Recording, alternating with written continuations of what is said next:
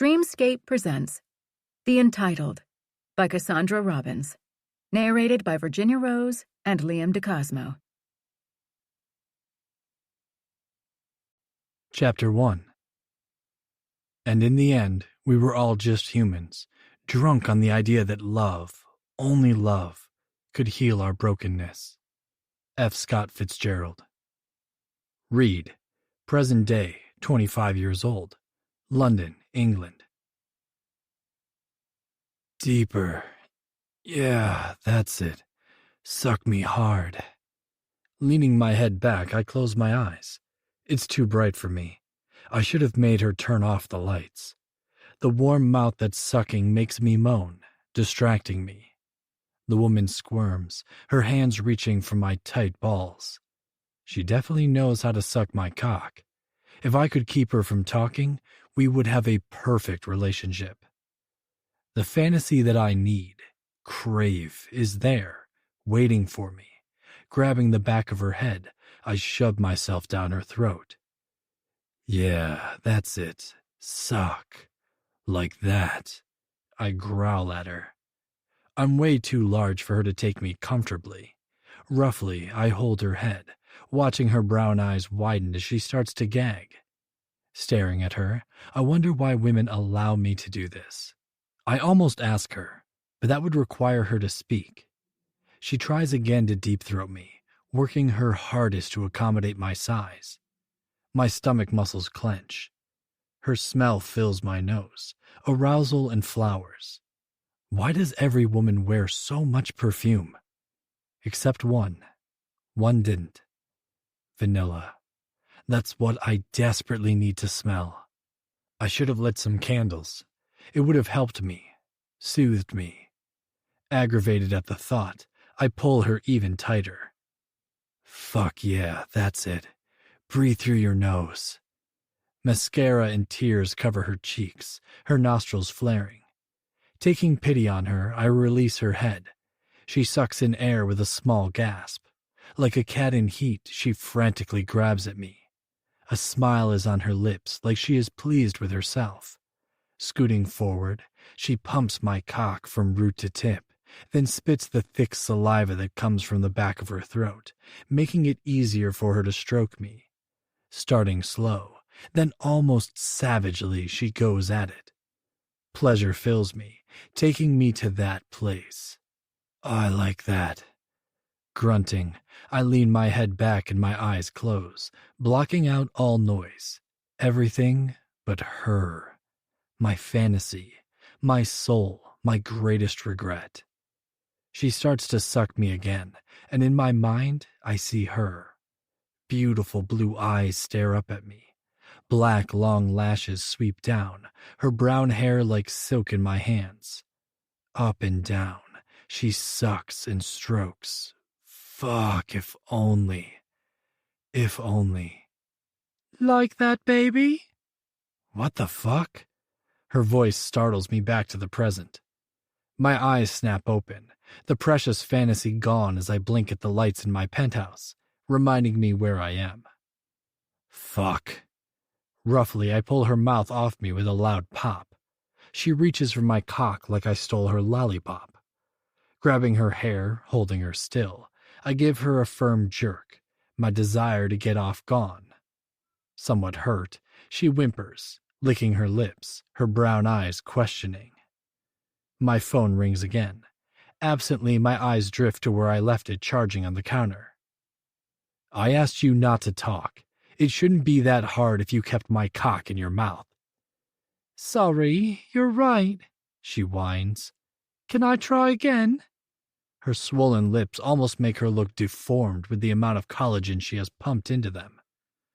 Pulling my pants up, I tuck my dick back in as she watches like an adoring, defeated puppy.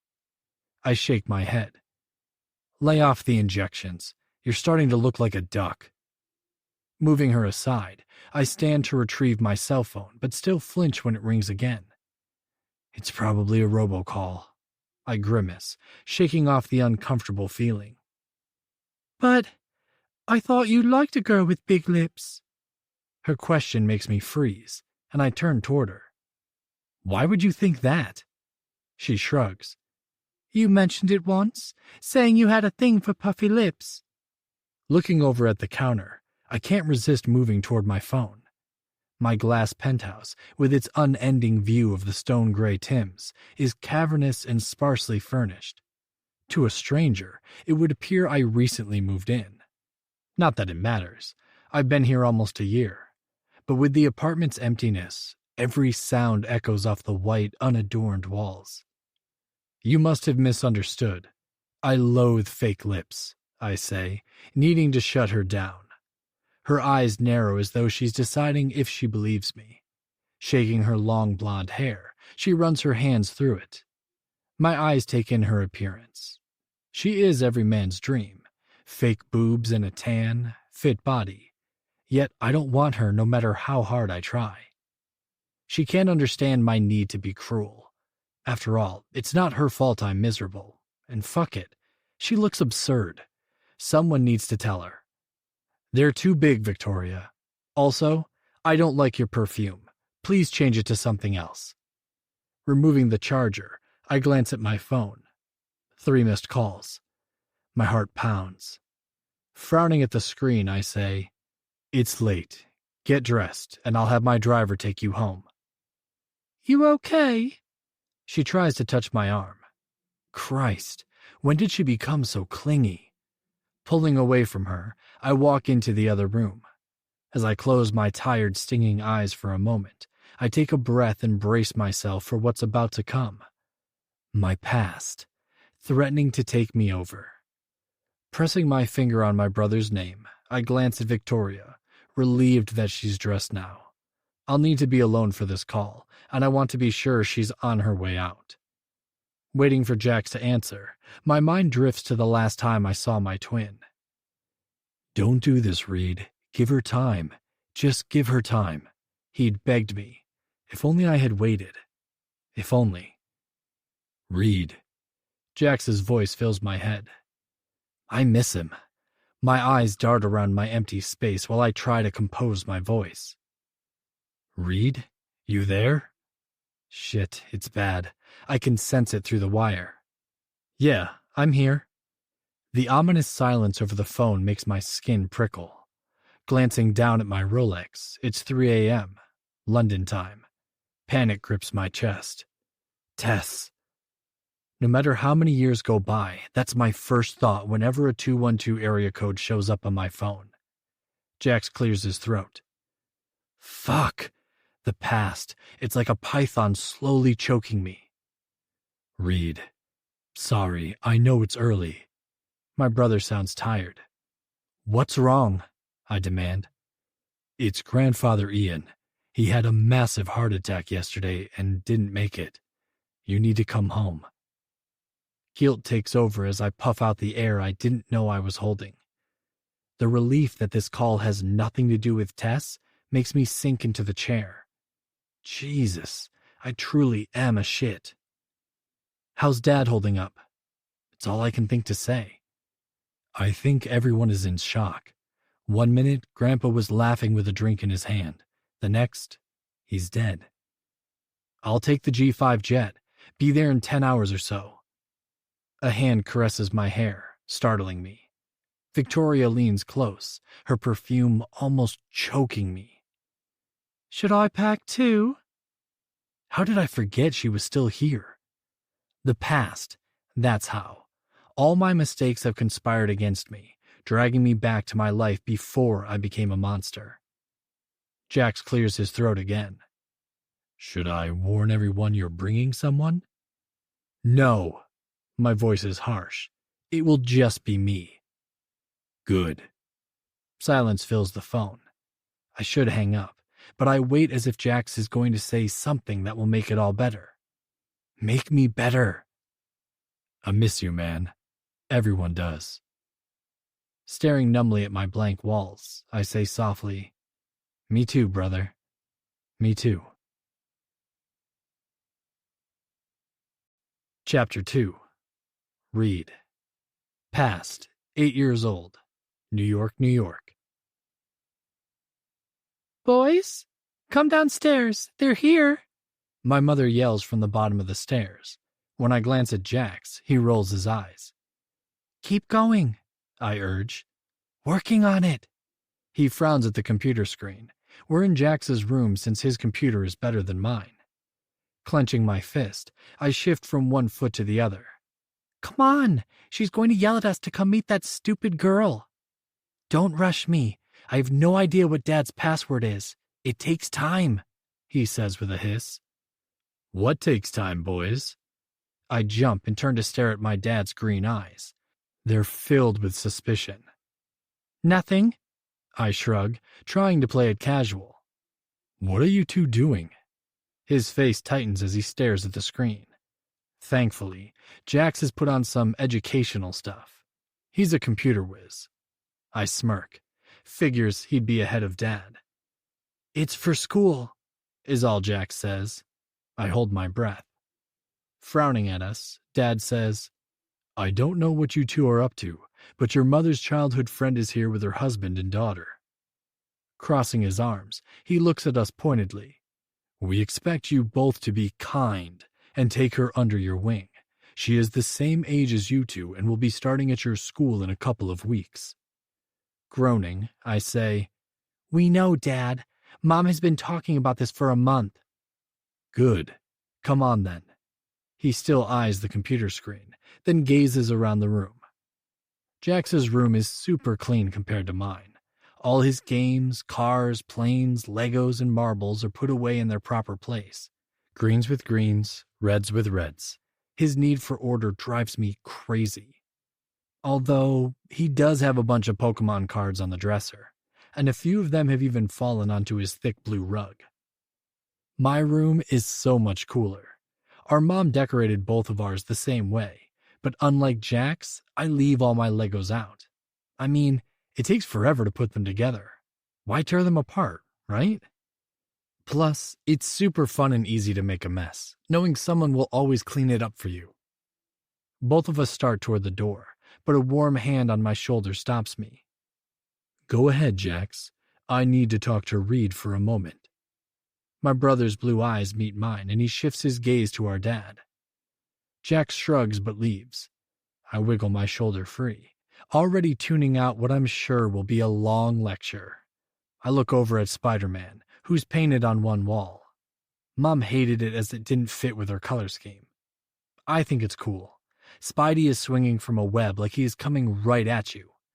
In my room, I have the Hulk smashing out of my wall. Hulk would kick Spidey's butt even with all of Spider-Man's special powers. "Reed Saddington." I swing my gaze to my dad, who is shaking his head. "What are you doing, son? Are you even listening to anything I've said?" "Sorry." No way am I admitting I wasn't paying attention. It's not my fault that Spider-Man and the Hulk are way more interesting. Silence greets me. At last, I risk a look. He is standing with his feet apart and arms crossed. "What? I thought we needed to hurry and meet the special girl," I taunt. "Reed, for the second time, what do you have Jax doing on the computer?" He leans over to pick up the cards on the floor. "I knew it," I say with a snort. "It's always me, right? Jax is perfect." I know full well that is not the way my parents feel, but it always throws them off when I say it. "No, that is not what I said. Jax is far from perfect, but he would rather eat garbage than rat you out." That makes me laugh. "Eat garbage. That's a good one, Dad." I slap my knee, trying to get him to smile. "I wasn't trying to be funny, son." He glares at me. "I know you two are smart, but you're only 8, so if you guys need help with something, I hope you know that you can come to me." "What fun would that be?" I mumble. "What was that, Reed? You're still a little boy who—" "Dad, I have to pee, and we don't want to keep Mom waiting. Honestly, all Jax and I were doing was checking out a science site." My eyes lock with his. "Jeez, you are always thinking we are doing bad things." Hopping on one leg, I act like I have to go. My dad's eyes narrow on me. "Fine. Go to the bathroom and go meet your mom's friend." "Finally," I say, running into my bathroom. "Remember to be nice to Tess, Reed." His voice is serious. I barely hear the last part as I slam the door shut. I take a deep breath. That was close. Jax and I should know better. We were trying to get into our dad's passwords so we could turn off the parental control and get access to the whole internet. Jax assures me he can do it, and I believe him. He's better at the computer than anyone. Looking down at the toilet, I'm amazed at how much pee is coming out. I had no idea I had to go. Quickly, I make my way downstairs. Turning the corner, I run right into the skinniest woman I have ever seen. Sorry, I mumble, trying to get around her, but her claw-like hands grasp my shoulders. Caroline, she yells, I found your other boy. Obviously, this is my mother's friend. She's tall and has crazy blonde hair. Her face is so thin, her lips look like big pink bubblegum balls. I'm not kidding. Her lips take over her face. Wriggling out of her grasp, I try to go around her. After all, she looks scary, kind of like Olive Oil, Popeye's girlfriend, but with blonde hair and weird lips. Excuse me, I say, trying to be polite. My mom will freak if I'm not. She grabs my chin and screams, How are you going to keep the girls away? My God, Caroline, your boys are gorgeous. Thankfully, my mother comes around the corner, laughing, carrying 2 large glasses of wine. Claire, you're the one who has to worry. Tess is exquisite. She gives Olive Oil a wink. Lucky for you, my boys will take care of her like she was their own. Right, Reed? Yeah, Mom. That would be nice. She seems to have problems making friends. Olive Oil mumbles as she drags me into our vast living room. I turn and my mom smiles as she follows. Poor Tess. Well, she doesn't have to worry anymore, right, Reed? Yeah, Mrs. Mom. What's her name again? They both laugh. Call me Auntie Claire. She lets go of my arm to tap my nose. God, it's good to be back on the East Coast again. California is so fake. She sighs dramatically. My mom hands her a wine glass. To my best friend, coming home at last. They clink their glasses together.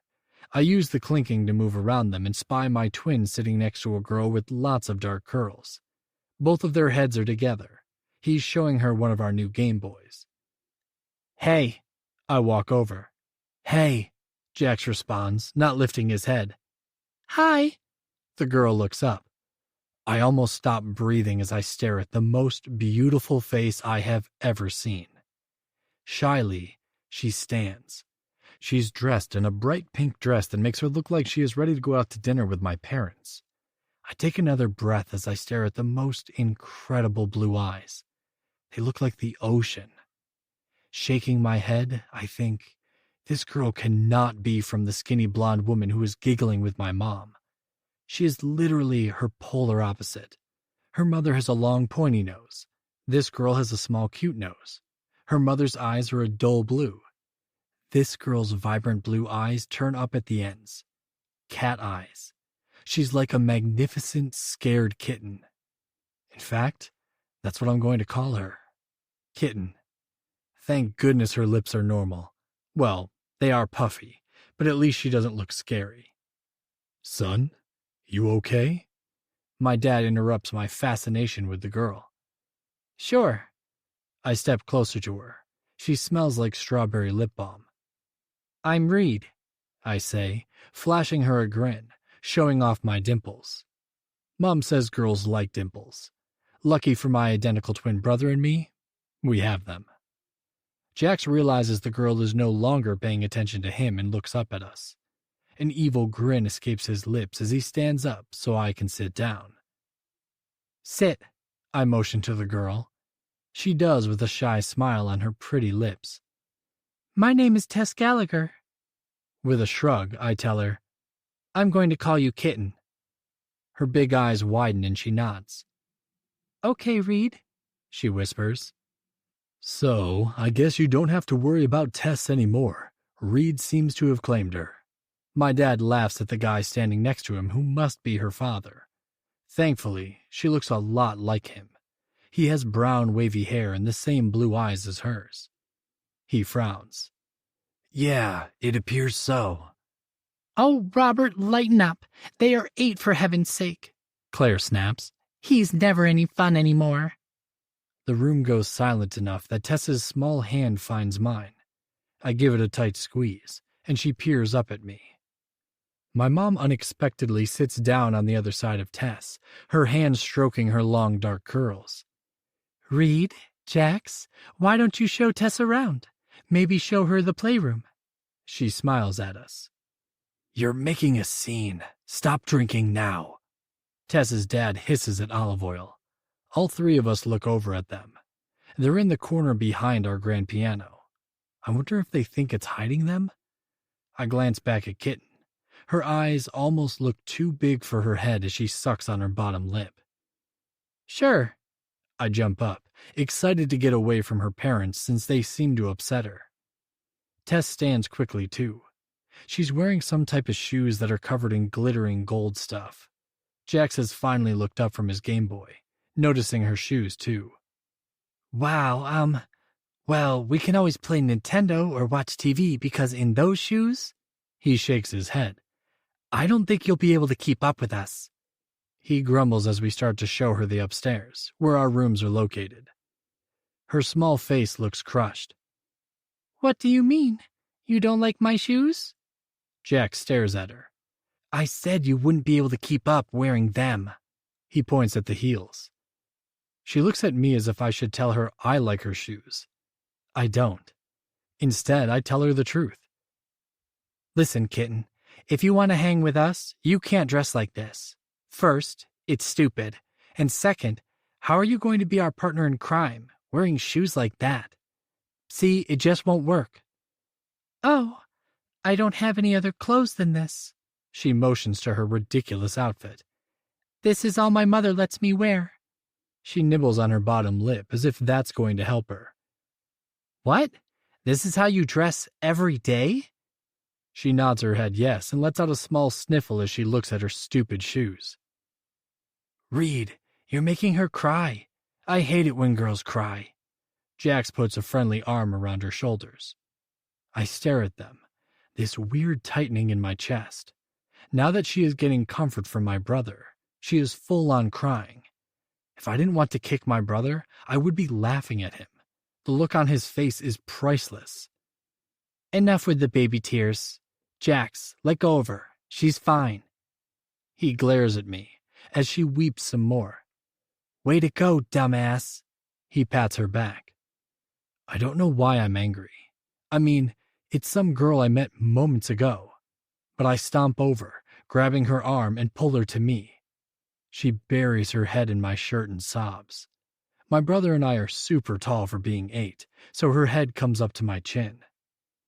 God, stop, kitten, I sigh.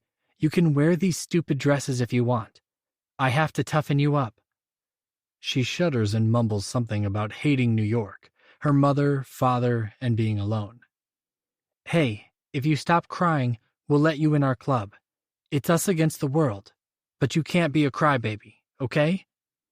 Tightening my arms around her, I notice she's awfully skinny. She must get that from her mom. She looks up at me.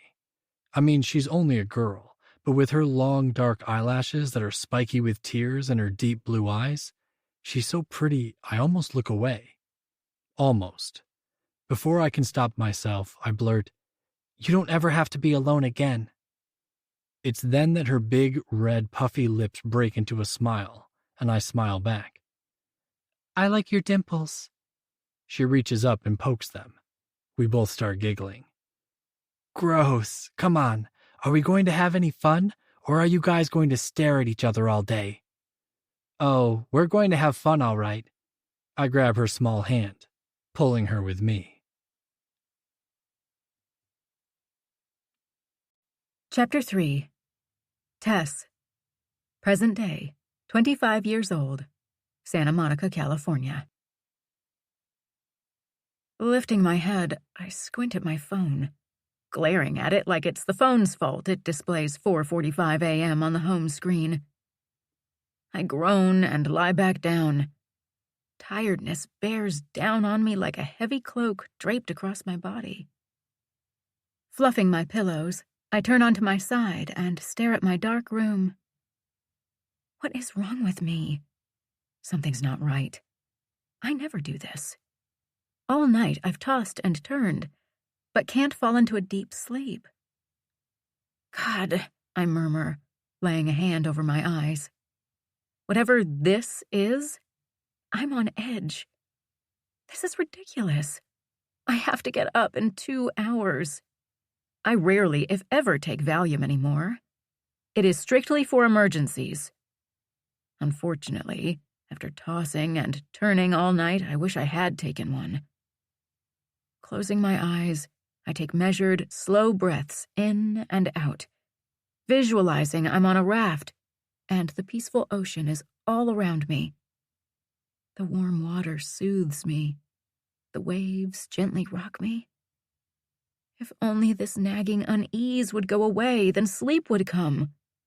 Even an hour will help me get through the day, and I do need to get through the day.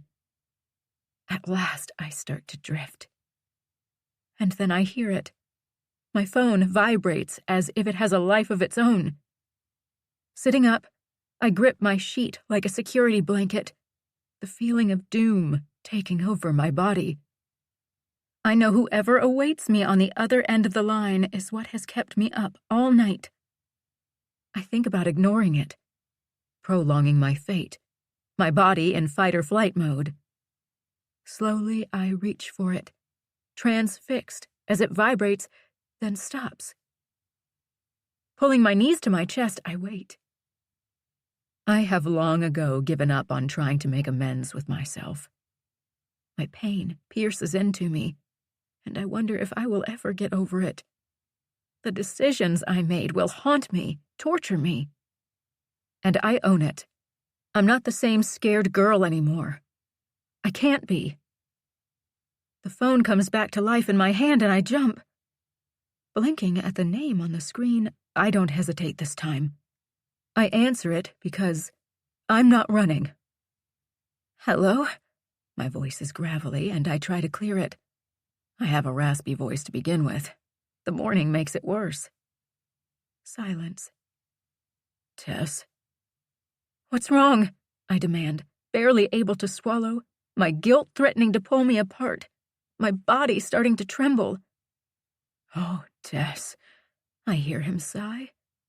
I can almost see him pinching his nose. Dread snakes around me, almost crushing me. What? I snap. What is it, Jax? I'm tired. His voice cracks. Compassion floods me, along with terror. Jax rarely admits weakness. What's wrong? I'm trying to hide my panic, but I can sense the truth. My heart pounds so hard, I feel it in my temples. He snorts. Funny, that's exactly what he said. He chokes on a sob. Holy shit, this is bad. Jax, you're scaring me. My own harsh breathing is audible. I swallow, trying to stop a panic attack from coming on. You need to come home, Tess, he sighs. Your time's up. I wish... Shit, I don't even know what I wish. What are you talking about? I almost scream, my throat tightening. Come home. It's time, he demands rather harshly. I must not respond, because his next statement knocks the breath out of me. My grandfather died last night, and all hell's going to break loose. I drop my phone. Chapter 4. Tess. Past. 14 years old. My mother bursts into my room, right as I finish packing. Tess, come on! You know I need to get you over to Caroline's? Pleading, she presses her palms together at her chest. I can't be late for this appointment. It took me 3 months to get this plastic surgeon. I'm almost ready. I try to smile at her. She looks so nervous. And without makeup, she almost looks normal. Well, as normal as she can. I swear to God, Tess Rose Gallagher, if you make me late... She's screeching now. Mom, I snap. I'm ready. Jesus, you are getting more surgery? And I'm not coming home for weeks. I have to make sure I have everything. I haven't spent the night at Reed's in probably a year. When we were little, I slept over at their penthouse all the time. Not so much as we got older, and it became apparent that Reed and I were together. Don't take the Lord's name in vain. I stop for a moment. I can't help but laugh because, really, my mom has a mouth like a truck driver. She glares at me. Why don't you have Alex drop me off? Because I need Alex with me. She nervously pulls her bleached blonde hair into a messy bun on top of her head. That's weird. But whatever, my mom is weird. We run out of the house. Alex is waiting and helps me with my Louis Vuitton duffel. It's my latest gift from my absent father. He smiles, and his white teeth clash with his tan. It's so startling, because no one is that tan in Manhattan. The traffic is awful, and Alex is swearing away. My mom doesn't scold him about his language. We sit in uncomfortable silence as I stare out the window. My mind is going a mile a minute. I get at least 2 weeks with Reed. That means we get to spend 24 hours a day together. Just as I start to think about Reed's full lips and the hot way he kisses me, my mom decides to appease her guilt and talk. So, Tess, I roll my eyes. I know I said it would be a couple of weeks, but it might be more like 3. Is that all right, kitten? I hate when my mom calls me Reed's nickname. It's his and only his.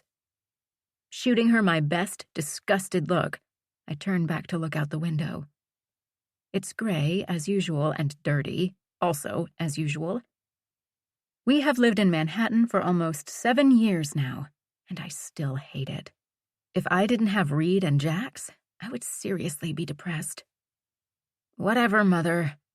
Take as long as you need, I mumble. She sighs, fidgeting with her wedding ring. Exactly. I mean, I need to heal properly.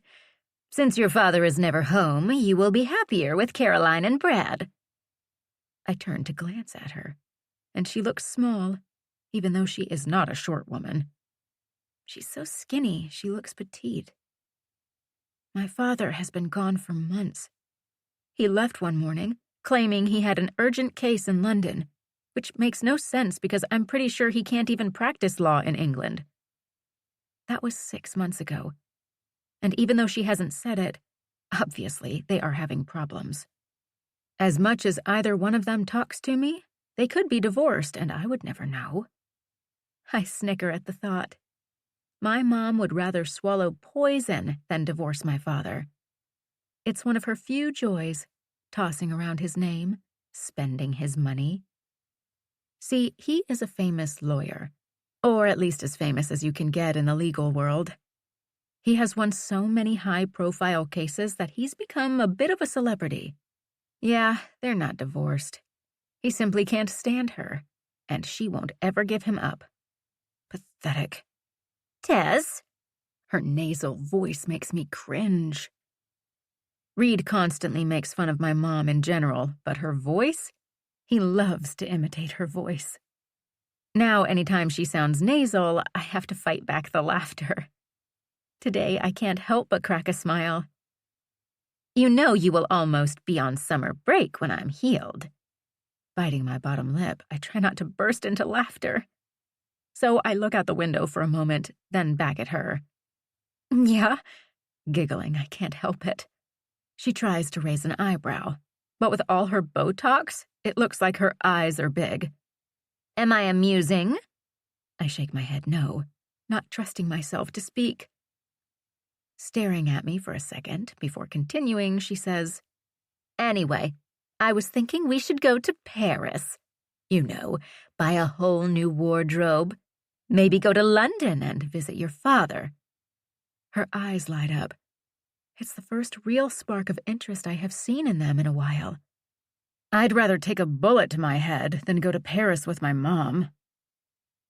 All right, that might be a bit dramatic. But there is no way in hell I'm spending time away from Reed. Also, why would I want to surprise my dad? If he wanted to see us, he would come home. No thanks. Reed and I have plans. I smile, and her eyes narrow as much as her tight face allows. What does that mean, Tess? It means I'm busy, Mom. I smirk at her. And for the record, do you honestly think you should get more work done? You can barely smile as it is. What the hell does that mean? She flings a hand in the air. Language, Mom, I remind her. Knock it off. I'm the mother, not you. Her face is turning red, a sure sign I'm getting to her.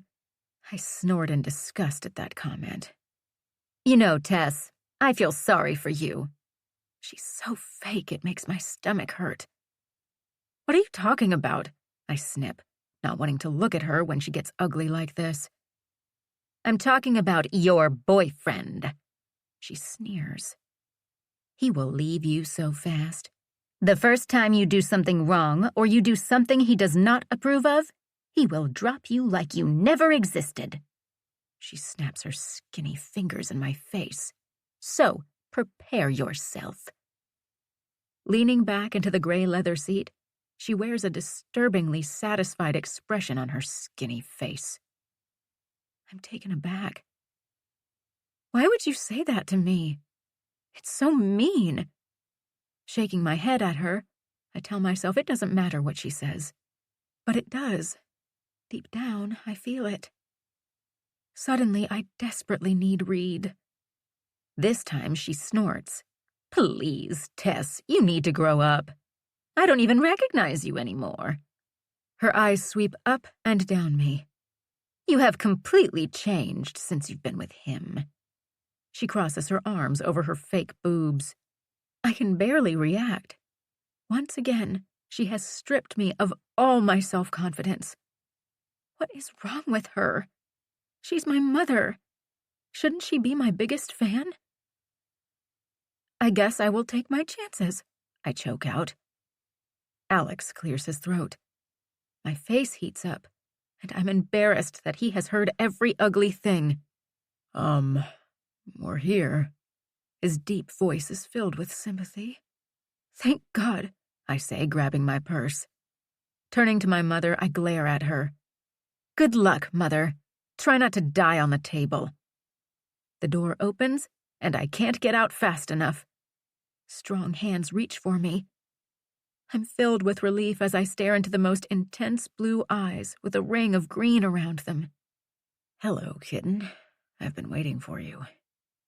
He flashes me his incredible dimples, and my heart skips a few beats, to the point that I absently wonder if I should have it checked out. Reed. I breathe in his fresh scent. We're standing on the curb.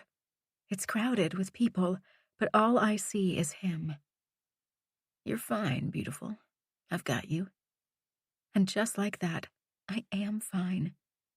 Those little words erase all the ugly things my mother said. She's right that I've changed. Hopefully for the better. If I ended up like her, I don't know what I would do. Bringing me close, he brushes my lips with his. There's that flutter again. This time he smiles and holds my hand up to his strong heart. Mine flipped too. I doubt that yours feels like a machine. I love Reed's heartbeat. I'm kind of obsessed with it. He kisses my nose.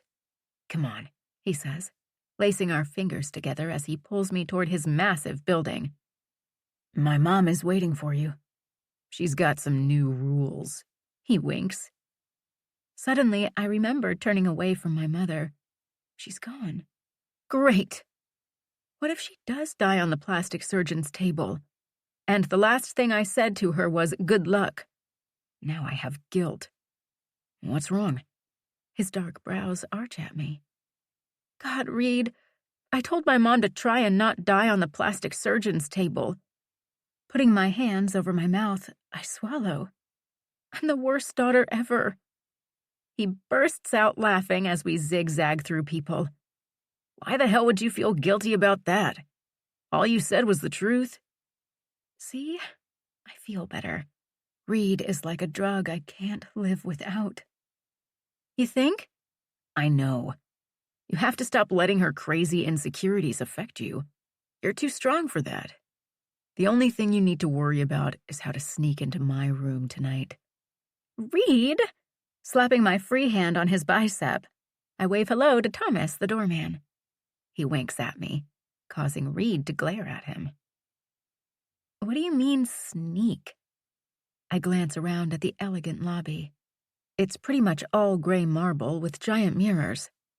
I always sleep with you whenever I stay the night, I whisper so Thomas doesn't hear us. Yeah, that's part of the new rules Mom is going to talk to us about, I think. He slips my purse strap back on my shoulder, grinning. The sound of a ding makes us turn, and we enter the private elevator for the Saddington family's penthouse. It's the only one that can go from the ground floor to the top. Even making it work is a whole ordeal. He punches the code, then uses his thumbprint to start the thing, and up we go.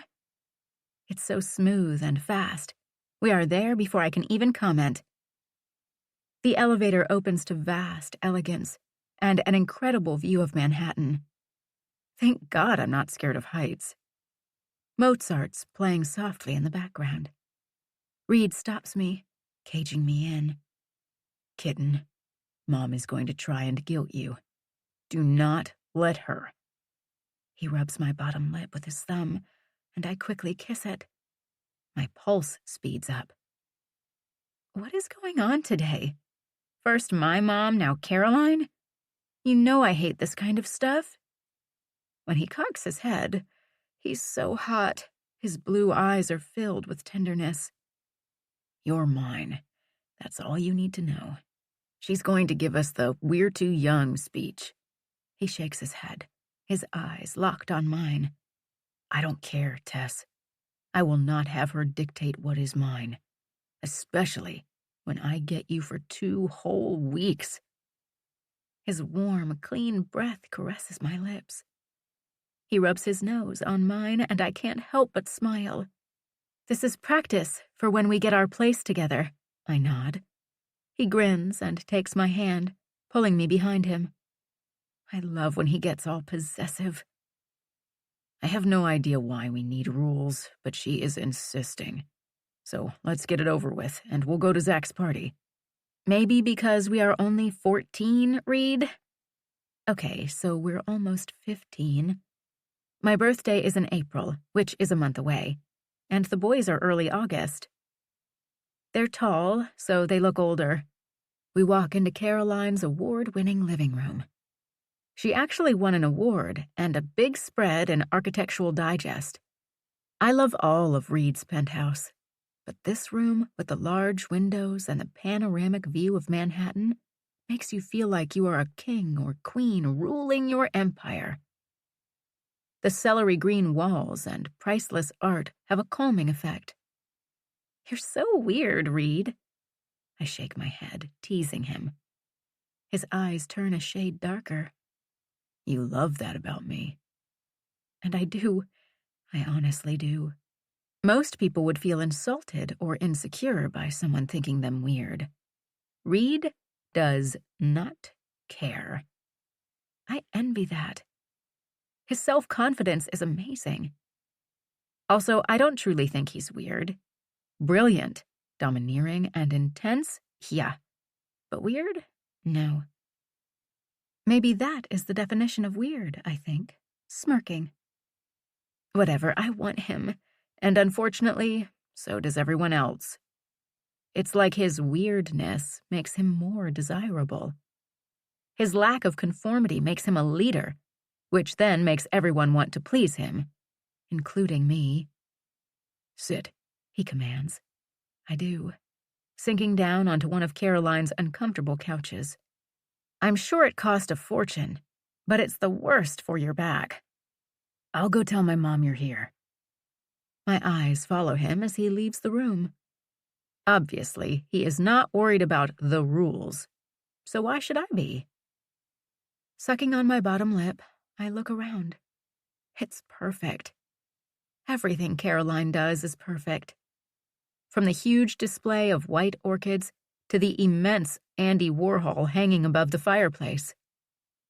Inhaling, I take a deep breath and remember the first time I was in this room. I found my soulmate in this room, my true love at 8 years old. I start to pick at my manicure that I just got yesterday. Reed leaving the room makes my anxiety kick up a notch. Taking a breath, I chastise myself. I can't always have him with me 24 hours a day. I brush the pink chips of polish off my diesel jeans. I have always been a nervous person, and having my mom be the way she is doesn't help. When my parents informed me we were leaving Los Angeles and going to New York, I was terrified. Literally, I cried for a solid week. The thought of the plane crashing made my anxiety unbearable, so my mom gave me my first Valium at age 8.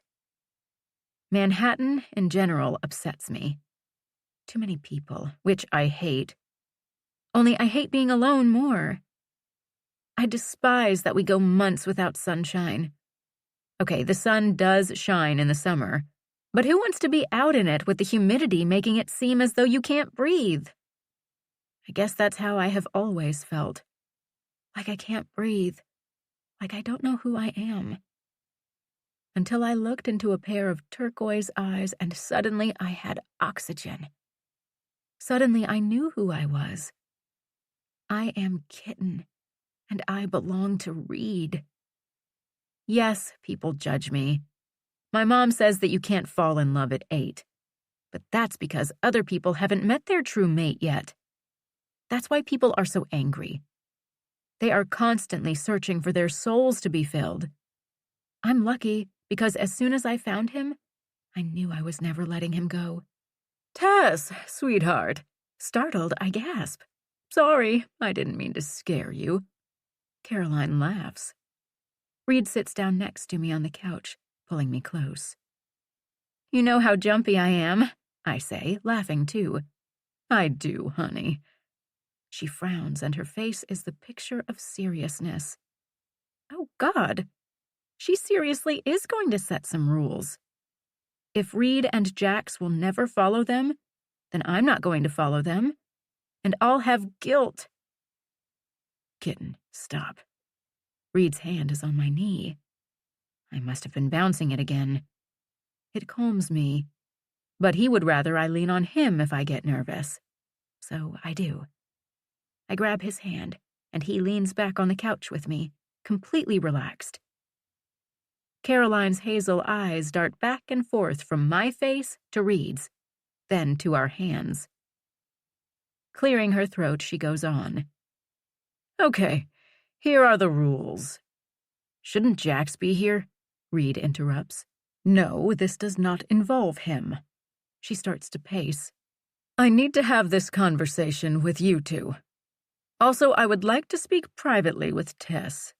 No, Reed states. No. Excuse me? Her eyes are huge. Reed Bradley Ian Saddington. You may be the star at your school, and you may have been blessed with good looks and a gifted brain, but I am your mother. I run the show in my house. Her pretty face flushes. He shrugs. You can talk to Tess, but I will be with her. Caroline stares at Reed as if he's grown 2 heads. No, Reed. I will talk to her alone. Her eyebrows lift in challenge. Feeling that I should help, I squeeze Reed's hand, hoping to keep him calm. It's all right, Reed. I would like to talk to Caroline alone anyway, I say, looking at her. I know he's shooting me daggers. Silence fills the room, and at last, I glance over at him. After all, his grip on my hand is becoming somewhat painful. What? I look at him innocently. His eyes are sparkling.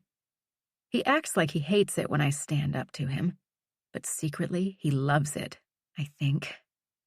I start to shake my leg again, which must make him reconsider. He pulls me closer and mumbles, "Fine." Caroline paces again. "I've talked this through with Brad and Claire." Both of us groan at the mention of my mom. She stops and glares at us. "Knock it off, you two. Tess, we have all decided you can't sleep with Reed this time. I mean, in his bed, like you used to." We both must be staring at her as if she's insane, because she starts to stutter, and her arms are getting animated. "You know what I mean." "I have no idea what you mean, Mom." God, Reed is such a smartass. Caroline gives him the mom stare. Her cheeks are still flushed. She's wearing a pale pink dress, and her cheeks surpass it. "Why now?" Reed's voice rises. "She has been sleeping with me since we were 8 years old.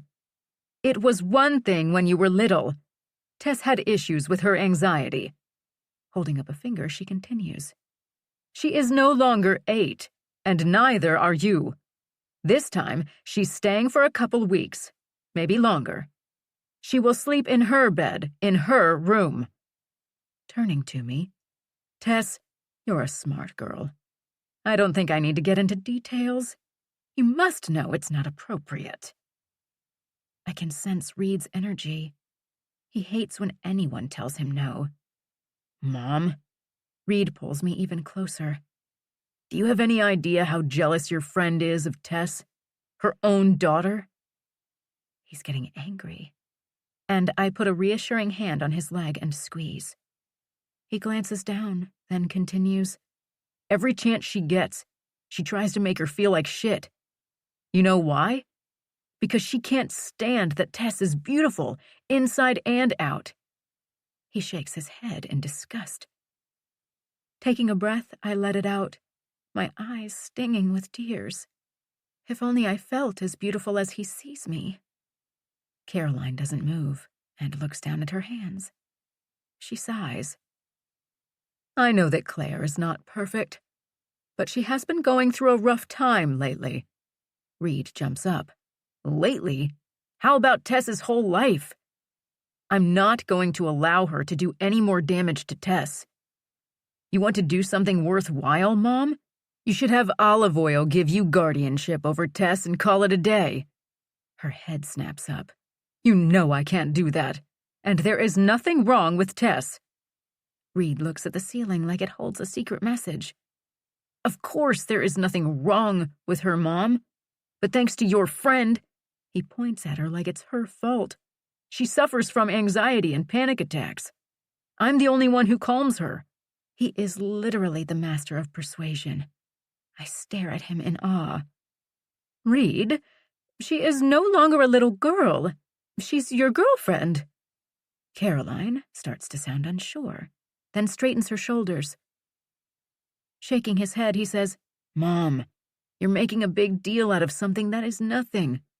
All we do is sleep." Silence is all we hear. I don't know when Mozart got turned off, but I wish he was still playing. "Well," she says, clearing her throat, "as the adult, I can't allow this to go on. She will sleep in her room. Tess," my eyes shoot up to hers, "are you okay with that?"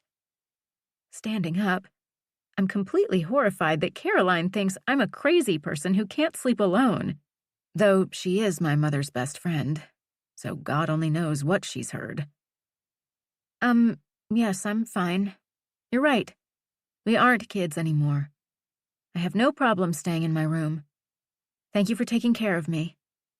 "Unbelievable, Mom." Reed throws his hands up in full protective mode. "I knew you would make her feel guilty. She gets enough of that with her own parents. Wow, good times in here, huh?" All of us turn to Jax. How come I was not invited to this family gathering? Tall and athletic, he walks into the room, carrying a basketball. "I can hear you guys all the way down the hall." Tossing the ball on one of Caroline's priceless French chairs, he grins as she cringes. He grabs my waist and pulls us both down onto the couch. "Don't worry, sis. I'll protect you." "Jax," Reed warns, Get her off your lap. He turns to Caroline. If it's anyone you should be lecturing, Mom, it's Jax. He has done way more than Tess and I have. Nice, brother. Way to throw me under the bus. Jax stares at Reed. Reed shrugs. Whatever. Jax eyeballs him and smirks. Mom, if you need me to sleep with Tess, I will. That way I can report that nothing funny is going on with her and Reed in your house. His lips start to twitch.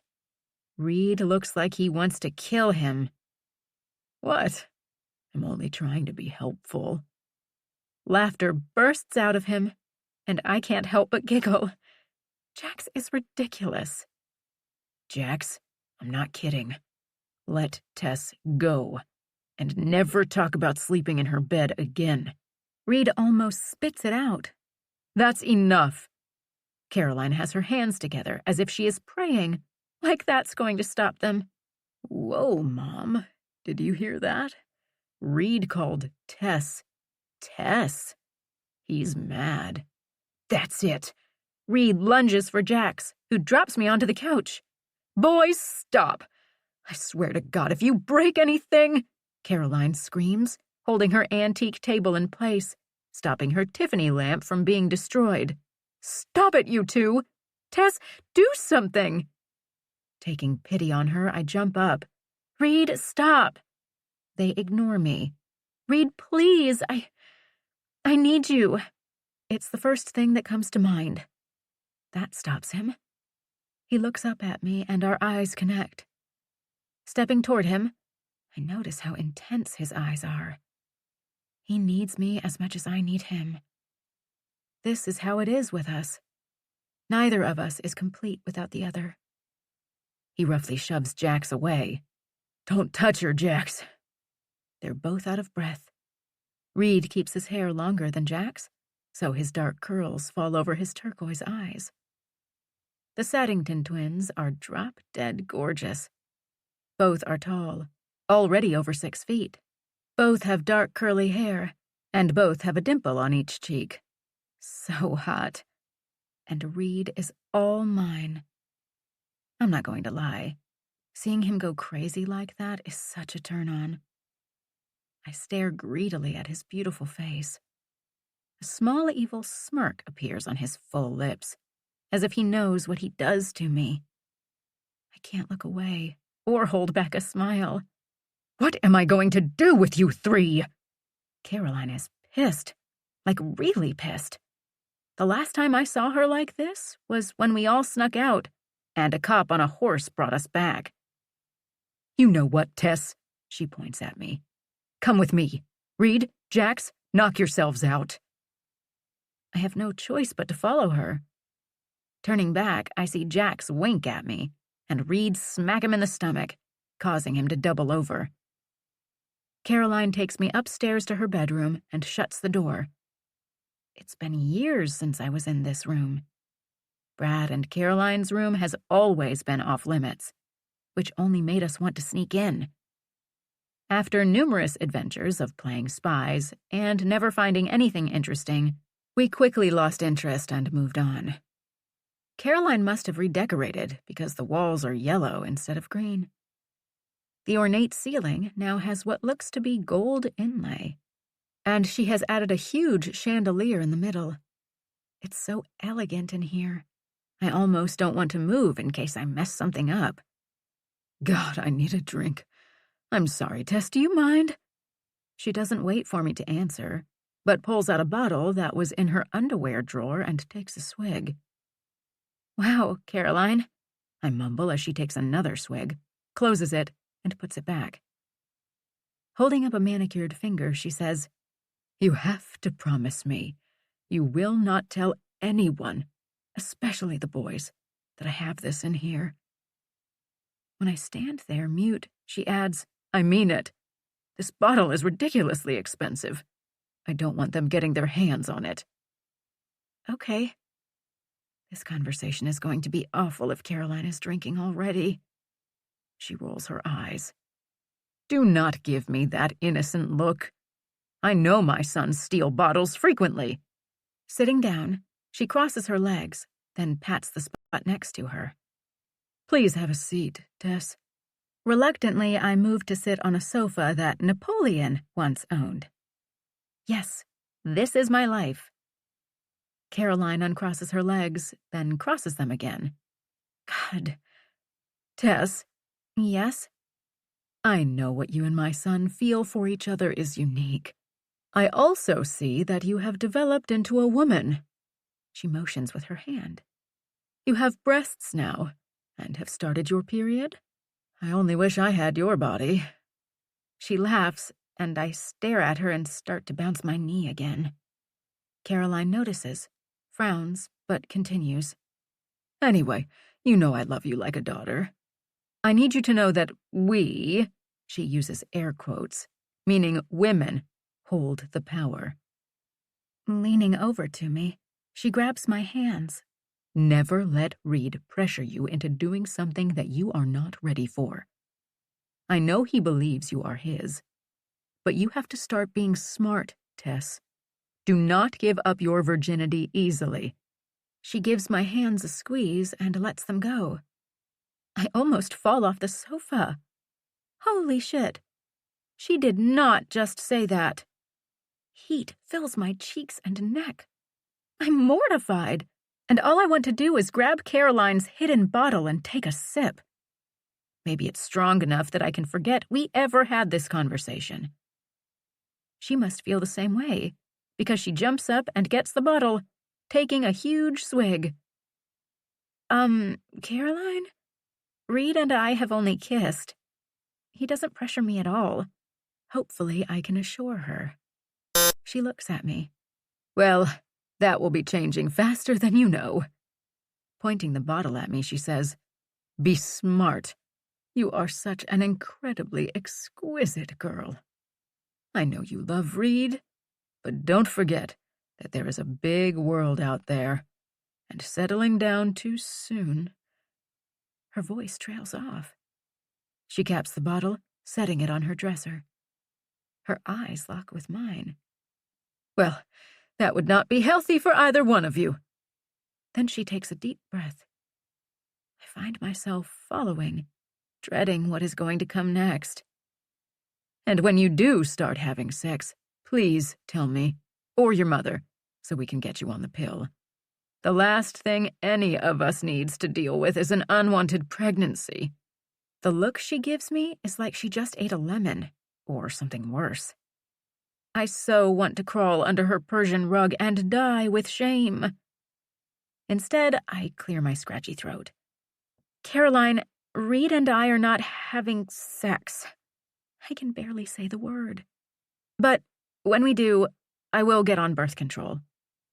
My face is on fire. Caroline puffs out some air, then smiles. Good. See? That wasn't so bad. So no more sneaking in to sleep in Reed's room, because if he is anything like his father... I stand up before she can continue. I don't want to hear or picture Brad and her having sex. Not because it's gross. I mean, Brad is hot and Caroline is pretty. But it's something I don't want to think about. Do you have any questions about sex, Tess? I know the boys are obsessed with watching porn. So if you have questions...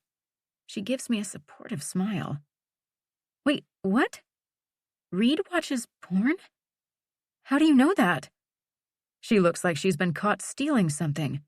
Let's say Jax is a genius with the computer, but Brad is still one step ahead of him. Shaking my head, I look at her bottle.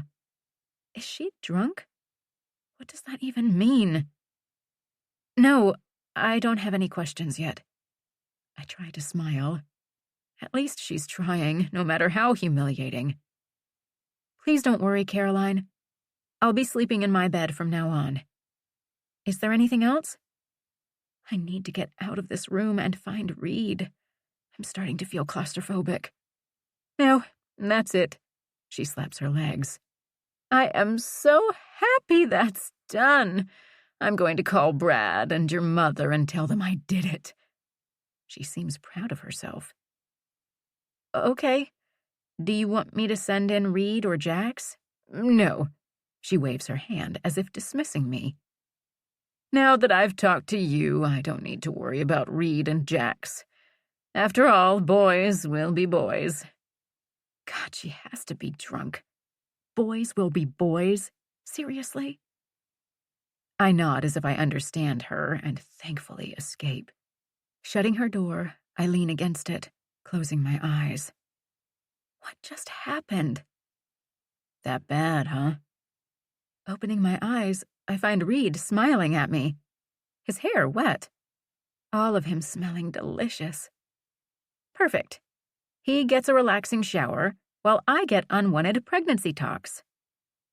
Too confused at what I'm feeling to talk to him, I shoot him a death stare, turn, and walk straight to my room. Hey, he grabs my arm. What happened? She had you in there a long time. His voice is so gentle. I almost soften. Almost. It was humiliating and enlightening all in one. Jerking my arm free, I ask, "Are you watching porn?" My eyes stare into his. I don't want to miss the truth. God, I'm not even trying to hide my insecurities. Fuck it, this bothers me. It makes me feel inadequate, like he's cheating on me. I see it. The second he makes the decision, his eyes change. Holy shit, he is going to lie to me.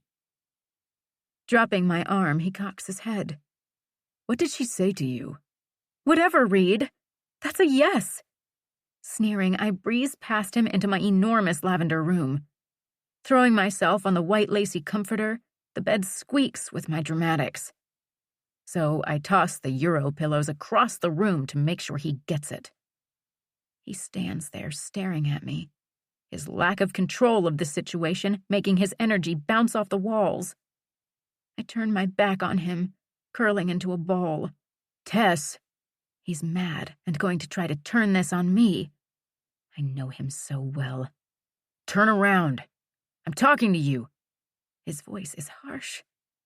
Ignoring him, I bury my head in the down pillow. Fine. I'm not watching porn. And there it is. My head snaps up. He must see the devastation in my eyes, for he takes a step back. I see a brief moment of remorse. Why would you care anyway? He snaps, the bed dipping as he sits down. Kitten, come on, let's not fight. It's Jax who's into the porn. He takes my hand in his. I pull away, scooting backward until the cold metal of the wrought iron headboard stops me. Reed's eyes look like they are going to bug out of his head. I have never pulled away from him, ever. He's my lifeline. Biting my lip, knowing I should keep quiet, I can't help myself. I want to hurt him. I may not be as smart as you, Reed, but don't ever think I don't know when you're lying to me. Hot tears sting my eyes. He stands up, facing me. Wow. Okay, Tess. Yeah, I watch porn. Is that what you want to hear? Scrubbing his hands up and down his face, he keeps going. Does that make you feel good, knowing that I like to watch hot girls licking each other's pussies and love it? Do you want me to tell you how I get off watching threesomes, too? I can't hold the tears back anymore. The image of Reed watching those girls makes me want to vomit. Get out of my room! I scream at him. I must look serious because his face is red, and he seems angry enough to strangle me. Fuck this. He holds his hands up and goes for the door. Stopping, his hands open and close at his sides. You know what, Tess? This is why I didn't want to tell you the truth. I knew you would act this way. I knew it. He's panting. Every guy watches porn, and if they say they don't, they're lying. It's not a big deal. Certainly not worth you getting hysterical. I'm not hysterical about the porn, you ass. Well, I am, but I'm sticking with him lying as the big deal. I'm hysterical that you lied right to my face. Did you think I wouldn't be able to tell? Think again, because if you ever lie to me again, we are over. I'm completely losing it, and he's looking at me like I'm insane. My pathetic hiccups are the only noise in the room. At last, he shakes his head at me. I can't deal with your insecurities today. Tears blur my vision, and I can't even see him. But I hear my door slam, and that about kills me. Read.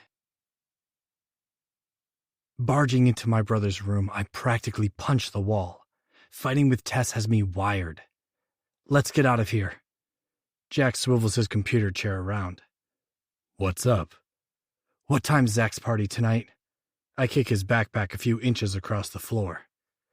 Jax looks at the backpack, then back at me. 6. Not being able to sit still, I pace, adrenaline pumping through me. I fucking hate fighting with Tess. Call Zach. Tell him we're coming over. I need to get away from here, I say, running my hands through my hair. Interesting. I take it Tess will not be joining us? Snorting, I look up at the white ceiling. No, Tess will be crying herself to sleep, I'm sure. Jax raises an eyebrow and closes his laptop. Fuck! I glance around the room for something to punch. Don't even think of trashing my room. Go to your own. His tone is serious. Looking at him, I need to get it together. He's right. Taking my anger out on him is wrong. Slumping into a chair, I grab a basketball off the floor and throw it against the wall a few times. The loud thumps bring me some calm. I toss the ball to him. Sorry about today. I did throw you under the bus. That was wrong. He throws the ball up and catches it. Are you sure you want to go out tonight? If you're fighting with Tess, it's only going to be ugly. He says it casually as if he's bored. Leaning my elbows on my knees, I crack my knuckles. Did you know that Mom knows we watch porn? Jack stops throwing the ball. What? He shakes his head. There's no way. I cover our tracks. Well, obviously not well enough because she told Tess and I had to lie. I lean back in the chair. You lied to Tess? Shame floods me. Tess's tears are already killing me. I don't need Jax judging me. I didn't want to. She was looking at me with those fucking eyes of hers. You try telling your girlfriend that you watch naked women and see how happy she is. He shakes his head. So, if you lied, why are you fighting? Because it's Tess. She knew I was lying as soon as I said the words. Jack snorts. See this shit? He motions with his hands. This is why I don't want a girlfriend and why I'm going to get laid way before you. What the hell are you talking about? Jack smiles at me like I'm an idiot. Getting laid. It's quite simple. You love Tess. You're not going to pressure her. Yeah? So? So, while you wait for Tess, I will be getting all kinds of pussy. I can't help but laugh. I love how everybody thinks you're the good one.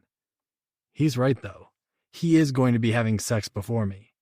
Tess is not ready, and all our firsts will be together. Whatever, man. Just figure out how Mom knows. Not being able to sit still, I pace again, his blue walls closing in on me. Jax is silent, and I can see the wheels turning. Fuck, he says. You think they have cameras? I shake my head slowly as I think about it. Mom wouldn't allow it. I can't accept that because I love my mom, and that would suck. I'll figure it out. I'll call Zach and let him know we are rolling over now. Reaching for his cell, he hesitates. You sure you want to leave Tess tonight?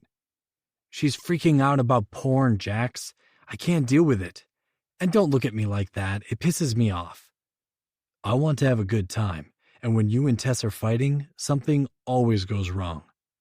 He looks down at his phone as he starts texting. Feel free to stay home and deal with your girlfriend. I'm telling Mom we're going, I say over my shoulder. Okay, but I don't want to hear you whine like a bitch as soon as you start drinking. Not listening anymore, I slam his door.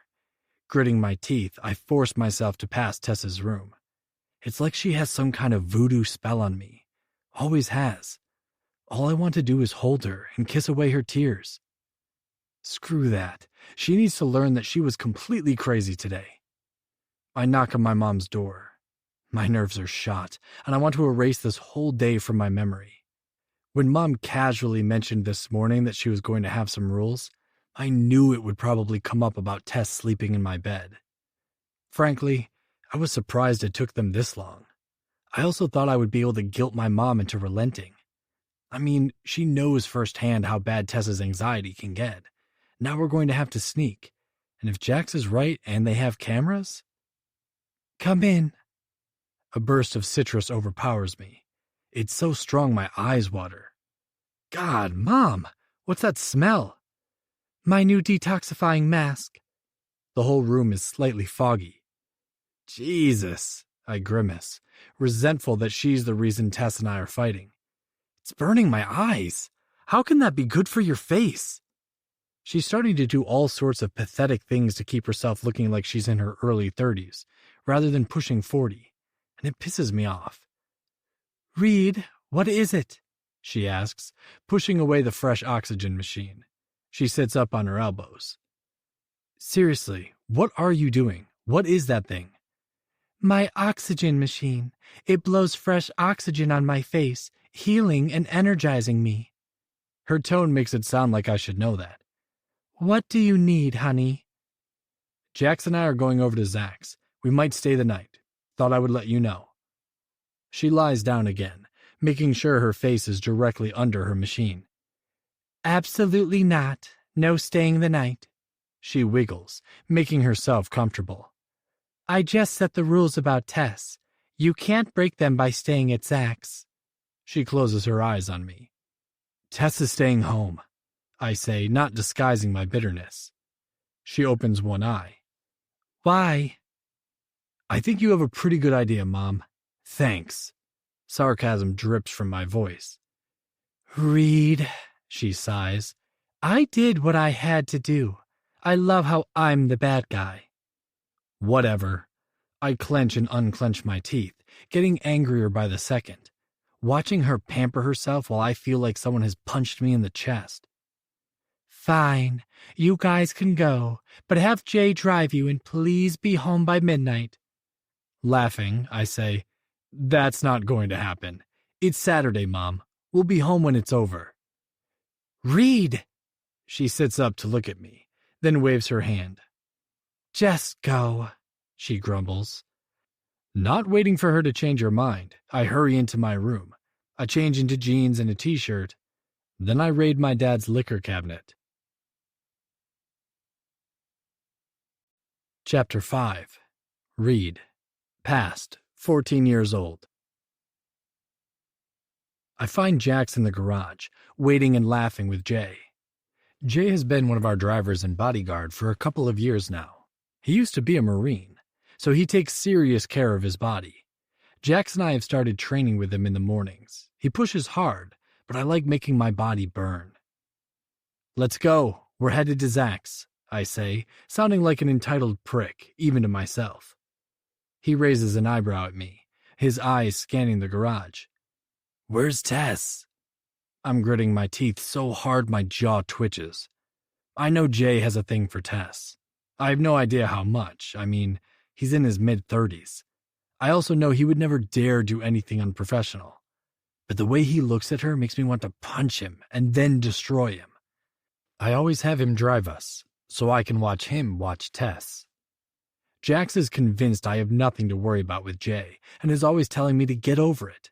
But I can't. With her long brown hair, puffy lips, and sapphire eyes, she puts any model or actress to shame. And her body. Jesus, her body keeps me up at night. She's tall at 5'8" and skinny, super skinny, but with olive oil as her mother, that's not surprising. She still has curves, though. A tiny waist and incredible breasts. Not huge, but full, perky, with big nipples. Yeah, her nipples are mouth-watering. I almost came in my pants the first time she let me suck on them. Christ, now I have a hard-on and Jax is smirking at me. Tess is staying home tonight, I say at last as I climb into the back of our black Audi and shift my erection to the side, hoping it will deflate if I stop thinking about my girl. Everything okay? Jay's brown eyes look at me in his mirror. Why wouldn't it be? I sneer at him. Maybe Jax is right. I probably shouldn't go out tonight, seeing how I'm ready to kill Jay and all he did was ask where she was. Don't you say a word. I look over at Jax. He frowns at me. Rolling his eyes, he grabs one of the bottles of bourbon I swiped and takes a swig. As I wait for him to pass it back to me, he looks out the window. Are you going to share? Nah, I think you need to go slow tonight. I can already feel your anger. I don't want to have to call Dad tonight to bail us out of jail. This makes me smile. Zach's parents are out of town, so he has the entire apartment to himself. Zach comes from old money also. Not as old as my family's, but old. My great-great-great-grandfather was a duke in England. He gave everything up and moved his family to America, and our fortune hasn't gotten any smaller. Every generation seems to expand the Saddington Empire. I don't even know what we don't have a piece of. Zach's parents' penthouse is a perfect place to let loose completely. His mom is into Art Deco crap, or maybe it's modern. Whatever, it's easy to clean up. A lot of metal pieces with dark colors and ugly but sturdy furniture. I would probably take down some of the art. After all, a Jackson Pollock hangs across half the main hall, but hey, that's his deal. Zach's older brother, Jason, is home this weekend from Yale, hence the party. I get along better with Jason, probably because his vocabulary consists of more than damn and dude. Music bounces off the walls so loud it pulses in my chest. We must not be that early because the place is surprisingly full of classmates. Most of them are carrying red plastic cups. Yeah, that's what I'm talking about. Zach gives me a bro hug and takes our bourbon. Dude, since Tess isn't coming, we could... I must look threatening because he holds his hands up. Damn, Reed, calm down. He shakes his head. Jax mentioned it. I thought as the host, I'd give you a heads up. Tiffany has been asking all kinds of questions. Thankfully, the music is loud. Otherwise, it would be uncomfortable. Zach frowns. You okay, man? Yeah, I'm fine, I answer, forcing myself to chill. Tess is sick. That's why she's not here. Why the fuck did I say that? Looking over at the Pollock painting, I wish I could smoke some weed and spend the rest of the night staring at it. Jax walks up and hands me a plastic cup filled with beer. Oh, dudes! Zach pats Jax on the chest. Look at what my brother is bringing in. Jason and his buddies are carrying another keg into the kitchen. A bunch of girls trail after them. Holy shit! Look at the tits on that redhead! Zach is nearly drooling like a kid in a candy shop as he gawks at the college girls. Pull it together, man. They're just girls, I say with a snort before I drink half my beer. Zach looks at me like I have two heads. Dude, if I could get my hands anywhere near one of them, I would die a happy dude. Excuse me, host duty calls. He air quotes and backs away to look for his brother's entourage. I circle back to Jax, whose gaze is fixed on the redhead with large boobs. Did you tell Zach that Tess and I had a fight? He looks at me, then back at the redhead, taking a sip of his beer. Did you? I hiss. Reed, why did you come tonight? Like I'm an annoyance. You of all people know I don't discuss your shit with anyone. I'm starting to get pissed. This is not my fault that you lied to Tess. He drinks his beer. I almost slap it out of his hand, but control myself. He said you mentioned it. What the fuck does that mean? What is wrong with you? He asked me if Tess was coming. I said no. End of story. That sounds like something Jax would say. Hi, Reed. Hey, Jax. Tiffany slithers up to us. Her brown haircut is exactly like Tess's. Pathetic. I don't have the patience for her on a good day, and certainly not tonight. Groaning into my cup, I say, What's up, Tiffany? Where's Tess? Her eyes are gleaming like she knows a secret. She's sick. Fuck. I never should have come without her. Oh, too bad. Well, at least you guys can have fun, huh? The look in her eyes says she's trying to be seductive. Yeah, I'm going to get something stronger. I leave Jax to deal with her. I almost want to play the twin game, where we fuck with everyone, telling them that we are each other. It works great at parties. Tess is the only one who can always tell us apart. We can even trick my parents sometimes. Sauntering into the kitchen, I pour myself a cup of my dad's bourbon. I want to get shit-faced. The first bottle is already gone, and we just arrived. Can you make me one of those? Looking over, I see a small, pretty blonde smiling up at me. The way she holds herself indicates that she's with Zach's brother's group. Sure, I say, pouring some into a cup and handing it to her. What's your name? She licks her lips before she takes a sip. As I stare down at my drink, I smirk. She wants me. I should be flattered. Instead, my mind flashes to Tess and how if this situation were reversed, I would freak. Quickly, I down my shot, letting the burn subside before I answer her. Read. My eyes sweep her body. In my defense, most of it is on display. Short skirt, short top, with boots. I'm Zoe. The bourbon goes straight to work. I already feel that magical numbness. Well, Zoe, have fun. Wait. She grabs my arm. Do a shot with me, she says, licking her lips again. Her hand casually stays on my bicep. I need to get the fuck away from this one. Looking down at her, I make a bad decision and pour 2 more. I have a girlfriend. We clink our plastic cups. Her eyes narrow as she slams the shot with barely a shudder. That's too bad. Is she here? Ignoring her, I grab the bottle and make my way to the game room to play pool.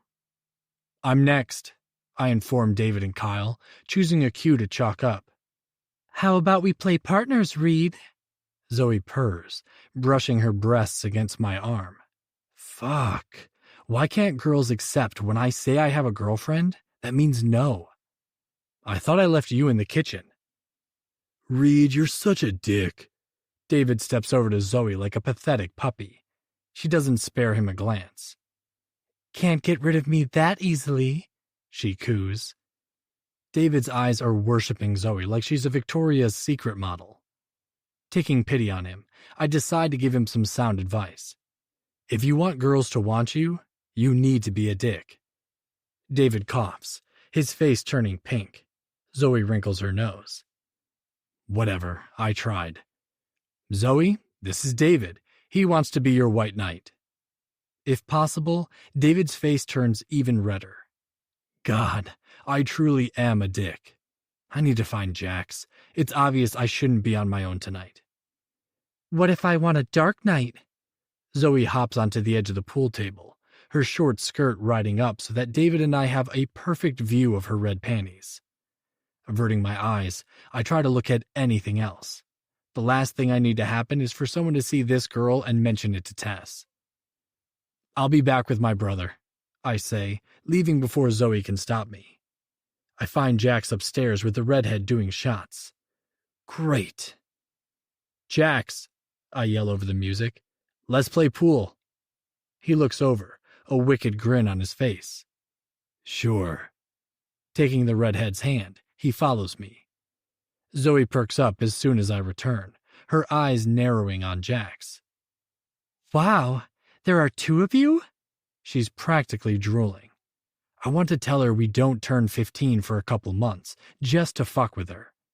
I'm guessing she thinks we're older, but I won't. It would mess up Jax's chances of getting laid tonight. Instead, I take another shot and keep quiet. The 2 girls are crap pool players. I have nothing to talk about except that I miss my girlfriend. Somehow, I think that might be a buzzkill. So I spend the next couple of hours trying to keep Zoe's hands from wandering to places they shouldn't.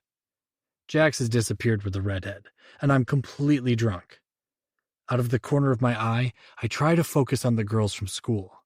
They're whispering and trying to act like they're not watching Zoe and me. Zoe rubs her small body against me, I want to fuck you. She slurs in my face, her hands grabbing my dick. Shit, this is getting out of hand. Listen, Zoe. I take her hand away. She pouts. I told you, I have a girlfriend. Maybe when my brother comes back, he can help you out.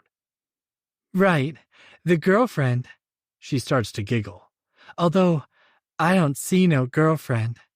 She leans into me, and her breasts brush my chest.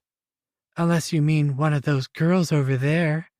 She frowns as she points in Tiffany's direction. Fuck no, I say quickly, putting her hand down. Comparing Tiffany to Tess is a slap in the face.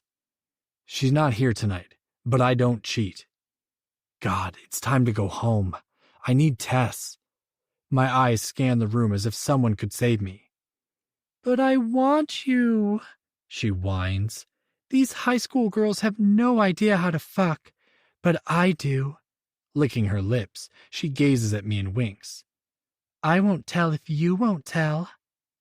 One more time, she tries to touch me.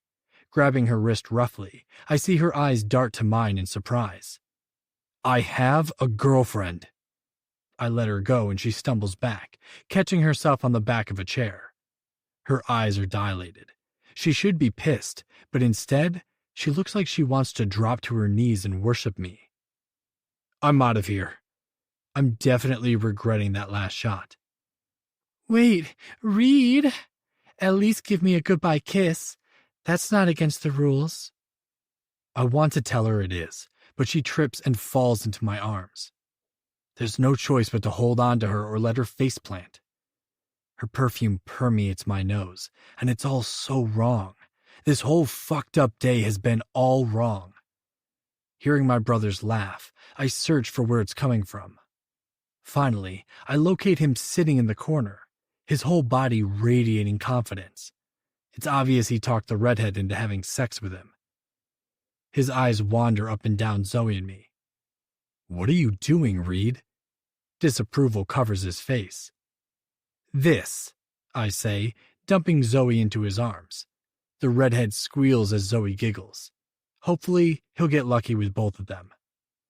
I'll send Jay back for you as soon as I'm home, I yell over the music. Trying to walk straight is a challenge. The apartment is packed with people, most of them drunk. I'm starting to feel mean, and I need to piss. As I stumble into one of the numerous bathrooms, my hand goes up to the red-striped wall, steadying me as I try to hit the toilet. Christ, I'm seeing double. Somehow my fingers work my zipper back up. Opening the door, I fumble for my phone, not even looking up as I try to get the fuck out of here. I want my kitten. Need to hear her voice. Tell her I'm coming home. That I love her. There's a hand on my shoulder and I spin around. Aaron's stupid face swims in front of me. Damn, Reed, you and your brother are my heroes. He does some lame bowing at me. Now that you're banging college chicks, you don't mind if I ask Tess to. And just like that, he's on the floor. I don't even remember my fists coming up. I do hear him screaming like the bitch he is, hands covering his face as blood gushes out of his nose. Jax is pulling me off him and pushing me out the door. Jay is at our side with the car doors open. As soon as we're in, he takes off, not questioning, only getting us away. Panting, I look down at my fists. They're swollen and covered in Aaron's blood. Absently, I open and close them. When I look over at Jax, he's texting. What did he say to you? My heart is racing, the rage still pumping through me. He informed me that since I was banging college girls, he wanted Tess. My fist slams into the leather seat in front of me. Thankfully, I'm on the passenger side.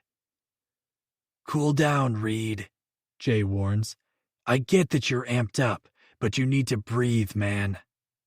How dare he think he can even look at Tess? I spit with rage. Jack stops texting. I'll take care of it. That's all he says as he goes back to his phone. At some point, I hear him talking. He is cleaning up my mess, and I let him. Jay pulls up to our apartment, and I stumble out. He and Jack stay in the car and pull back into traffic. I can't think straight. I'll deal with everything in the morning if Jax hasn't already fixed it. I'm on a mission. To Tess. Walking into our lavish lobby, I nod at the night doorman. I think his name is Tomas. He looks the other way as I enter my private elevator. I'm still jacked up from Aaron. No doubt about it, I lost it tonight. No one will ever have Tess but me.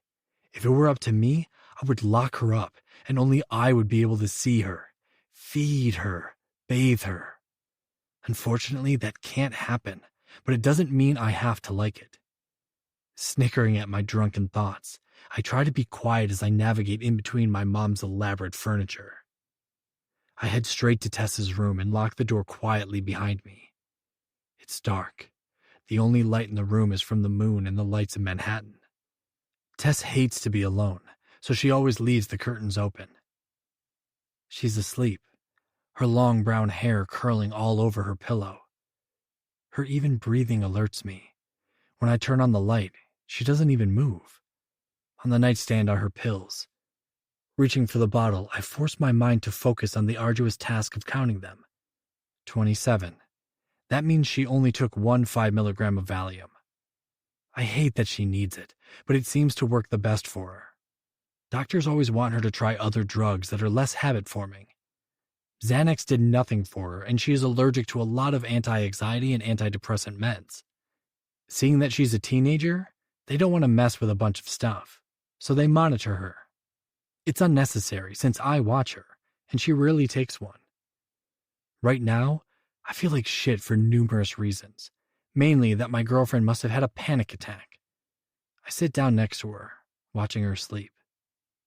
I love to watch her. When she walks, she has the sexiest walk. When she laughs, she makes everyone laugh. When she smiles, she takes your breath away. And when she sleeps, she's like a beautiful angel. A sigh escapes her soft lips, and she turns toward me, her hand reaching for me in her sleep. Her black, sooty eyelashes move up and down. We stare at each other. "You all right?" Her voice, God, that voice, is raspy from sleep. "Yeah, kitten, I'm fine. Go back to sleep. I'll be right back." Caressing her hair, I turn off the light. After I use her bathroom to shower, I wrap a towel around my waist and walk down the dark hall to my room. As much as I would love to sleep with Tess naked, she's not ready. Plus, she might scream and alert the house I'm in her room. Pulling on some sweats, I'm almost ready to head back to Tess when I hear my mom. "Reed?" She taps on my door. "It's open." Pulling on a white tee quickly, I have no desire for her to see my knuckles, which are red and swollen. "Have a good time?" she says, squinting at me. She glances at me from top to bottom. "Yeah, sorry I woke you. Tess do okay tonight?" "As far as I know. I checked on her around 10 and she was already asleep. Just making sure you were okay, honey." "I'm fine, Mom." She must feel guilty about Tess. "Okay. Well, good night, sweetheart." She hesitates. "What, Mom?" Shaking her brown hair, she whispers. I want you to know that I'm proud of you for following the rules. Also, you came home before midnight. You're still my wonderful boy, no matter how big you get." She quietly shuts my door. With a snort, her wonderful boy sneaks back into Tessa's room and locks us in. After I remove my shirt, I slip under the cool sheets, pulling Tessa's warm body to mine. My nose snuggles into her hair and neck. Her vanilla scent wraps around me like a ribbon on a present. No more strawberries. I don't know when her skin morphed into smelling like vanilla or cookies, but it's her own scent, and I need it to live. "Kitten," I whisper in her ear. "Hmm? Reed, what are you doing? I thought we're not allowed to sleep together." Her voice makes me instantly hard. My chest aches at how much I love her. "We're not breaking the rule," I murmur, pulling her even tighter. "Mom said for you not to sleep in my bed. Nothing about me and yours." Kissing her neck, I want so badly to turn her over and take her mouth, but she's sleeping and I'm drunk. So I close my eyes and allow her steady breathing and her scent to lull me to sleep. Chapter 6. Tess. My cell phone is ringing. Reed is wrapped around me like a boa constrictor squeezing its prey. I don't even try to reach for it. Thankfully, it stops. Closing my eyes again, I snuggle into his warmth and sigh at how good this feels. I never want to move. My eyes close right on the verge of sleep, and it starts up again. Both of us groan. Christ, Tess, answer it, or I'm throwing it out the window. When I sit up, I'm somewhat disoriented. After I took the Valium last night, I passed out. I hardly ever take it, so when I do, I sleep soundly. Hello? I say, not even bothering to open my eyes. Instead, I wiggle back down against Reed. Tess? Hello? Loud giggles and squeals make my eyes pop open. Yeah? I must sound completely out of it. How are you feeling? A loud girl's voice rings in my ear. Who is this? I try to sit up again, but Reed's not having it. Hang up, he grumbles, pulling me closer as he kisses my shoulder. Is that Reed? The voice sounds way too happy. Screaming continues in the background, and I hold the phone away from my ear. What the hell? Listen, whoever this is, way too early. Don't call back. Wait, Tess, don't hang up. Guys, shut up. Sorry, I just wanted to make sure you were feeling okay, and that Reed was home. After he beat Aaron up, we were worried. Now I do sit up. Reed grumbles and opens one eye. Who is this? I look at my phone as if it's magically going to tell me who I'm talking to. It's Tiffany. Like I should know this? I think I've maybe talked to this girl twice. What time is it? My bitchy voice is out. I don't know. Early? I can feel her crazy, excited energy through the phone. Suddenly, I'm cold. It's like I can feel doom infiltrating my veins. I want to hang up before she tells me what I know is going to ruin me. Anyway, I wanted to let you know that I was at Zach's party last night. And I couldn't help but see that Reed was into some skanky blonde college girl. Everyone saw them. I know he said you were sick, but as your friend, I thought you should know that she had her hands down his pants. My brain is not allowing me to function. I should hang up or scream. Anything but stare like a zombie, letting her continue. Tess! What else? I managed to choke out. Reed's warm body stiffens, and his hand reaches for my phone. My brain eventually works, and I turn sideways, my elbow preventing him. He probably didn't want you to hear about it, so he beat the crap out of Aaron, broke his nose so badly he had to go to the hospital to get it put back properly. He also had to get stitches under his eye. As your friend, I thought you should know. Screams and laughter are going on the whole time she is talking. All I can manage is a pathetic, I don't believe you, before I hang up. I throw my cell phone away from me like it's been dipped in poison. Reed sits up, wariness in his turquoise eyes. Tess? His voice is gentle, like he's scared I'm going to bolt. I don't. I let him pull me to him. Nothing happened, he says, stroking my hair like he would a skittish kitten. So, you didn't break Aaron's nose? Wow, I sound calm. Who called you, Tess? Tiffany. I'm numb. Or maybe I'm having an out-of-body experience. If what she says is true, I might start screaming and never stop. My mind fills with visions of Reed with some blonde touching him, putting her hands on what is mine. Oh my God. My breath starts coming in small wheezing gasps. Yup, here comes the panic attack. Tess, look at me. Are my teeth chattering? Come on, baby. He shakes me slightly. Did you fuck the blonde who had her hand down your pants? Did you?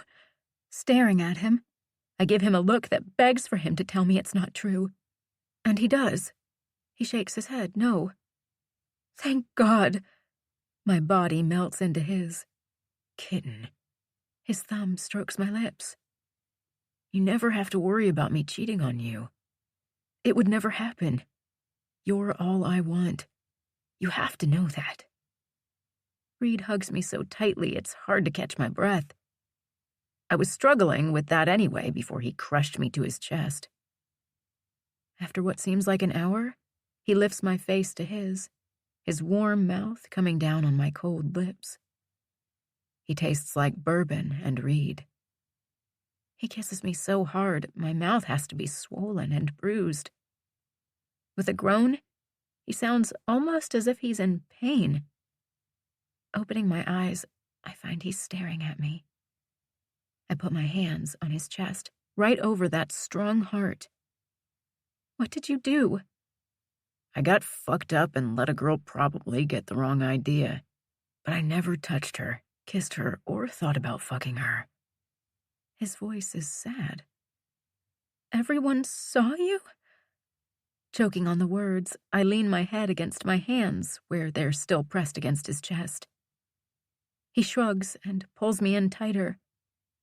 His arms are like chains, and yet I let him. See, I'm that pathetic. I need Reed to live. I need him to breathe. But he doesn't have to know that. I take an unsteady breath. I need to take a shower, and I want to talk to Jax. Hurt is all over his pretty face. Ignoring him, I lock myself in my bathroom. My hands are shaking as I turn on the water. God. When I gaze at my reflection on the glass shower door, the hot sting of tears burns my cheeks. This is the first time I have ever locked Reed out. Overwrought, I push on all the buttons and water shoots from the top and sides. Undressing, I suck in a breath as the scalding water pounds my body almost relentlessly, reddening my skin. And then I let it go. I stay in the scorching shower, crying, my imagination my worst enemy. Jealousy has taken hold of my mind, controlling me like the green-eyed monster she is. Finally, I turn the hot water to warm and force myself to get out. Breathing in the steam, I reach for a snow-white, fluffy towel that is deliciously heated. I crack open the bathroom door and flip on the fan. I need to defog the mirror so I can see myself. I reach for my toothbrush, and like a robot, I clean my teeth. Watching the steam twist and swirl away, I pat on my moisturizer and take a long look at myself. As I lean forward against the sink, I watch the droplets of water slide down between my breasts. My hair is too long. I need to see my stylist soon. Sadness, grief, betrayal. That's what screams at me. My eyes are red and my lips are swollen. Great, Tess. You look like someone punched you. I'm tired and I just woke up. Squaring my shoulders back and peeking my head out, I search for Reed. He's gone. I'm not sure if I'm relieved or disappointed. This is stupid. I throw open the bathroom door and march into my closet. I did nothing wrong. Reed's the bad guy, not me. Grabbing a pair of True Religion jeans, I jerk them on. Mindlessly, I take stock of my numerous shoes and reach for my Tory Burch Riva flats. They're my favorites, and I need comfort.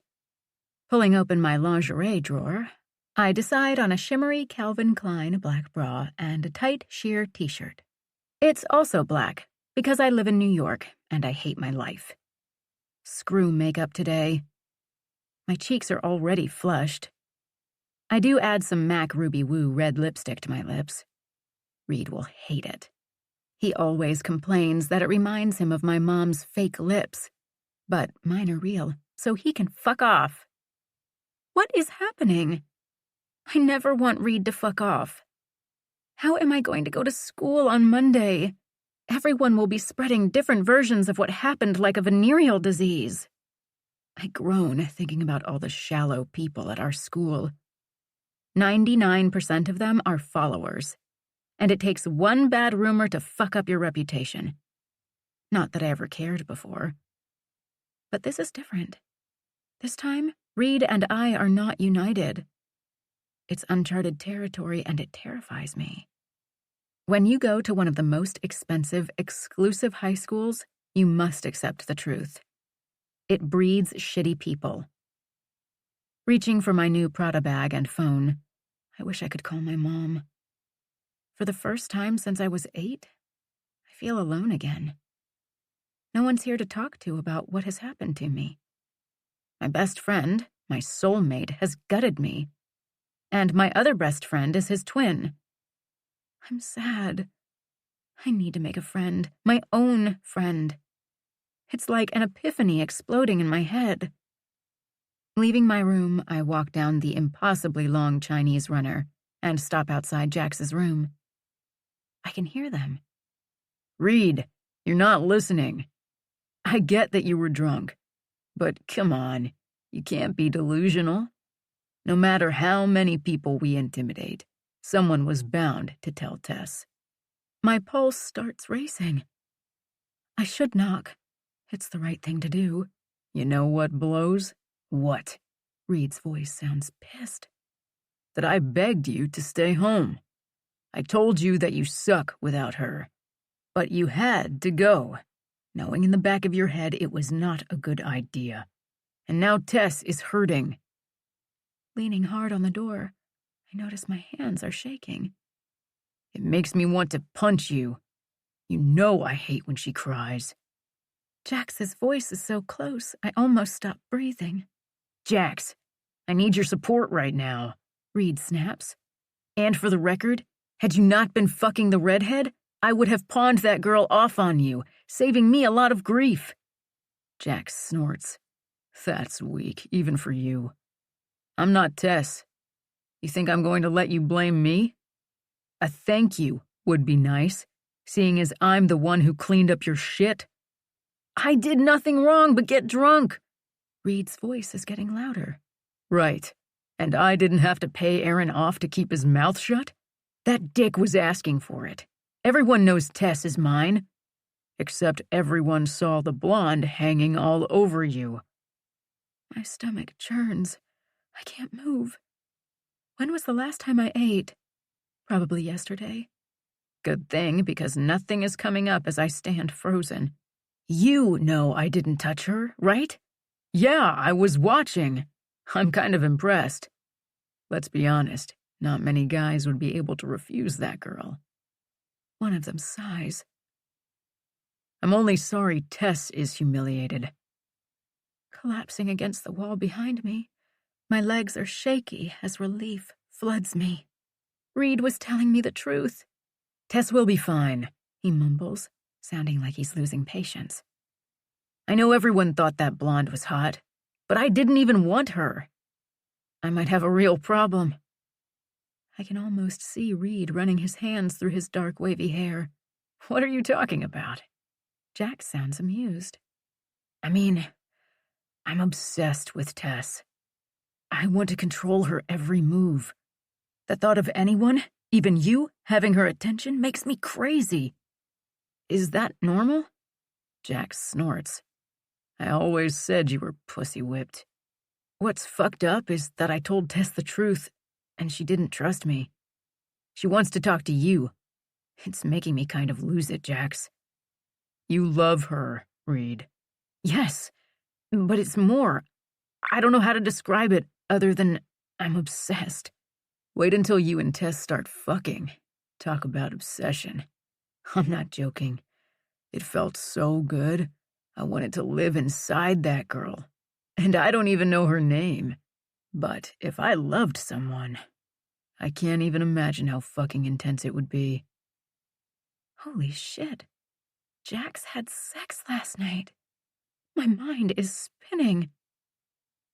When a girl comes, her pussy squeezes your dick. My cheeks heat up at the image in my head. A bit guilty about spying on their private conversation, I rationalize it. This is what Reed has reduced me to. So I lean closer, staring at the dark, ornate door.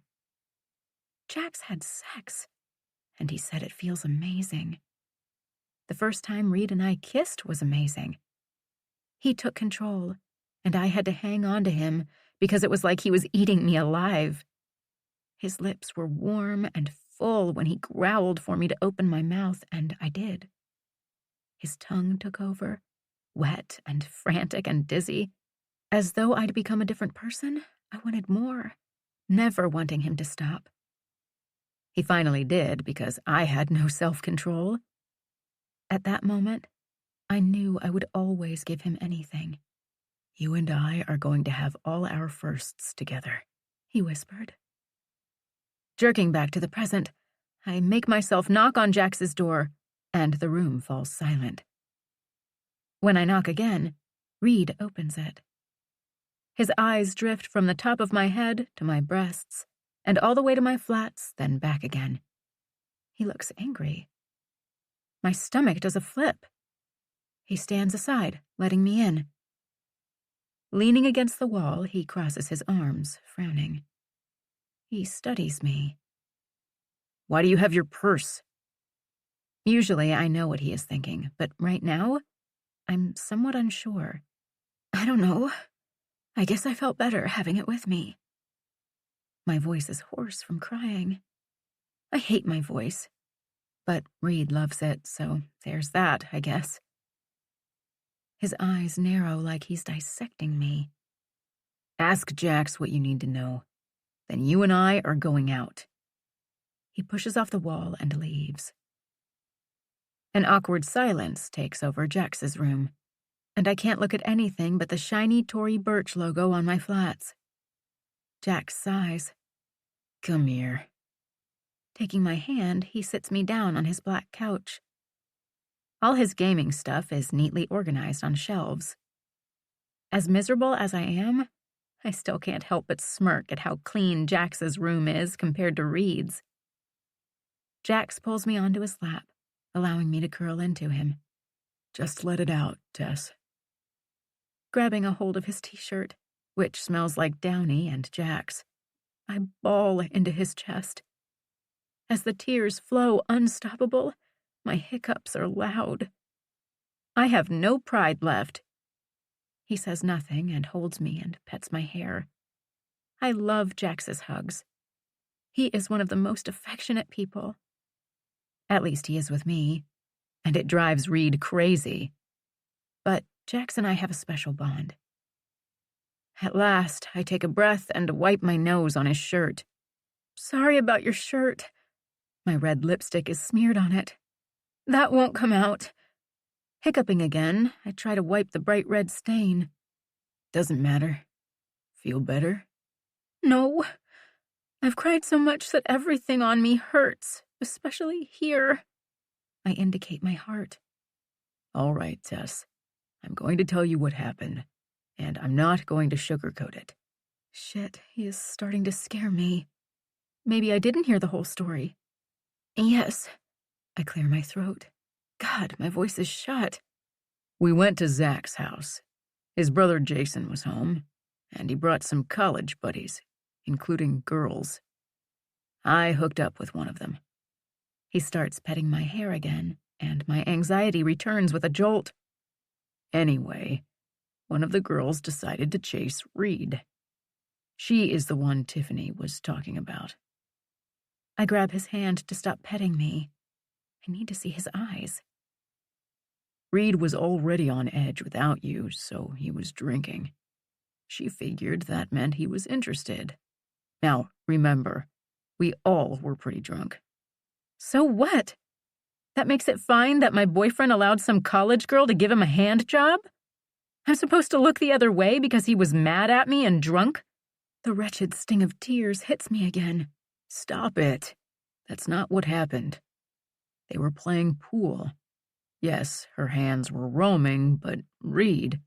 Jumping up, I say, "I can't hear this," and clutch my ears. "Sit down, Tess. He didn't do anything with her. She was begging him to fuck her." Jax rips my hands off my ears. "He said no, Tess. Because of you. He loves you, and you know it." I'm stunned at the fierce passion in Jax's voice. "I love him too," I whisper. "I know you do. What Tiffany told you this morning was because she's a jealous bitch." "That's beside the point. Reed beat up Aaron. Now everyone thinks he slept with that girl, right?" Jax's eyes sweep his room like he's looking for some way to escape. "I'll take your silence as a big fat yes." "You shouldn't care what anyone thinks." He leans his head back like he has a headache. "Perfect. So tomorrow at school, Reed is going to be even more of a god, and I'll be pitied and humiliated." Pulling away, I need to see Jax's face better. He rubs his hands over his face, and I want to kick him. When he does that, he looks so much like Reed. "Probably, Tess. What do you want me to say? There are a lot of assholes at our school." "Perfect." Standing up, I reach for my bag, but Jax grabs my wrist. "Tess, who cares? As long as you have us, believe me, no one is going to dare say anything to you." Jerking free, I look toward his door. "I just want to hide, Jax." He nods, turquoise eyes filled with compassion. "You're strong, Tess. You'll get through this." Snorting, I say, "I guess. I have no choice." "Well, you could dump my brother and hook up with me." He winks. "You wouldn't know how to handle me." "I won't even try to deny that. You and Reed are pretty much destined to be together. You know he inherited that famous Saddington temper. He reacts before he thinks. And when it comes to you, he goes insane. So forgive him." He swats my butt. Reed clears his voice from the doorway. "Are you two done?" He's dressed in a black t-shirt and dark jeans. His wet, dark hair is curling around his ears. I walk over to him, and our eyes lock. Slowly, I run both my hands through his thick hair, trying to tame the untamable. God, I love him even when he hurts me. I need him to breathe, to function. According to your brother, I need to forgive you. Snatching my hand, he pulls me with him. "We'll be back later," he says over his shoulder. "You didn't need Jax to tell you that," he whispers. "Reed?" I stop him before we get into the elevator. "What, kitten?" His voice is gentle as his eyes search my face. "I hate feeling like this, and I hate that you did this to us. I'm scared you ruined us." His thumb is on my bottom lip, rubbing it, and my stomach clenches. Why can't I stop wanting him so much? I'm doomed, and he knows it. His eyes are so deep, it's almost like I'm drowning in them. "I'm going to make this better, kitten. After today, you won't ever be scared again." Chapter 7. Tess. Jay is waiting for us. He gives me a grin as he opens the door. Sliding in, I'm hit with new car smell. The Saddingtons have so many vehicles, I lose track of them. Clearly, this is a new one. Reed enters, and I'm instantly on his lap. His warm hands cup my face. Slowly, he leans down to kiss my puffy eyes and my nose. I shift so I'm closer as he kisses the side of my lips. When he gets excited, his turquoise eyes switch to green. They're green now. I poke his dimples, and his head falls back, and a mischievous smile crosses his face. Bringing my finger to his lips, he sucks my pointer. "I need you to forgive me." Watching, I'm fascinated with his pink tongue as it circles my finger. "You promise you will never hurt me again?" I pull my finger away. He sits up. I won't. This never should have happened. Hey, Tess, Jay interrupts us. I need you to put your seatbelt on, please. Though I try to scoot off Reed's lap, he holds me tight. Just drive, man. We're almost there. Jay shakes his head. Reed, you need to control that temper. Jay, this doesn't concern you. He glares at him and presses for the partition to zoom up. Reed! My eyes open wide. Shh, I'm done talking about it. I fucked up. It will never happen again. And I don't need a lecture from Jay about my temper. He positions me so I'm straddling him. I only need this mouth. He pulls my head down into a deep kiss. Our tongues seek each other and tangle. I tentatively try rubbing myself against him. Yeah, that's it, kitten. He grabs my ass, guiding me. I feel him, like I feel him. And he's hard and big. A warmth creeps up my belly, straight to my chest. My nipples tighten. Jesus, Tess, that's so good. Tell me what it's like for you. He breathes into my mouth, stealing my very breath. It feels so good. My core moves against the thick bulge in his jeans. The car slows down and stops. Suddenly, the passenger side door opens for us. I almost tumble out. Thankfully, Reed has strong arms. We're here. Jay's dry voice breaks us apart. Jesus Christ, you two, come on. I can't have a teenage pregnancy on my watch. He rubs his neck, looking up and down the street. Jay, what's your deal? Reed sneers, steadying me as I get out. Watch it, Saddington. You need me. Reed rolls his eyes. Holding hands, we step onto the city street. New Yorkers are swarming, their busy lives making mine seem insignificant. Horns blow, cocooning us in a tunnel of racket. Faces pass so quickly, never slowing down enough to truly be seen. The scent of frying hot dogs invades my nose, making my stomach rumble. My appetite is back. A couple words, some kisses from Reed, and I'm starving. As I clutch his hand, we all walk up to a dark gray building. There is no doorman, so Jay pushes the intercom. A loud buzz allows us in. Jay has obviously been here before, because he takes the dark stairs 2 at a time. I look up at the steepness of them, wondering how people don't kill themselves. Wow, you would think if you were going to paint the stairs and walls black, you would at least put a light in here, I whisper. Jay chuckles. I think they like the ambience, Tess. We stop at a large door. Jay raps his knuckles on it. After another buzz, he pushes the door open. My hand clutches Reed's tighter, and he winks at me. Entering, I stare at what appears to be a tattoo parlor. It's all dark purple, black, and red, and smells like a hospital. Heavy metal music pours in from all sides. Reed's mouth is at my ear. This is one of your birthday presents. I think you need this one a little early.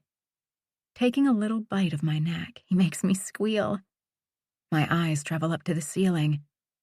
Half-dressed girls, mermaids, and Disney princesses with horns adorn it. Interesting. A tall blonde guy comes out of a room. A girl follows, wearing the shortest black dress I have ever seen. Literally, her ass is hanging out. Maybe she wore it on purpose, because when she bends over to get her wallet to pay, her bare ass is wrapped in saran wrap. That would be the last place I would get a tattoo. I sniff.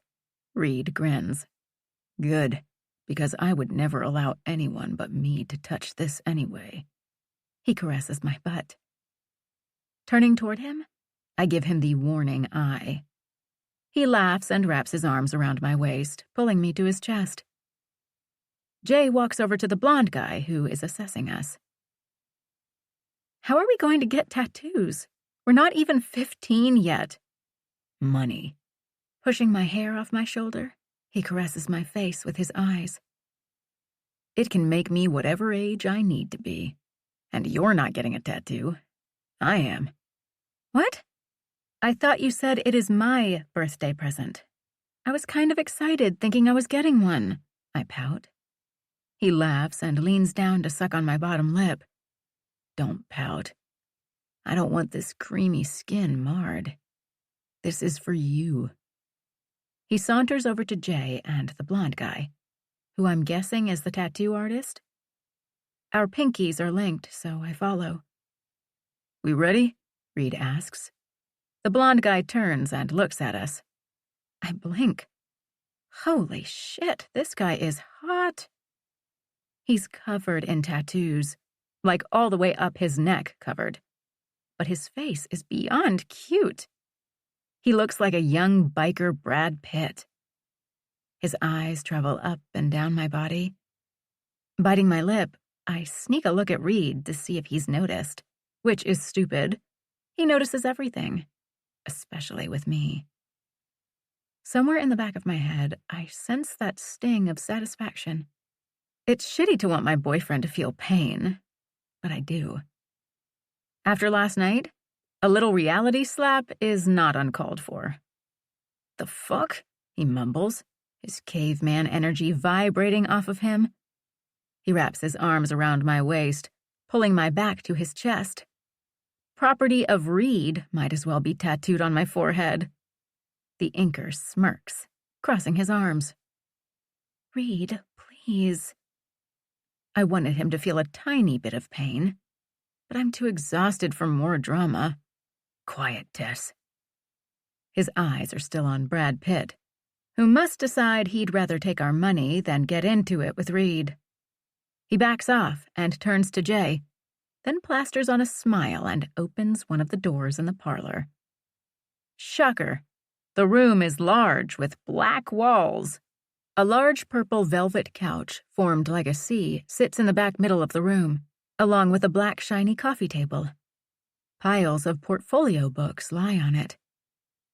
Is this your art on the walls? My arms sweep the room, trying my best to lighten the tension. The paintings surround us. I love art. Some are quite impressive. It figures, most of them are naked girls. There are some beasts or monsters.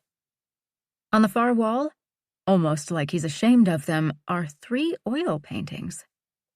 One is Manhattan at night, her bright lights and the moon almost glowing.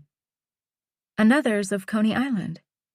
He's captured the colors of the restaurants and rides so clearly, it almost looks like a photograph. And the last is of wildflowers blowing in the wind. Rain clouds are in the background, as if to warn the viewer of trouble coming. This is the one that catches my attention. Brad Pitt grabs a remote from a table and turns down the music, making it much easier to think. Did you paint these, too? He looks over at me while he sits down on a swivel chair. I notice his eyes are a dark brown, not blue like Brad Pitt's. He looks like he belongs in L.A., not Manhattan. Yeah, they're mine, he says gruffly, sounding defensive. I started off as an artist, then discovered I could make much more money putting my art on people. These are amazing. I motion to the landscapes. Thanks. Someday I'll be able to just paint, he mumbles as he snaps on the rubber gloves. Nodding, I sit on the velvet couch and reach for a book on the table. Reed is quiet, looking at the flower painting. Placing his gloved hands on his knees, Brad Pitt asks, Who's first? Me. I'm the only one who's getting one. Reed pulls off his t-shirt, handing it to me. Unable to stop, I let my eyes travel his chest. He loves to exercise. His body is lean and muscled. Besides me, working out is probably Reed's second favorite thing, which is why he is sporting a 6-pack already. Licking my lips, I visualize what it would be like to lick those muscles. His husky voice brings me back to him and where we are. I want an arrow piercing my heart, and I want the name Tess on it. I gasp. Literally, I might have even said his name, because he turns and flashes me his incredible smile. I think I might die. There goes my heart again. Brad Pitt is silent for a moment. I like it. I can make it almost 3D. It'll look like the arrow is almost injected into your heart. Grabbing his sketch pad, he starts to draw it. Reed watches, then shakes his head. That's not right. I need the arrow in my heart. She pierced it when I was 8. His eyes never leave mine as he sits on the tattoo table, his long legs hanging. He's so gorgeous. My mind starts to twist things. I'm scared and jealous. It's like a poisonous pill that I don't want to take, but do anyway. Reed sits like a prince. What am I going to do when he's a full-grown man like Jay and Brad Pitt? What if I can't keep him? Or some girl tries to steal him from me? I hate when I torture myself with these morbid thoughts. He's mine, and I will do anything to keep him. Suddenly, the room is filled with a buzzing sound as Brad turns on the machine. He starts to outline the tattoo. I'm mesmerized. Reed is branding me to him forever. We are truly soulmates. The buzzing of the machine calms me.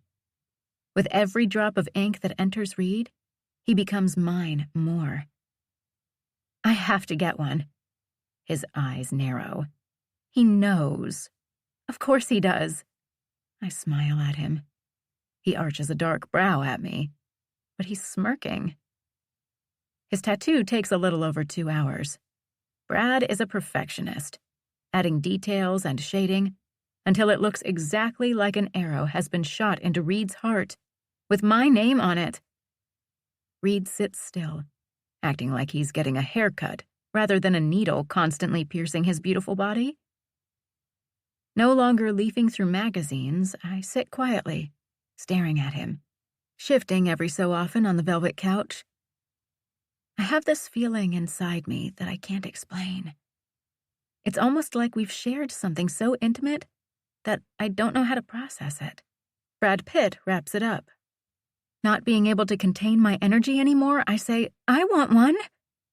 All eyes turn toward me. Jay frowns. Brad Pitt looks thrilled. And Reed looks, well, intense. What do you want, kitten? I almost blurt out, you. But instead I walk up to him and hand him his shirt. It's a surprise. I need it. You need it. He's silent. Then he looks at Brad. Whatever the birthday girl wants. Fuck yeah. Brad is excited, snapping on some fresh gloves. Reed shakes his head, pulls his shirt over his head. Where do you want it, Tess? Well, I only want you to see it, so... No. But you don't even know what I was going to say. Adrenaline percolates through my veins. You are not piercing your heart, Tess. He walks up to me and wraps his hand in my thick hair and brings me close to his lips. You would have to take off your shirt, and again, no one is ever going to see you naked but me. I huff because that's exactly what I wanted. But he's right. I would have to take off my shirt. And my bra. Okay, I want the same arrow on my side, aiming toward my heart, with Reed's name on it. I stare at him. Pull up your shirt, kitten. I pull it up. His warm hand traces the area with his fingers. Start here. Have it travel to here. He motions right under my breast. Brad is in his chair again, sketchpad waiting. Yeah, that will work. His focus lands on me. Do you want the arrow to be inserted like Reed's? I want it making its way to my heart. Can you make it look like it's traveling? Of course. He swivels around, getting everything ready. Reed tucks my t-shirt into my bra and steps back. I move to the table and lie down on my side. Brad Pitt gets me a pillow. Reed stands toward my head, giving Brad room to work. You ready? I nod and bite my lip as I feel the gun start to outline. Holy shit! You okay, kitten? Reed caresses my cheek. This hurts. But in a strange way, it's kind of empowering. Brad Pitt looks up at me, and then at Reed, and nods his head. She's one of us now. A big smile spreads across his face. Reed stares at him. No, she's only mine. Brad looks at him for a moment, then goes back to his work. It takes way over 2 hours. I'm almost begging him to not worry about another layer of shading and color. A sigh escapes me as the machine turns off at last. Brad peels off his gloves. I want to get a picture of this for my book. This looks better than I imagined. My eyes meet Reed's. Today was more than a birthday present. It's his promise to me, and mine to him. Brad comes back and happily snaps some photos, then wraps up my tattoo, explaining in detail how to take care of them. Reed's face is peaceful, and the awful night has been purged from us. I watch as he hands him a bunch of hundreds. Hey, Brad Pitt calls out to us, but his eyes are fixed on me. You know where I am if you ever need me to fix any of that. A slow smile appears on Reed's lips. Good to know. Thanks, man. He laces our fingers together as we leave. Wow, I'm impressed. You must be relaxed. You didn't even engage. Somewhat breathless at how a simple smile can undo me, I snuggle into him as he helps me down the dark stairs. I'm happy. It's so honest. I stop breathing. Reed? Cocking his head at me, he says, I don't care about that guy. I care about you. When that needle was engraving your name into my heart, I thought about my actions and how I almost destroyed the only thing I need to live. Cupping my cheeks, he keeps going. It scared me. Not even thinking about it, I launch myself into his arms, and thankfully, he catches me. How do you always catch me? I choke back a sob. I'll never drop you. We rub our noses together, and he gently places my hand across his tattoo. Happy birthday, kitten. I love you. I feel like I'm glowing. You're beautiful. So are you. As we open the door, the sun is blinding, and I blink. Jay is waiting. A cigarette dangles from his mouth. He takes an inhale and tosses it to open our door. I'm starving. What do you want for dinner, kitten? How about pizza? Resting my head on his shoulder, I nuzzle against him. Pizza it is. Jay, you hungry? We both look at the back of his head. I could eat. Let's go to Joe's. I can't stop smiling as I bounce a little. Jay says nothing, but I can feel his disapproving eyes in the mirror looking at me. What's wrong, Jay? You're so quiet, I tease. Just wondering what your parents are going to think when they find out their 14-year-old daughter tattooed Reed across her side. Great, Jay. My dad pays you a shitload of money. Your job is pretty clear, Reed says calmly. You two are only kids. A lot will change as you get older. He stops at a red light and turns to face us. I want to stick my tongue out at him, but I'm turning 15 in a week, so I don't. Jay, no one but I will ever see Tess's tattoo, no matter how old we get.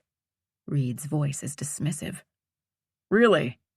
Because when I was your age, I thought I was in love too. Until a year later when I found someone else. Guess what? I'm still falling in love.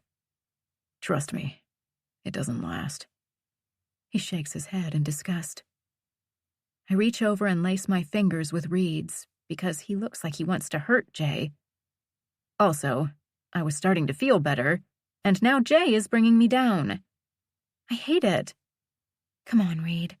Please focus on me. Tomorrow, I'm going to have to deal with all the crap at school. Tonight, I want to be with you. Don't you feel like, I don't know, like you and I have this big secret that no one else knows about? I bat my eyelashes at him. He stops giving Jay the kill stare and turns his focus on me. His hand caresses mine, eyes lock with mine, and I launch myself at him again. He catches me. Reed always catches me. Chapter 8. Tess. The next week of school is exhausting. Everyone talks behind my back, but pretends they want to be my best friend. I show up Monday morning with Reed and Jax walking me everywhere. Reed has decided that if he kisses me all the time, everyone will stop talking about us. Sure enough, it only makes it worse. I know everyone thinks Reed slept with the blonde at the party, and I've worked hard to ignore it since I know the truth. Still, it hurts when I hear Tiffany and her posse giggling about how I have no self-esteem because I've stayed with him. I'm over it today. My mother has risen from the dead. After 3 weeks of silence, she contacted me yesterday, informing me that she will pick me up tomorrow. This, along with all the other garbage in my life, makes me want to grab Reed and lock us in his room. Is that too much to ask? It must be, because here I sit, like a pathetic girlfriend who can't think for herself, waiting for her boyfriend. His football coach has called an emergency meeting after school. How annoying. Explain to me again why I can't go back to the penthouse? Reed leans over and kisses me. I need you close. I almost laugh. Reed, that is ridiculous. My lips twitch. Come on. I don't want to wait around while you and the other players get lectured about having personal trainers over the summer, or what you're supposed to tell your chefs to prepare for you. I know I sound whiny, but sometimes it works with him, so I give it a shot. He laughs and pulls me in for another kiss. This time he tries to sneak in some tongue. I kiss him back for a moment because I can't stop myself until we hear catcalls from his teammates. Great. Exactly what I need. More people talking about me. Crossing my arms, I close myself off. Don't do that. He grabs my hands. Fuck them. He motions at the team. This is not going to take long, and then we'll go home together. His tone signals this is the end of the discussion. Getting butterflies when he says home. I know it's silly, but I can't wait until we're old enough to get our own place. With a frustrated sigh, I say, I hate this. I'm going to have to sit here with all of the football players' girlfriends, pretend like I'm on the phone, so they don't talk to me, then watch them whisper behind my back about you. At least I see a flash of regret in his eyes. Tess, come on. I know this has been a shitty couple of weeks, but it's getting better. School is almost out. What will make you happy? Whatever my kitten wants, I will give her. He winks. Damn him. And we can't forget it's your birthday. He rubs my lips with his thumb, his eyes starting to change as I lightly suck the tip. Whatever. When I bite his thumb, he grins, and I roll my eyes at him. Why can't Jay take me home? He stiffens and pulls back. He is not allowed to be alone with you, he says through his teeth. What is your problem with him?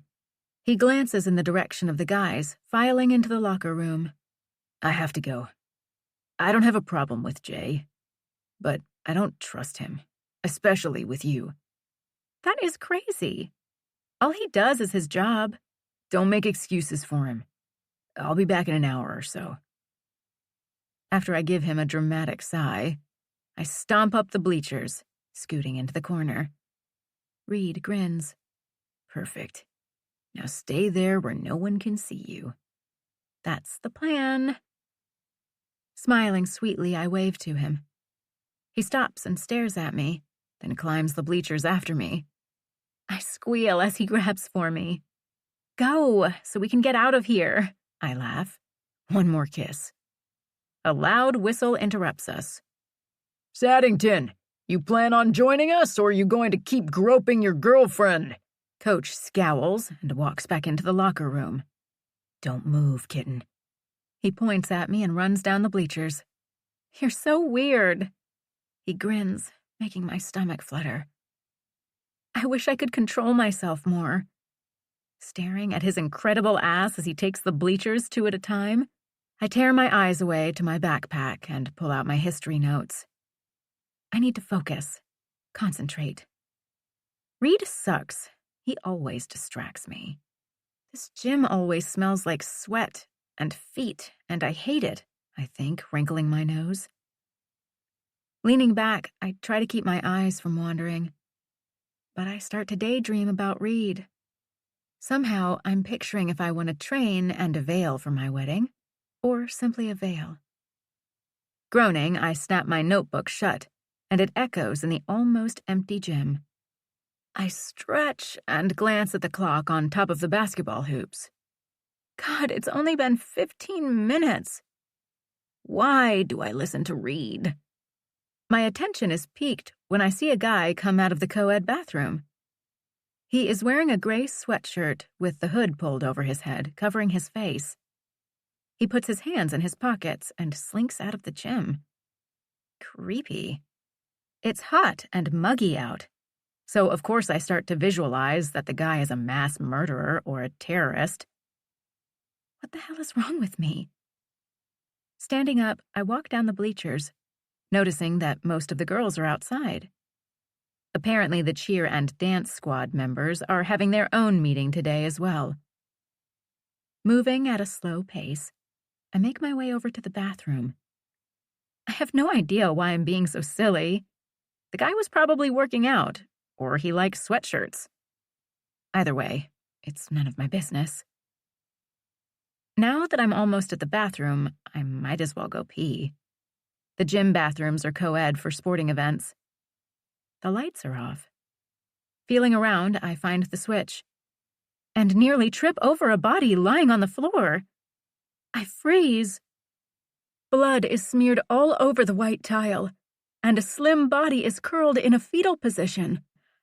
Shit, oh my God, this poor guy is dead, and the creepy guy with the sweatshirt is a murderer.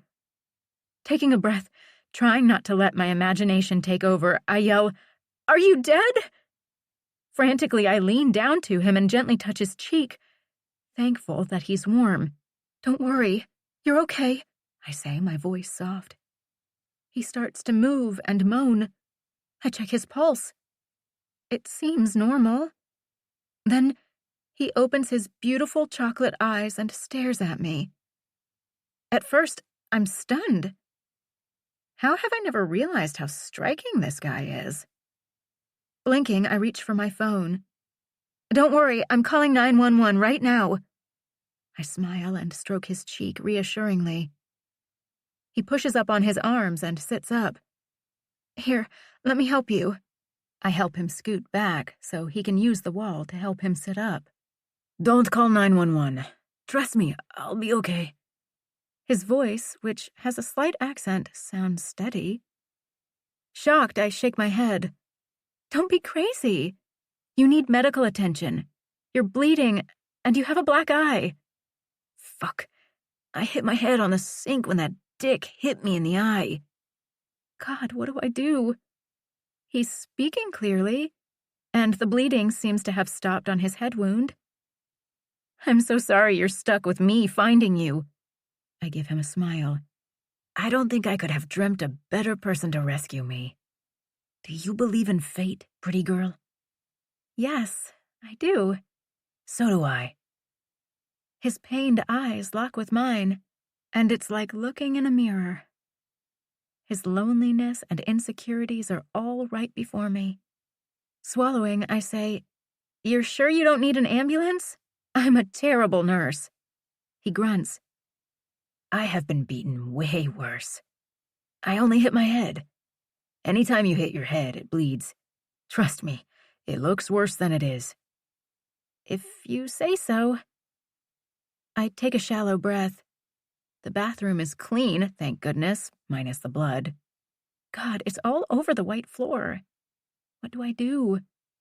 As if he can read my mind, he interrupts my manic thoughts. Here, pretty. Help me to my feet. Jumping at the chance to be useful, I let him grab hold of my hand.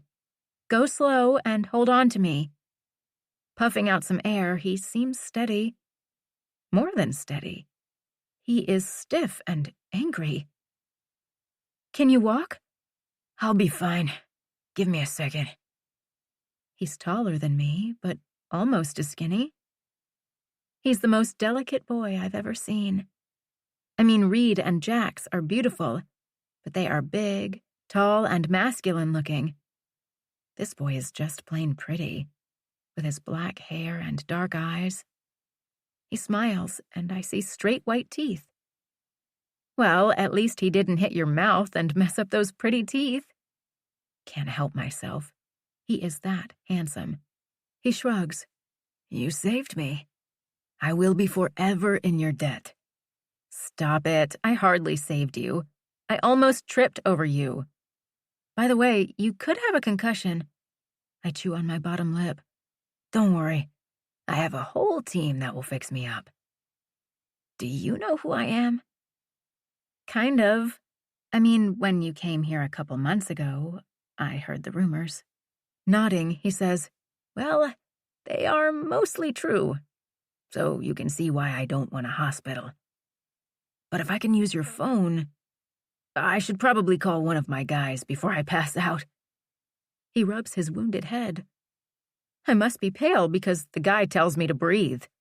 I'm kidding, he chuckles, gently taking my phone from my numb, cold hand.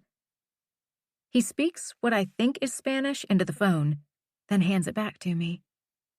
He stares silently at me for a moment. I'm Brance. My people are on the way. Good. That's good. Who did this to you? Looking toward the door, I wonder if I should lock it. Should we call the cops? I saw the guy leave here, but I didn't see his face. Fuck no, definitely no cops. I will have one of my dad's guys take care of him. Maybe. He snorts as though disgusted. He begs me to suck his cock and afterward freaks out because he loved it. Oh my God.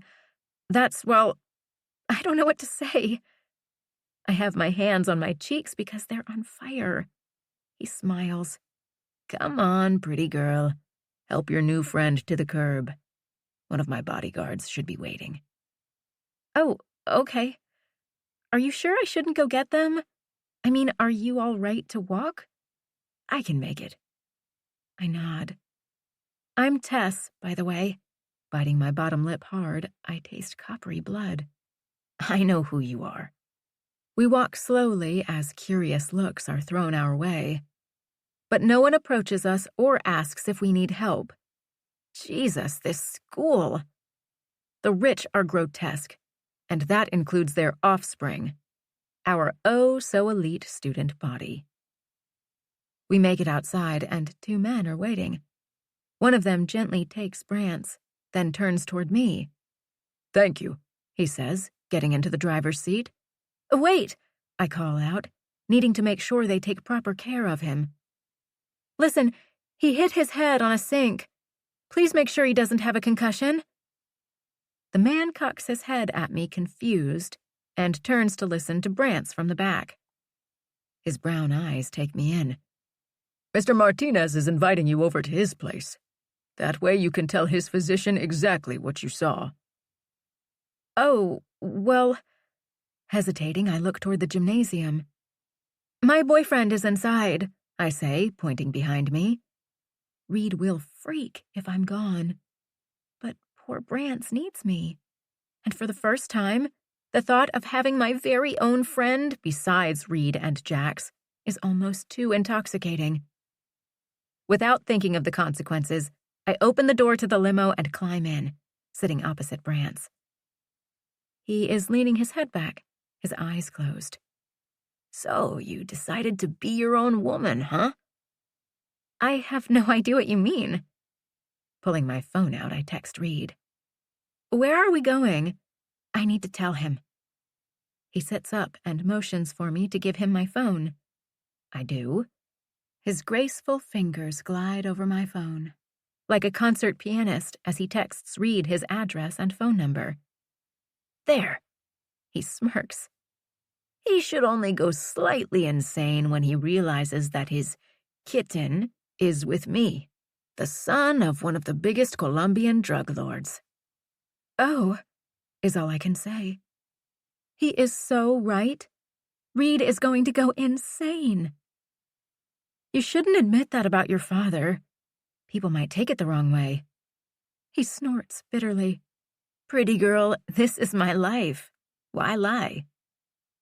He surprises me with that. It's not often I hear blunt honesty.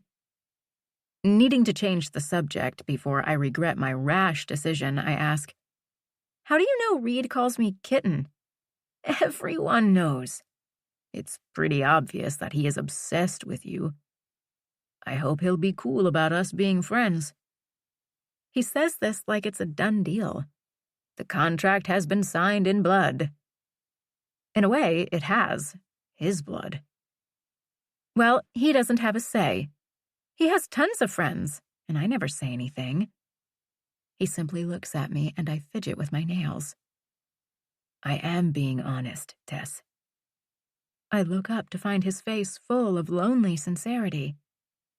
My dad seriously is a drug lord in Colombia. And when you see where I live, it's a fortress rather than an apartment. Is that supposed to scare me? I smile bravely. We all have crazy parents. No, I hope it doesn't scare you. His dark eyes search my face as if looking for answers. But it scares most people, that's all. He closes his eyes again and leans his head back on the leather seat. Brance, I say firmly. I'm not a doctor, but I'm pretty sure you're not supposed to go to sleep. As a matter of fact, that would probably be the worst thing you could do. I'm not asleep. My phone starts ringing. I don't need to look down to tell me who it is. I can feel him. Reed, don't freak. Tess, he cuts me off. What the fuck? Reed, I'm fine. My voice remains steady as I try to calm him. God, it's a long story. Anyway, I'm going to Brance's to help make sure he is okay. Can you guys pick me up? Tess, that kid Brance is Mateo Martinez. Do you have any idea what the hell his father does? His breathing is harsh, and I hear him bark an order to Jay. Reed, stop it. He got beat up. I found him lying in his own blood in the gym bathroom. Thankfully, I was there to help. Listen to me, Tess. Jay and I are on our way. We'll be there soon. Reed, for once, trust me. He's hurt. I had to help him. I'm not in any danger with Brance. He told me right away who his dad is. Glancing over at Brance, I make sure he hasn't passed out. His eyes are clear, and he's watching me, a small smile on his lips.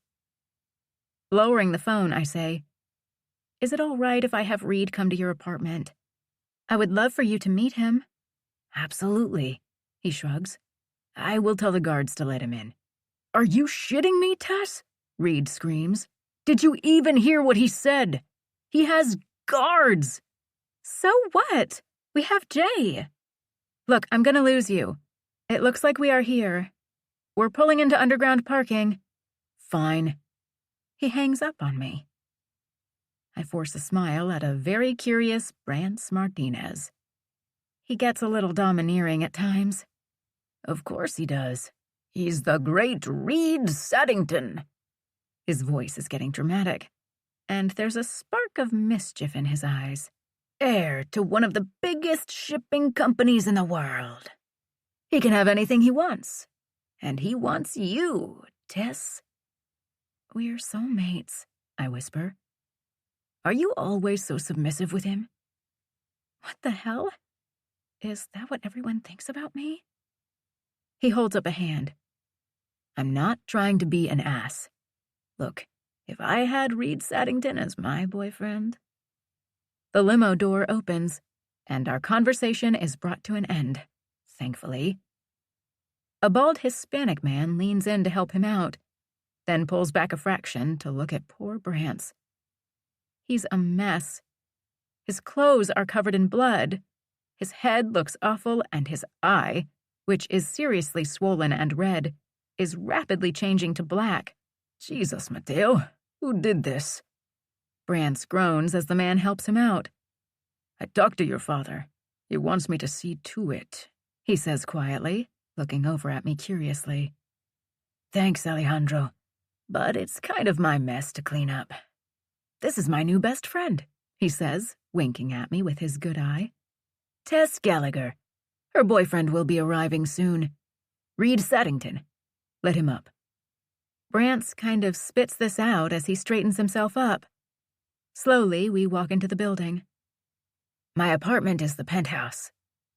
Wait, this whole building is yours? I turn to face him, which makes him sway a bit. Sorry, I say, grabbing onto him. I'm used to extravagant wealth, but Brance has a giant building only for himself? Yeah, my dad is big on security, so all the guards and their families live here too. The building is ultra-modern. Gray is the main color theme, making the outside seem cold and unfriendly. So, you live all by yourself? It's hard not to feel sorry for this guy. My life is not perfect, but at least I have Reed and Jax. Poor Brance has no one but staff in this building. Yeah, miserable, huh? Maybe he can feel my compassion, because it's truly there. This place might be someone else's dream apartment, but my gut tells me it's his nightmare. A tomb making him an outcast. A lavish prison, secluding him from human touch. He straightens up. When I turn 18, I'm walking away from all this shit. Moving to LA, starting fresh. A man in a dark suit helps Brance into the elevator, and I follow. It's super fast, like Reed's, and opens to a sleek white hallway. Orchids sit on a glass table. The whole idea of less is more applies to this building. It is almost too clean, too white, too perfect. He doesn't want to be perfect. How could he? Again, my heart swells with kinship for this stunning boy. Yet another man is waiting for Brance. This one is apparently his doctor. My dislike of all this is new for me. Okay, I know I'm somewhat selfish, but this protective feeling I have toward Brance is startling. He has strength that I'm not used to. No one says anything, so I perch myself on the edge of a red couch, one of the few things of color in this sterile tower. The doctor examines him with a detached, bored manner, but seems to be thorough from what little I can see. Clearing my throat, I pipe up, excuse me. Ignoring me, the doctor says something to Brance. Doctor, I'm using my bitch voice. He was out cold when I found him. I'm worried he may have a concussion. Again, nothing. I'm beginning to wonder if I should call my doctor. This man might be insane. At last, after Brance's ribs are taped and his head gets some stitches, the doctor turns to me. He is fine. That's it. 3 words. Realizing this is what Brance is surrounded by makes me want to hug him. So, no concussion? No, he snips. Turning back to Brance, he tells him to rest. When I glance down, my phone is vibrating in my hand. Thank God. Hello? I whisper, not sure why, except that the room is so quiet you could hear a pin drop. We're downstairs waiting for you. Reed's strong voice vibrates through the phone. I can tell he is furious, and I honestly don't need any more drama. I like Brance, and want Reed to like him too. And Brance is hurt and needs to sleep, I think, watching as his doctor hands him some pain pills. I'll be right down. Turning to Brance, I half smile apologetically. I need to go. I will call you tonight. You gave Reed your number, right? He looks disappointed, but recovers quickly. Yeah, I gave him my number. I would love to talk later on. I never sleep well when I take pain medication. I'll probably be up all night. Nodding, I'm surprised at my connection with this guy. Well, if you are feeling better tomorrow, maybe we can hang out. My mom is picking me up in the morning at Reed's. She's recovering from another round of plastic surgery. Reaching over, I give him a hug. He clings to me for a moment, then backs away. I would love that. Alejandro, please see Tess down. He grabs the remote as he slowly sits on the couch. Perfect. I wave at the scowling doctor as I walk by. The whole ride down in the elevator, I can't stop smiling. I've found my new best friend. Chapter 9. Tess. Past. 15 years old. Today is my 15th birthday, and I wake to find my mother sobbing at the edge of my bed. Mom, I groan, barely opening my eyes. What time is it? We have to cancel your party. Sitting up, I blink away the sleep. What are you talking about? It's only us, Reed, Jax, Brance, and Brad and Caroline. She continues to sob. What's wrong with you? I'm getting aggravated until she raises her face, and I gasp in shock. Holy shit! What have you done to yourself? Her left eye is literally drooping shut. She wails again. I went to get my monthly Botox, and look what happened. I'm horrified and genuinely sorry for her. She looks like she had a stroke. Crawling over to her, I rub her back. Mom? I keep my voice calm, trying to be soothing. Did you call the doctor? I mean, it won't stay like that, will it? I have never understood my mother and her constant need to get plastic surgery, collagen, Botox, whatever new thing that comes out. She has made herself look like an embarrassment. I don't even remember what she originally looked like. Her puffy red eye looks at me. The other, well... You don't understand, Tess. All I have ever wanted was to be beautiful. She throws her arms in the air. I was always plain, and then I had you, and you really were beautiful. I wanted to be someone you could look up to. Throwing herself dramatically on my bed, she covers her eyes with her arm. Okay, let's not panic. I jump up, trying to find my phone. My mom is whimpering on my down comforter. Mom! I clap my hands to get her attention. Focus. We need Brance. I'm sure he can fix you. Her face lights up at the mention of Brance. She has become a Brance groupie.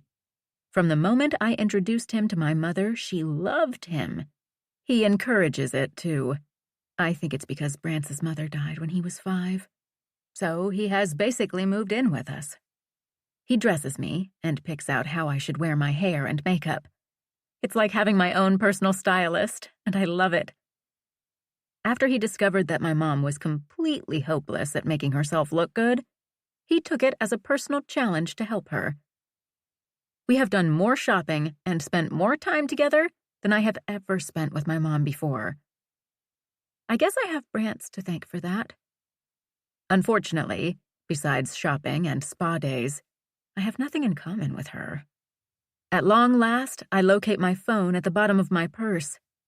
Dialing his number, I try not to look at her. Pretty girl. His gravelly voice indicates I've woken him up. Happy birthday. Thanks, Brance. I know it's early, but we need you. Mom got Botox yesterday, and her left eye looks like she had a stroke. I wrinkle my nose as I look at her. She sees me and starts wailing. Sitting up, she grabs the phone from me. "Brance! Oh, God, I need you! When are you coming over?" "You will?" She sighs, her face relaxing. Well, as much as her face can. Okay, I will stay calm." Then she smiles. Actually smiles. Who is this person? "Absolutely. I will stay lying down until you get here." She hangs up, tossing the phone back to me. "Well?" I demand. "What did he say?" "He said he can fix me, and it will get better each day. Nothing to worry about." Waving her hand, she looks like a queen. My phone beeps and I look down at my incoming text. "I don't know how you survived without me. Love you, pretty girl." Smiling, I shake my head. He's right. My life has become a whole different experience. Before, all I had was Reed and Jax, but now I have Brance.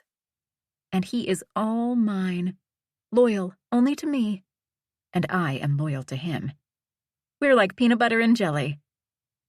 Reed has been surprisingly good about sharing me. I think it's because Brance is gay.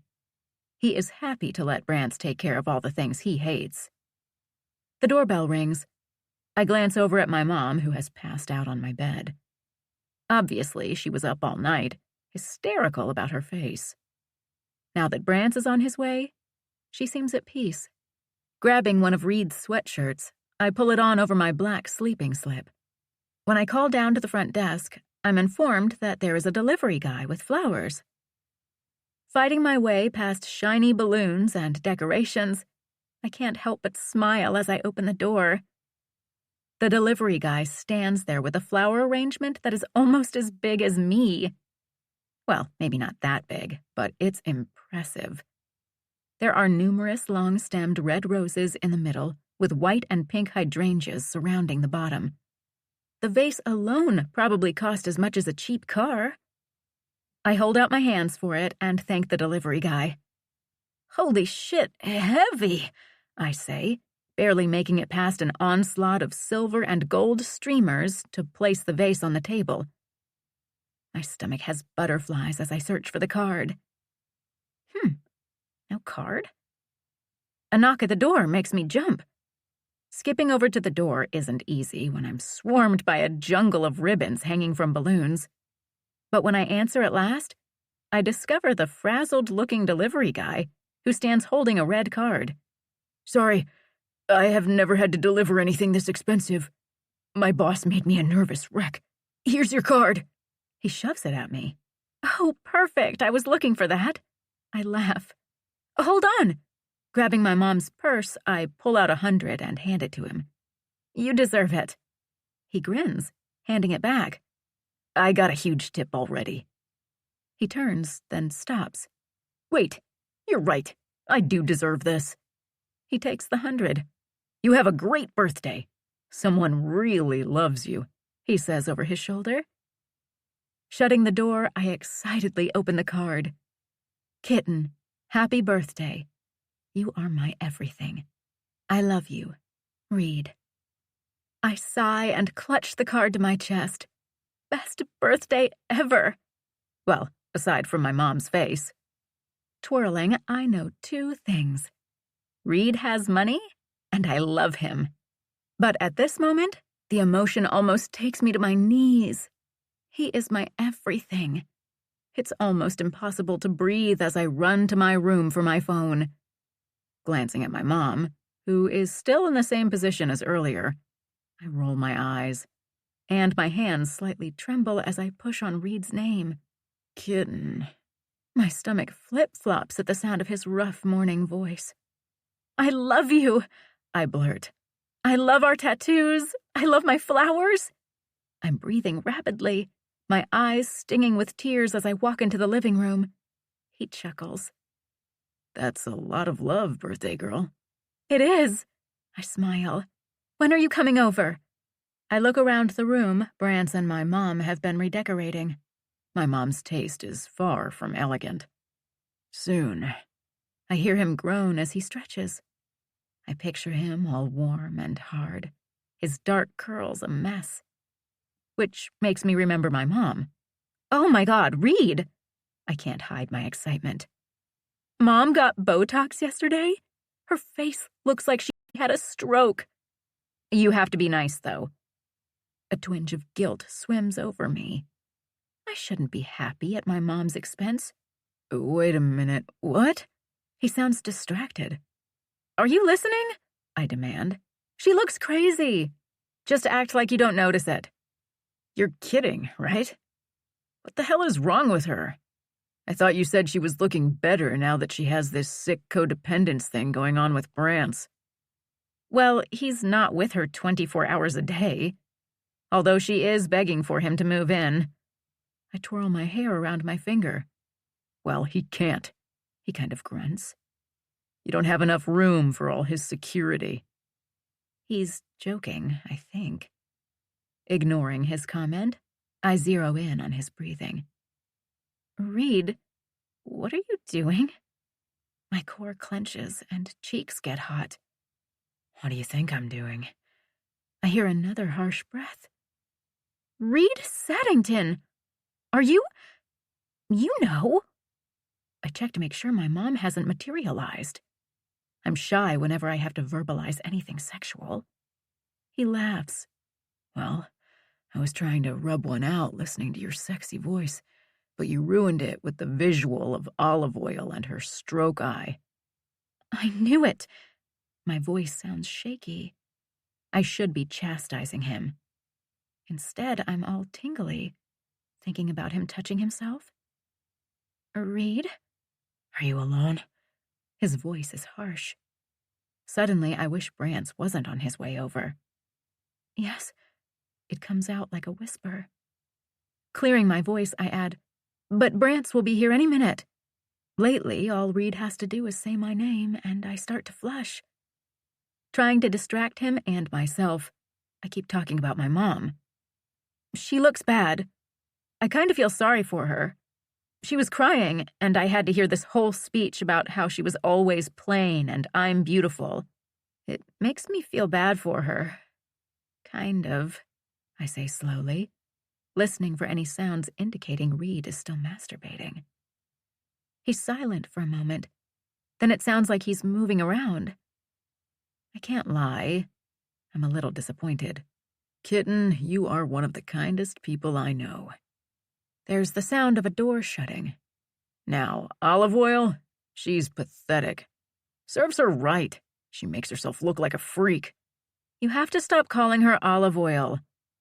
I bite my bottom lip so as not to laugh. He is right, though. She does resemble the cartoon, minus the black hair. It's my birthday. The whole place is decorated. She worked super hard on it, so try to be nice to her. Lying back on the couch, I picture Reed shirtless, his toned abs flexing down to that V that makes me drool. You're playing the birthday card today, huh? What will you give me if I'm on my best behavior? Actually, fuck that. Beyond good behavior. I'm talking major ass kissing. His voice is husky. Bolting up, I ask, what do you want? Sounding way too enthusiastic. I want to have you all to myself tonight. Me and my birthday girl. My heart races, and my stomach flips again. As I rub my legs together, a ripple of pleasure zings straight to the inside of my legs. Reed and I have been doing some major makeout sessions, but he hasn't gone any further than my breasts. I wonder what he is going to do to me tonight. I hope he makes me come. I want him to. Deal, I whisper. My eyes dart around as I wait for my mother to explode into our sphere. What was that, kitten? I smile into my phone. You're such a brat. Deal, I can't wait. Neither can I. I'll be over around 2. Claire still insisting we wear suits? Yep. Prepare yourself for Prince Charming. I love you, he says, his voice low and gravelly. Love you too. Hanging up, I literally start singing, not caring that my voice is average at best. I'm happy, so I belt out the Beatles' Birthday as I roll around the couch. My singing is cut short when our doorman calls, alerting me that Brance is on his way up. Throwing open the door, I stare, fascinated. Brance is hauling 3 large garment bags and is accompanied by a girl covered in tattoos. She has pink hair and follows him, pulling a makeup bag on wheels. Brance, what the hell have you done?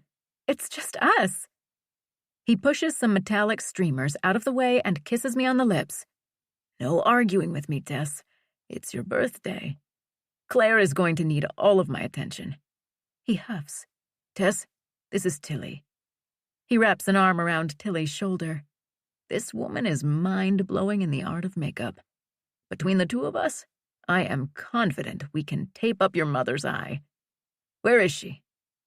His chocolate eyes roam the room, and he no doubt takes in the ridiculous explosion of party decorations, paper lanterns, streamers, and tinsel dangling from the ceiling.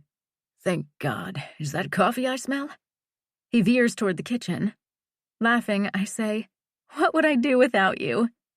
I turn to the girl with pink hair. Hello, welcome to the insane asylum. I wave my hands like I'm Vanna White. She looks around in awe. Can I get you a cup of coffee? I offer, having no idea where Brance found Tilly. She is clearly much older than we are. That would be awesome. Wow, I always wondered who actually lives in places like this. Yeah, don't hold it against Tess. She can't help that she's rich, and some decorator puked glitter all over her apartment for her big day. My eyes widen. Excuse me, what are you? He ignores me as he opens the fridge. Oh my God! Tilly has her hands over her mouth. That is your refrigerator? It looks like a cabinet. Brance and I glance at it, both of us numb to such extravagant things. She walks over to it, her hands touching how it all blends in with the wooden cabinets. So cool. Smiling, I say, 2 coffees coming up. Tilly, do you like anything in yours?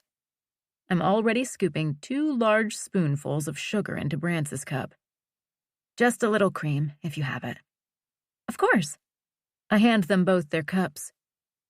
All of us turn as we hear the door open.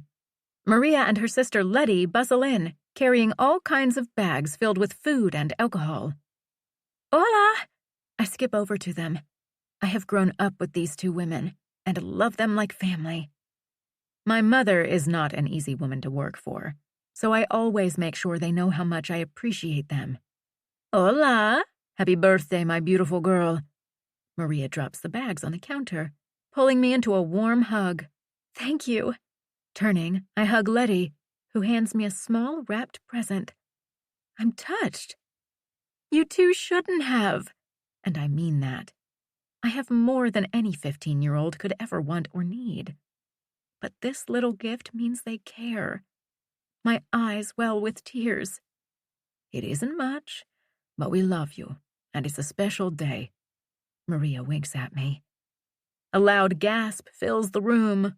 Ah, mi amor, these are so magnificent. From Mr. Reed, yes?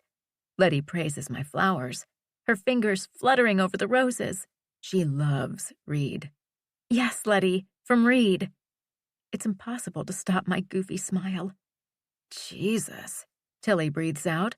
I don't think I have ever seen anything that spectacular. Your boyfriend sent you these?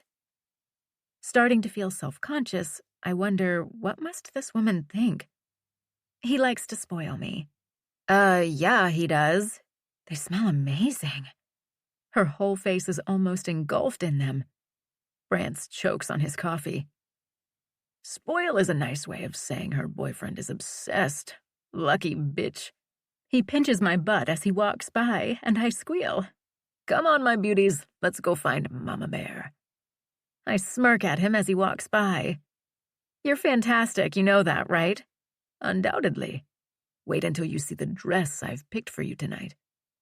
As soon as Reed sees you, he will fall at your feet and pledge his undying love for you.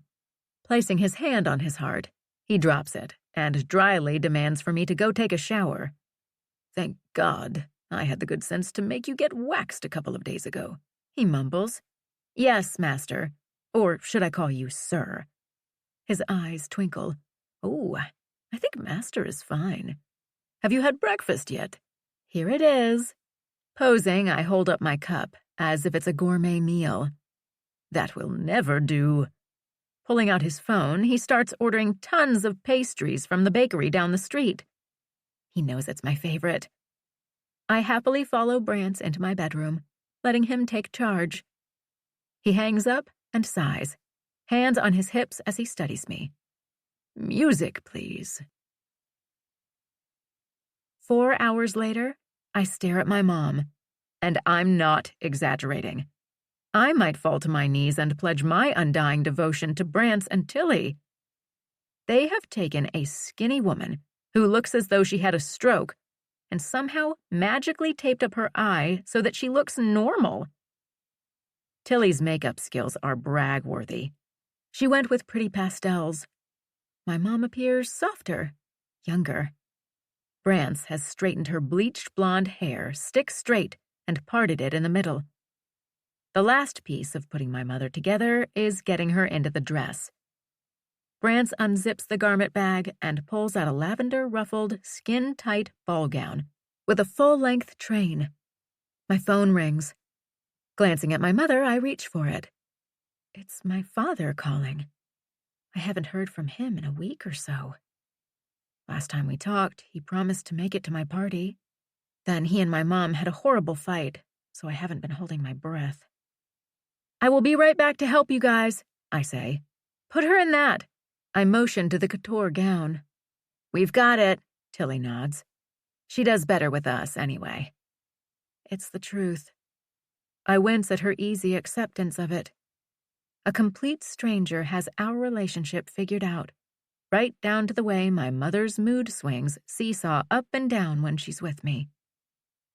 Hello? I say back into the phone, shutting my bedroom door and stepping into the gold hallway. Yes, my mother heard gold was going to be this year's fall color. Also, she thinks it means royalty. So gold it is. Tess, it's your father. His voice is curt, with no affection at all. My heart hurts talking to him. Hi, Daddy. My tone matches his. God, it's painful dealing with my parents. I'm not going to make it tonight. Wait, hold on a second, Tess. He starts talking to someone else. Unbelievable. Why do I even care? I have the most self-absorbed parents alive. Staring down at my nails, the urge to start picking at my polish is great. But a quick thought of Brance's horror squashes that. I have no idea why my dad keeps up this charade of calling me once a week. He left, and obviously he's not coming back. I used to be close with him. He was my hero. Now I see his number and groan. He hates Reed, and frankly, it's started to wear me out. Ignoring him is so much easier. His negative views about my looks, style, manners, and intelligence are endless. Not to mention his OCD is frightful. The thought that he could have passed that on to me haunts me. Tess? Tess, are you there? His voice makes me respond automatically. Don't worry about my birthday. Well, that is why I'm calling. I'm sorry, but I'm involved in a big case, and with your mother being difficult. He sighs. It's complicated. I said it was fine. I need to go. We're getting ready, I snip. Silence. Who is coming tonight? Just some friends. You're not missing anything. I can't help the disappointment from seeping out of me. I'll talk to you soon. So, Reed. His disapproval carries through the phone. Tess, I'm exhausted, and the last thing I want to do is fight with you on your birthday. Why are you so against Reed? Yes, he is going to be here tonight. He's my boyfriend. He also wants to be around me, especially on my birthday. He thinks I'm worth it. I know I'm behaving like a child. I mean, if he was home, it would be difficult for Reed to stay over. I should be happy instead of upset. Again, I'm greeted with silence, and I almost hang up. Happy birthday, Tess. The line goes dead. No wonder he has gotten filthy rich as a lawyer. He's a master liar. Blinking back my stupid tears, which are making my vision blurry, I try to even out my breathing. Why do I let him bother me? It's not like he does anything when he is home, but that kind of a lie? I miss him. He's strict, but at least he tries to stay invested in my life. More so than my mother. When I enter my room, I look at her. She's been drinking Cristal since she woke up. I should persuade her to eat a scone or drink some coffee. I can't see the full glory of her dress because she is sitting. Okay, Mama Bear. Brance coos at her, removing the champagne from her hand. Sit here and let your makeup set. Drink some coffee. I have to get Tess ready. My mom looks at him. I think that's a wonderful idea. She sways slightly. Perfect. I'll send Maria in with a fresh pot. And my feelings are going to be hurt if you don't try one of these pastries. He raises his dark eyebrows at her. She hiccups. Brance, you know I don't eat carbs. But for you, I'll make an exception. I have to look away. She's so worthless. I never realized how lost she truly is. She's only 22 years older than me, not yet 40, but so broken. Straightening my shoulders, I make up my mind. I will never let myself become her. She shouldn't have been a mother. She's far too self-absorbed. Even on my birthday, we have spent hours getting her ready. I feel like a footnote. Sit down, pretty girl. Brance and I stare at each other in the mirror. We don't talk. His eyes tell me everything. He knows how I feel. Brance gets me. Gets my sadness and the painful truth that my mother and father never truly wanted me. He starts to blow out my hair as Tilly accesses my face for makeup. The warm heat from the hairdryer gives me a false sense of calm. The conversation with my dad has made me remember that I was completely unwanted by them. My mom got pregnant to trap my dad. Even with all my beauty on the outside, they still don't want me. Not really. My dad married my mom, stating it was his duty, and they have both been miserable since. Today, on my birthday, I'm seeing firsthand how tragic she is.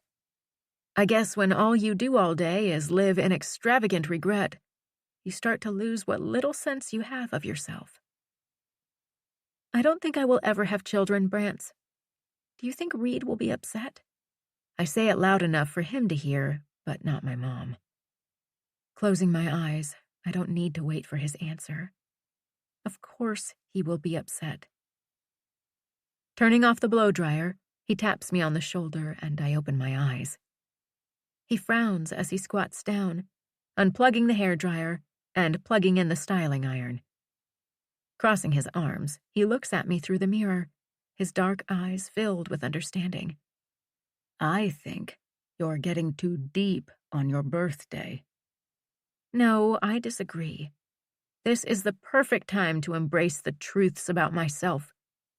Crossing my legs, I continue. I won't end up like her.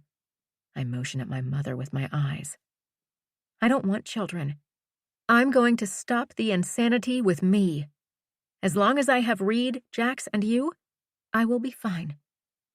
Brance looks at Tilly. Can you give us a moment? She looks relieved. I think I might get myself a glass of Cristal. We watch her walk over to my mother, who is drinking coffee and champagne. Nice. Although she does seem to be nibbling on a couple strawberries. Tilly sits next to her, and my mother happily pours her a glass. Brance tilts my head up. Tess, I refuse to let you do this on your birthday. I have worked too hard to hear this shit. We are 15. You don't want kids? Use birth control. Taking a piece of my hair, he starts pulling the iron through it. My head jerks. He's not being gentle, frustration oozing out of him.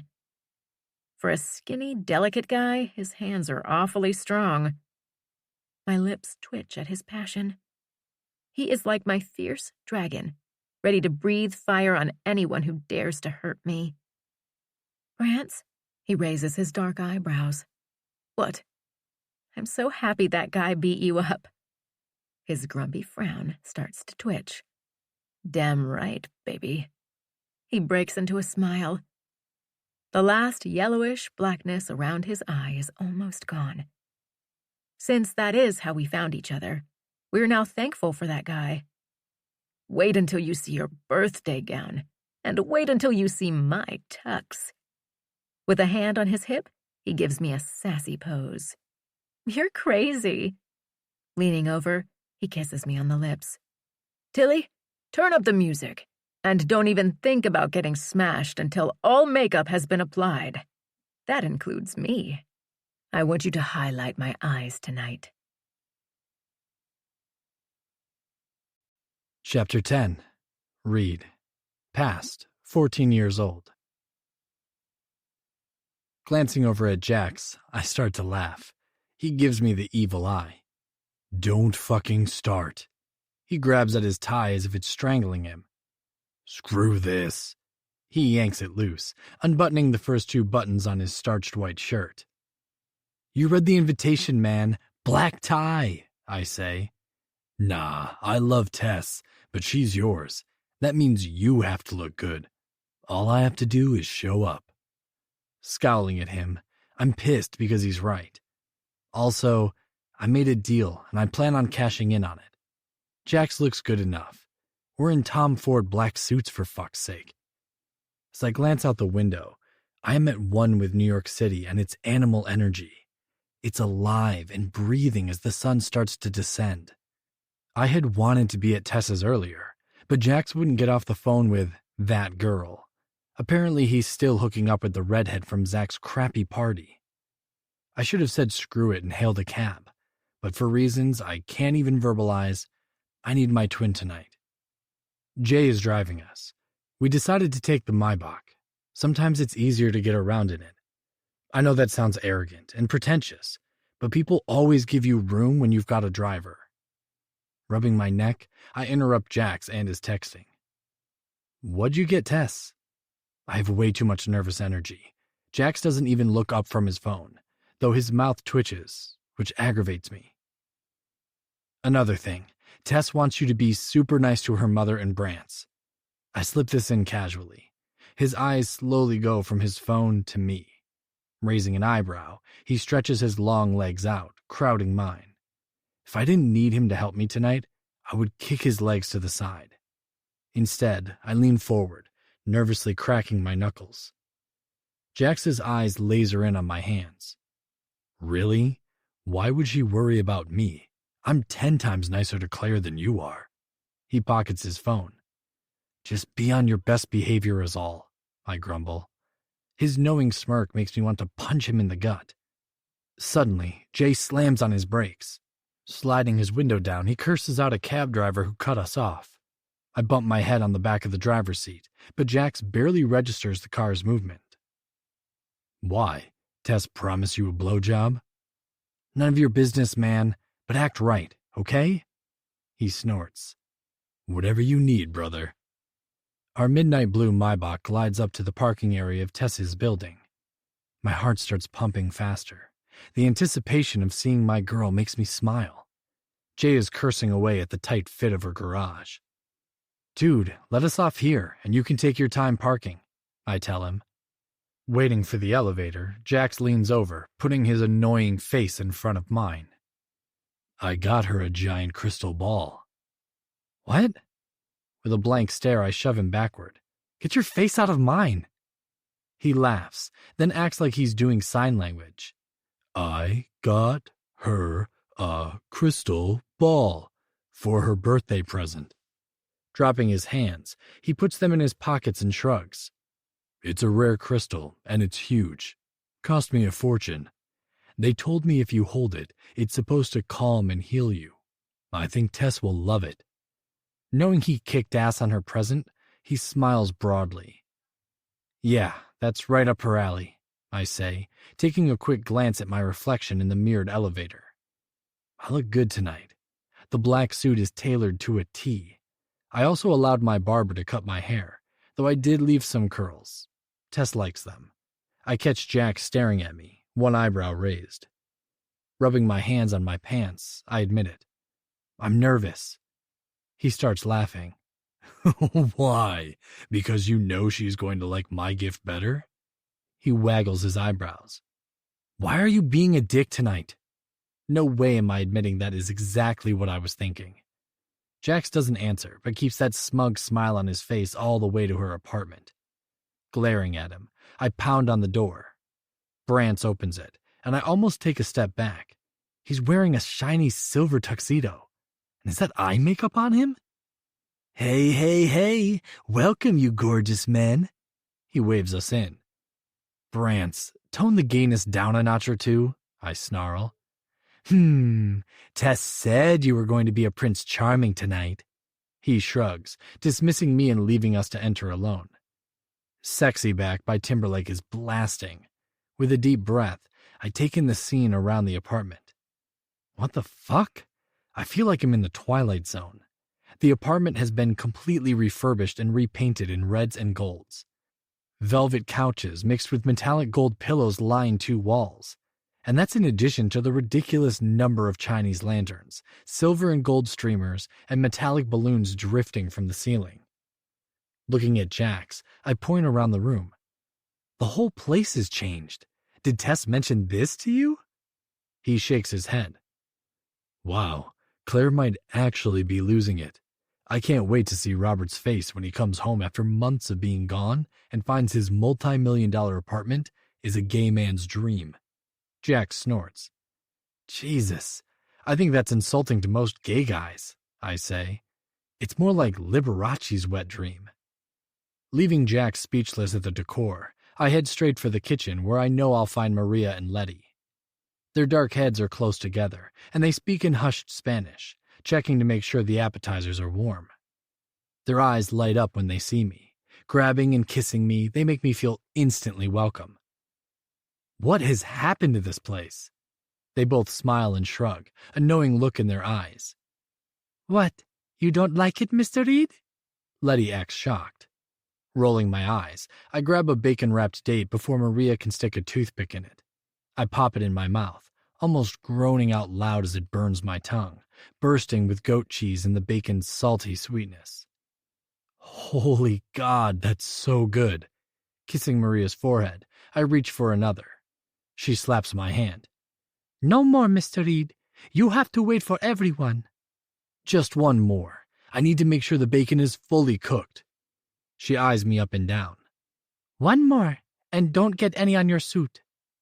Hugging her, I ask, so what's the story with Claire and Robert? Are they getting divorced? Because if they're not, they will be when he comes home. Both giggle at my joke. Unfortunately, I'm kind of serious. Is he going to be here tonight? Tess hasn't mentioned it, but I know she wants her dad to be here for her birthday party. Maria looks at the doorway, then lowers her voice. We have not seen Mr. Robert in months. Mrs. Claire was fighting with him on the phone a couple days ago, though. She shakes her head disapprovingly and bites her lip with worry. I don't think he is going to show tonight. Asshole. Robert has never liked me, so I'm not a fan. In the last year, I think I've seen him twice. The doorbell rings, breaking up our gossiping. Assuming it's my parents, I allow Jax to let them in. Putting my arms around Maria and Letty, I squeeze them tight. I'm going to go find Tess. I'll see you two later. When I wink at them, they laugh, then chastise me for stealing another hors d'oeuvre. Jesus. Shaking my head at the gaudy gold hallway, I make my way to Tess's room. When I stop at the door, I'm almost scared of what I'm going to find. Not bothering to knock, I open it. I can't get a good look because Tess, some tattooed girl with pink hair, and olive oil are all screaming at me. I start laughing at the stupidity of it all. Brantz appears and shoos me out, shutting the door behind us. What the hell has happened to this place? He stares at me, arms crossed. We need to talk, I say, motioning with my head for him to follow. This conversation is long overdue, especially with his decorating and how it seems he is becoming Claire's life coach. He keeps up with me. His dark eyes show no fear. If anything, he seems to be trying to decide if I'm good enough to bother with. Snorting at his smugness, I enter the library/billiard room, meaning it is surrounded with books, and in the middle of the room is an ornate wooden pool table. This is one of Tess's and my favorite rooms for numerous reasons. Brantz moves to a love seat in the corner. He glances around, taking in the hunter green walls and dark wooden bookshelves as if he can't wait to get his hands on it. Touch anything in this room and you lose a testicle. I'm serious, Brantz. Consider this my room, and I like it the way it is. He snickers. Reed, I can't wait to hear what you have dragged me in here to tell me, or are you only going to threaten me? The guy's got balls, I'll give him that. No one talks to me like that except maybe Jax. Sitting down across from him, I place my elbows on my knees and lean forward. Look, Tess needs a friend. She has decided that's you. You fill some void in her life. Sitting back, I add, but I need you to know that I always come first. Silence fills the room. Brantz maintains eye contact with me. Slowly he smirks. Of course Tess loves you. I would never dream of coming before you. He crosses his leg. Unless you do something, where I have to step in and be first. I raise an eyebrow. What does that mean? My voice is low. He shrugs. Nothing, Reed. He stands. Now, I need to finish Tess's hair. Wait, what? I'm confused at this guy's gall. I need to talk to Tess for a second. Brantz smooths out his jacket with his hand. Yeah, no, it's bad luck. What are you talking about? This isn't our wedding day. He sighs dramatically. Reed, you can't rush beauty. Why don't you go wait in the main room and have some more appetizers? I can smell the bacon on you.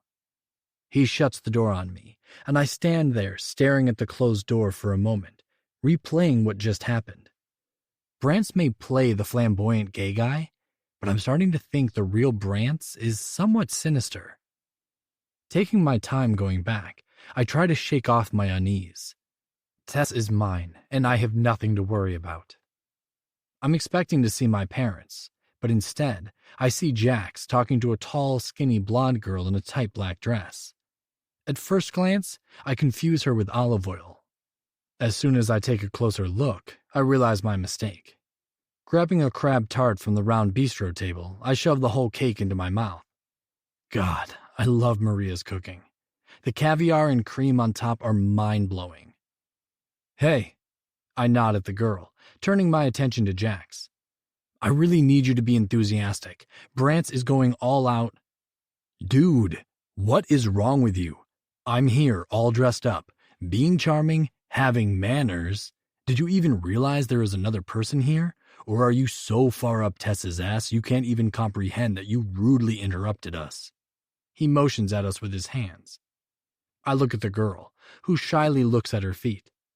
Shit, sorry. I'm Reed, and I have no excuse for that. My brother's right. That's okay. I get it. Her voice is soft. I take a closer look at her.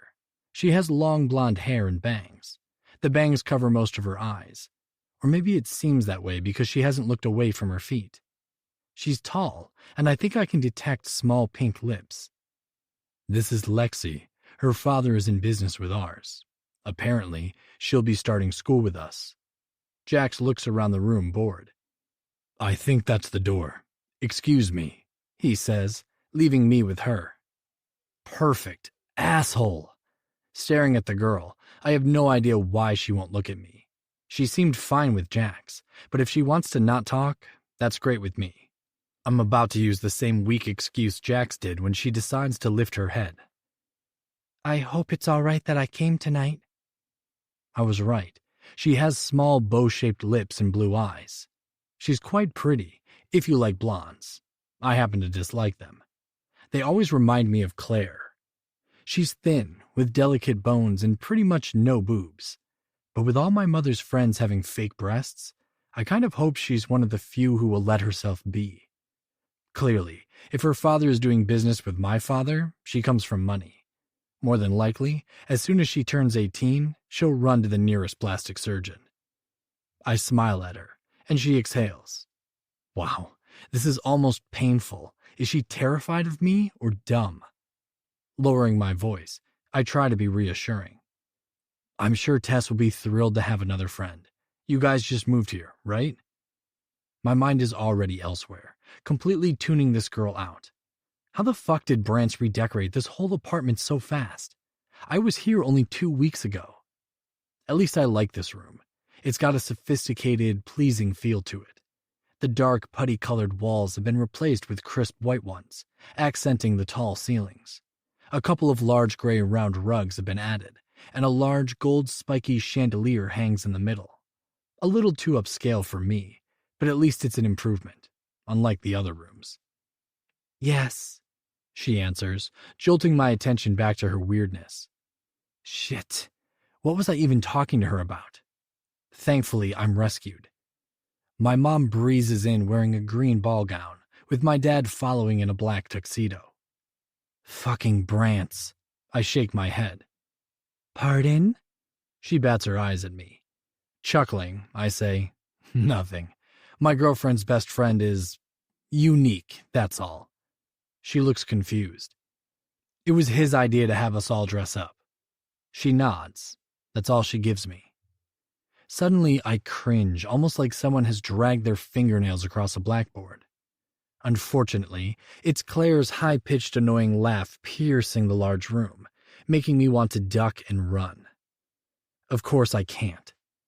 Excuse me, I have some ass-kissing to do. She opens her mouth. However, I walk away. I know it's rude, but I did my duty, and Jax can step up again. Reed! My mother's face is flushed. Clearly, this isn't her first glass of champagne. Come here! She waves me over, animated. Looking at the tall couple standing in front of me, I extend my hand to what must be Lexi's father. Nice to meet you, sir. I'm Reed. Oh, such lovely boys, the tall, plastic blonde woman gushes. Yes, Dimitri and Anna, this is our other son, Reed. My mom beams at me. I just met your daughter. It's all I can think of saying. Looking over their shoulders, I notice Olive Oil is whispering something to Maria. I almost rub my eyes in disbelief. She looks like a real person. Her makeup is soft and her dress is awesome. Breaking away from my parents and Dimitri and Anna, I reach for her elbow. Claire, you look beautiful. She looks so happy, her eyes mist up. I almost feel guilty about all the things I say about her. Almost. Reed. Her bony hands grab my arms. She must see I'm truly being sincere because she throws herself into my arms. There goes feeling sorry for her. Stiffly, I pat her back. I can't cry. Brantz will never forgive me, and it would mess up Tilly's taping of my eye. She blinks, and her tears instantly evaporate. I can't help but chuckle at her dramatics. I want to whisper that she probably doesn't want everyone to know that she has a fucked up eye because of Botox. Instead, I grab her hand and kiss it.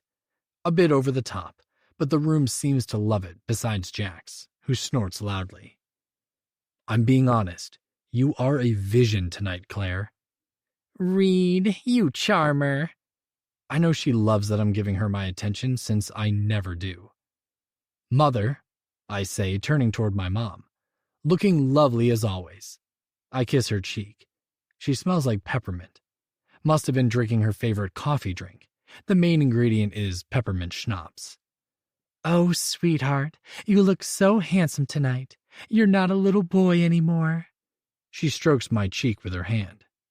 Brad? Her voice is loud. What are we going to do? Our babies are growing up so fast. Clutching his jacket, she looks a little unsteady. Dad, how much has she had? I ask, arching my brow. He laughs. Don't worry about your mother, Reed. I've got her. He winks at me. Frowning at him, I turn away. The last thing I need is a visual of my parents. Holy shit. Jax exhales as he stares at the double doors that have been painted a silvery blue. Following his eyes, Brant stands to the side, allowing me the most stunning view I will ever need. Tess. My heart is thudding so hard I don't even hear the classical music playing anymore. I'm so fucked, so ruined. I'm unable to move, even speak. Vaguely, I hear my brother say something. Holding up my hand to shut him up, my eyes sweep her form, seeking her eyes. Like a magnet, she moves toward me. God, that fucking walk of hers gets me every time. My hand goes to my chest. It hurts to look at her. She wears a red chiffon dress. Well, I think it's chiffon. I have no fucking clue. All I know is that it's tight around her breasts, making them almost spill out, and the waist is covered with what looks like small pearls. Layer after layer, the rest of the dress makes her look like a princess. Tessa's body always drives me crazy, but in this dress? Brant is whispering like a proud father, something about Dior. All I see is the most exquisite girl in the world. Her dark brown hair is straight and shiny, parted in the middle. Her eyes are smoky, and her puffy lips are red, matching her dress. She stops when she gets close to me and twirls. Time slows, and everyone fades into the freshly painted white walls. It's only us. As she twirls, the dress expands, like a butterfly, and I inhale again. Her face looks so happy. Like a flawless angel, she throws her head back and laughs.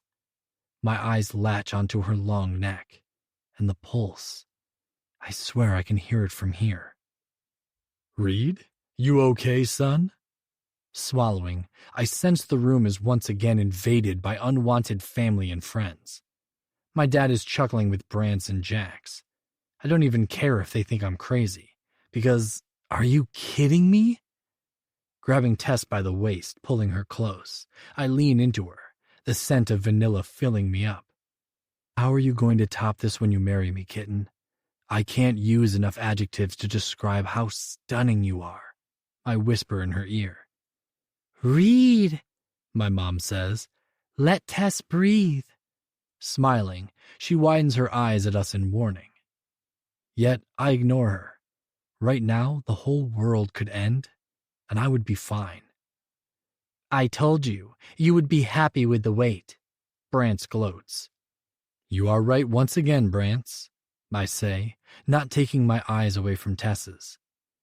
Interrupting my Tess high, Anna, the Russian woman, blurts, Oh, they are serious, huh? Disapproval drips from her. Tess glances over, looking as aggravated as I am. A small frown appears. I almost kiss it, but that would lead to more inappropriate displays of affection. Obviously, no one thought to give the birthday girl a heads up that strangers were crashing her party. Kitten, this is... Christ, I'm so caught up in her web, I can't even remember my own name, much less theirs. Oh, right. Tess? Claire steps forward. I forgot to mention that Brad and Caroline brought some friends. Waving her hand at Dimitri and Anna, she kind of stumbles over to the blonde girl. And this is their daughter, Lexi, right? She looks to my mother for confirmation. Lexi is going to start school on Monday with you guys. She smiles, and the big balls of collagen in her lips look like they might pop out. We thought it would be nice for her to have some friends. What better way to get to know each other than at a party? She sings the last part. Christ, I mumble. Tess is stiff throughout all of her mother's ramblings. My mom smiles and walks over to Lexi, gently bringing the girl forward. You guys go have fun. Like we're children. She reaches for another glass of champagne. Lexi stares right at Tess. She's taller, standing next to my Jewel. Everything about her screams average. Tess cocks her head and extends her hand. Lexi hesitates, then peeks at me as she shakes it. An awkward and weird silence fills our small circle. Thankfully, Jax grabs Tess, swinging her around. She screams, trying to grab onto a white cushion on one of the couches. The bad energy evaporates as my twin twirls her faster. She squeals as one of her high heels almost knocks over a large glass vase. "Jackson Bradley Ian Saddington, knock it off," my mom yells. I'm sick of it too. Jax is way too affectionate with Tess. It was fine when we were young, but now this shit needs to stop. Claire isn't even fazed. She must be drunk. How else is she not seeing this? She claps her hands and announces that dinner is being served. "Jax," I hiss, "put her down." He grins at me, gives her one last tight squeeze, then lets her go. "Reed, lighten up." "Then don't touch Tess." Reaching for her, I tuck her into my arms, kissing her forehead, inhaling the fresh scent of her hair. "Why won't everyone leave us alone?" I grumble in her ear. "Because it's my birthday." Her delicate fingers run through my hair. "I missed you today. It scares me how much I need you." Her raspy voice hypnotizes me for a moment. Lifting her finger, I lightly bite it. "I don't want you to be scared. I want you to always need me." Hearing her exhale, I flash her a grin. She pokes her finger in one of my dimples. She has a thing for them. "So bad." Jax makes a gagging noise, then turns to talk to Brantz. That's when I make my move. Taking Tessa's hand, I maneuver her around the corner and into the gold hallway. Pinning her up against the wall, I can't help myself. My nose goes straight for her throat. That seems to be my weak spot today. Every day it's a different part of her. I wasn't going to do anything other than tell her I love her. But now that we're alone and the loud laughter is in the next room, my mouth attacks her neck. She groans. The sound makes my dick hard. Well, harder. She inhales, taking my breath with her. I feel that rush of love, energy, chemistry. It zings through my body, making me invincible. I kiss the side of her mouth, loving the way her lips feel like velvety softness. My tongue wants in. "Kiss me, kitten," I whisper into her mouth. Her sapphire eyes narrow as she parts her lips. My head feels light as I dissolve into her, claiming her perfect mouth. "Tess." My erection is rapidly taking control of my brain. Reaching for her glossy brown hair, I tighten my fist around it. Tight enough that she's mine, my prisoner. I want her like this always. She doesn't stop me. If anything, her breathing gets harsher. "You look so hot like this. So beautiful and helpless." Swooping down on her, I wonder if this feels as good to her as it does to me. Tess is the only girl I've kissed, but I think I'm a natural because she seems as hungry as I am. Our mouths tangle, teeth clash, and for a split second, it's the most simple, primal feeling. It feels too powerful, almost like the world has stopped spinning and only our tongues and breath are keeping everyone alive. Her hands are touching my neck, pulling me closer. My dick is so hard it's painful. Letting go of her hair, I reach for her right leg, raising it. This dress is nothing but layers of gauze, making it easy to press my throbbing shaft against her. Holding her hip, I start to move on her, rubbing back and forth against her pussy. "Oh, God, Reed," she moans in my ear. Suddenly, my name is all she can say. I pull back so that I can see her bewitching face. "Kitten," I whisper, kissing her neck again, my tongue licking up and down. Like a vampire who needs blood to survive, I desperately want to sink my teeth into her creamy neck, marking her as mine.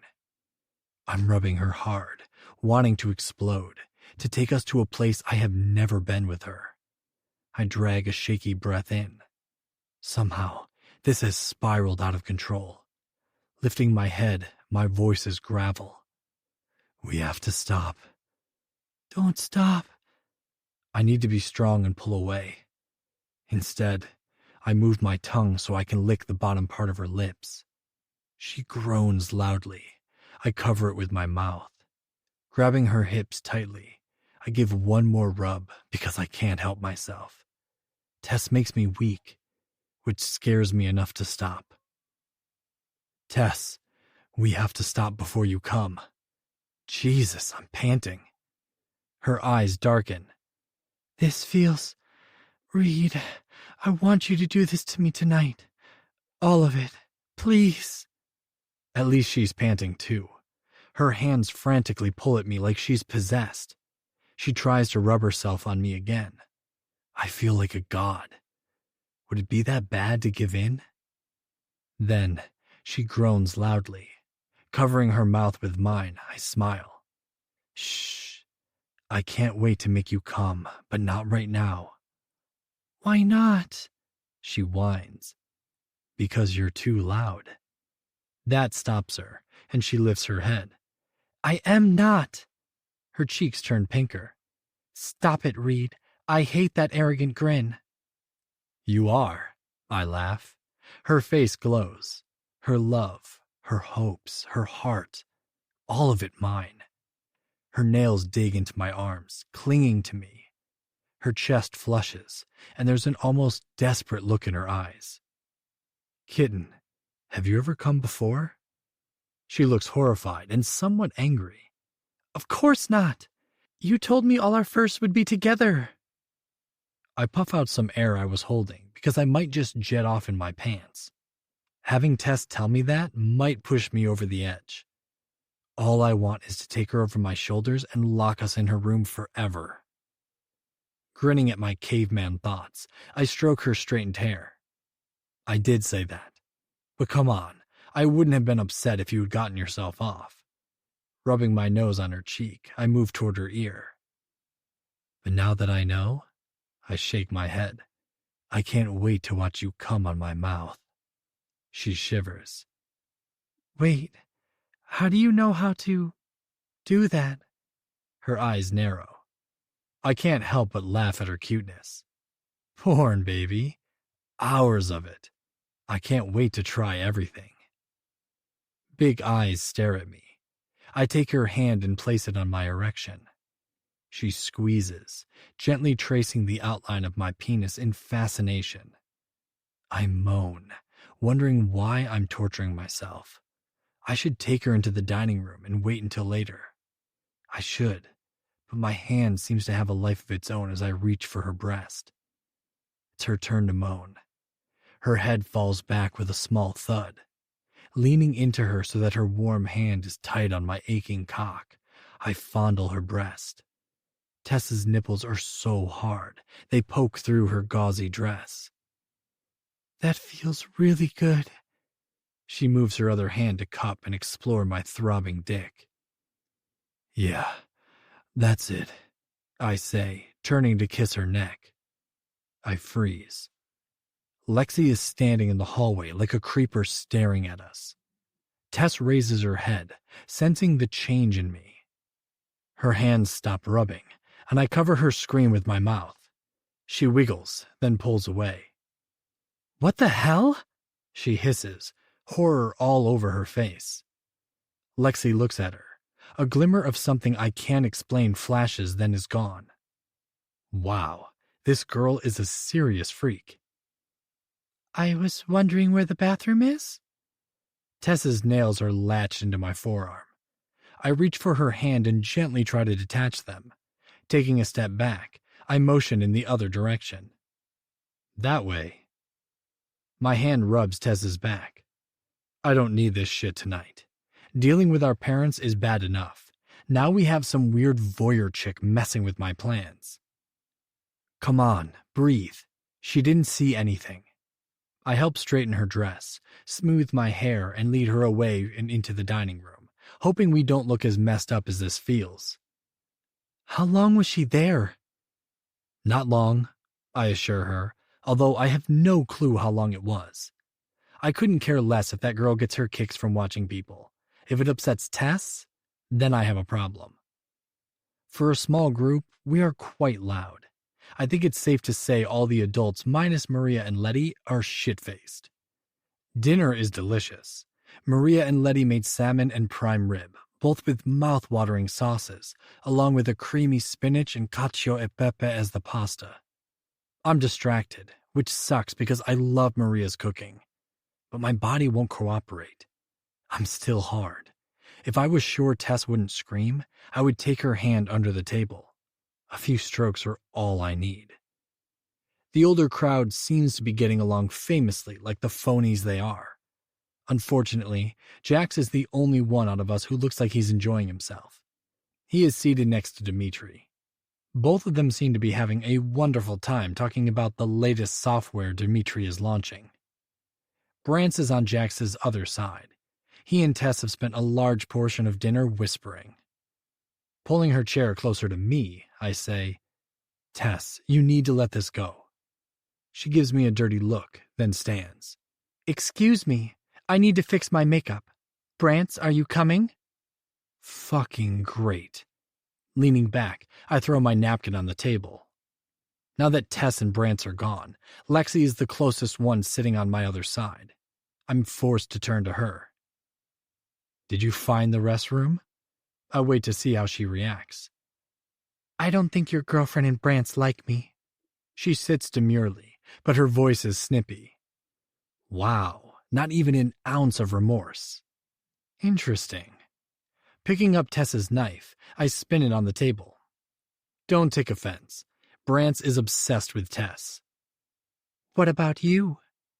She takes a sip from her water glass, her gaze on the silver knife spinning, which is annoying since she seems to have no problem looking at anyone else. "Look at me," I snap. Her eyes instantly respond, and a strange sense of power surges through me. I clear my throat. "Sorry, it's been a long day. Tess is mine, has been from the moment I saw her." I have no idea why I'm telling a weird girl this, except that she seems fixated on me, and I need to let her know that I'm not an option. Grabbing the knife, I set it back in its spot. "Yours? As in, you think you own her?" This time she does look at me. Taking a sip of my water, I leave her hanging, not giving her anything. "So, I guess we can't be friends then? She doesn't seem like she wants to share." No, she's as possessive as I am. I'm getting sick of her, and this conversation. "And yet you are fine with her relationship with Jackson Brance." She snaps back. There's a darkness in this girl. She makes me uncomfortable, guilty. It's an unusual feeling for me. Tess is the one who loves to indulge in blameworthiness. I scan the lavish table for help. Everyone is happily talking over each other. Pushing my chair back, I stand. "I think we're getting ready for cake and gifts," I say, starting to get pissed at this whole night. Lexi slowly rises, but my stare freezes her, and she sits. "Jax?" I raise my voice to my brother, who is still having a heart-to-heart with Dimitri and his bottle of Russian vodka. "I'm going to get Tess. Can you keep Lexi company?" He motions for her to come to him. "Sure. Come on over here, Lex. Tell me all your hopes and dreams." He laughs as he takes another shot of vodka. Not caring what she does, I go to retrieve my kitten. On my way to Tessa's bedroom, I'm distracted by Lexi's creepy energy and the gold walls in the hallways and the endless supply of bouncing balloons. I hear Brance and Tessa's conversation easily, and I'm not even at her door yet. "She's after your man, Tess." I hear his voice. "Do not engage with her without me." "She's a freak. Who watches people?" she hisses. "You keep saying that. What exactly did she see?" His voice sounds impatient. "What do you think, Brance? Reed was kissing me and doing things." God, I love her. She's stuttering, and I can't help but smile. Leaning my arm in the doorway, I watch them quietly. Brance is now attacking her hair with a brush. The dark tresses look like shiny brown silk. "So, she was watching you with Reed?" He waits. "Tess, why are you getting shy? It's me. What was Reed doing? Details. He snaps his fingers. Okay, calm down. She turns to him. He was, rubbing himself on me and touching my boobs and, oh God, I'm mortified. She covers her face. He shakes his head, pointing the silver hairbrush at her. Fuck. I told you she is into dark shit. Did you see how submissive she is with Reed? What? She drops her hands. You're freaking me out. I can't deal with this on my birthday. What does that even mean, dark shit? What do you think it means? Brance is getting worked up. She's a bad egg, fucked in the head. He waves the brush around wildly. I'm sure she likes whips and chains. I have seen plenty of them with my father. We need to shut her down before she does any damage. His voice is tight as he slams the brush down on Tess's vanity. Okay. Brance is plotting, slamming, and upsetting Tess. Time to step in. The last thing I need is more drama tonight. I enter the room, moving past the frilly bed loaded with stuffed animals and pillows. What are you two doing? They both jump. I take in Tess's room. I'm guessing she politely declined Brance's decorating skills, or he's been too busy. Whatever, her room is still the same cheery yellow it always has been since we were little. Reed! I hate when you do that, Tess screams, putting her hand to her chest. Brance gets in my space. I'm explaining that some people are just bad. Jerking his head, he glowers at me. And that girl is fucked in the head. Again, I'm surprised at him. I mean, he's right. There is something wrong with Lexi. But invading my space is only permissible with Tess. Pushing him away, I rub her arms soothingly. Calm down and stop scaring her, Brance. I glare a warning at him. Snorting, he lifts an eyebrow at me. Kissing her forehead, I say, You know you have nothing to worry about, right? Tess licks her lips. Tess? I frown at her lack of response. What on earth is going on? Claire stumbles in. Literally. We have to cut the cake. Tess jumps again. Relax, kitten. Great. Brance has completely freaked her out. Hello? Claire snaps her fingers, only they don't snap.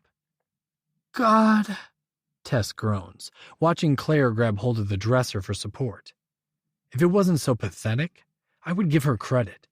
It takes skill to get fucked up and walk in 5-inch heels. I can't believe she's still standing. Tess sighs. Maybe you should eat something, Mom, or have a glass of water. She wrinkles her nose at her mother's unsteady form. Her mom waves her hand. I'm fine. She nearly trips over her train as she turns. Here, let me help, Mama Bear. Brance takes her arm, steadying her. As he guides her, she clutches him as though he is her lifeline. Claire, why gold in the hallways? I have to ask as we trail behind them. Gold is the color of royalty, Reed. Her voice is snippy. You might want to research that one.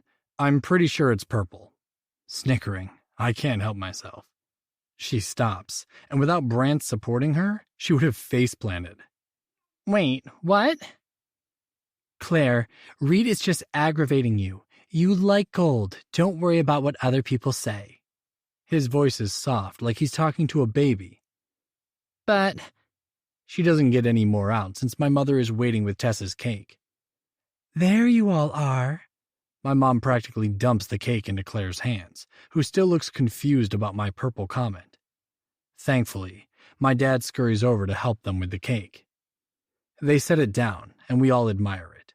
It's large and silver with some sort of glittery shit on it. Shall we? Claire asks, motioning for Letty to light the candles. Maria turns down the lights, the candles casting a pleasant yellow glow. As I hold Tess from behind, we all sing happy birthday, then wait for Tess to make her wish. Here's the thing. Tess takes forever making her wishes. From the time she was a child, she would sit with her eyes closed. Jax and I used to love to make fun of her. Finally, her eyes open, and she blows out all her candles. Gift time! I clap my hands, and everyone looks at me while I steer her into the main room. The sooner we get this over with, the sooner we can kick everyone out. Reed! My mom sounds appalled. What? I snap. Son, we need to eat the cake?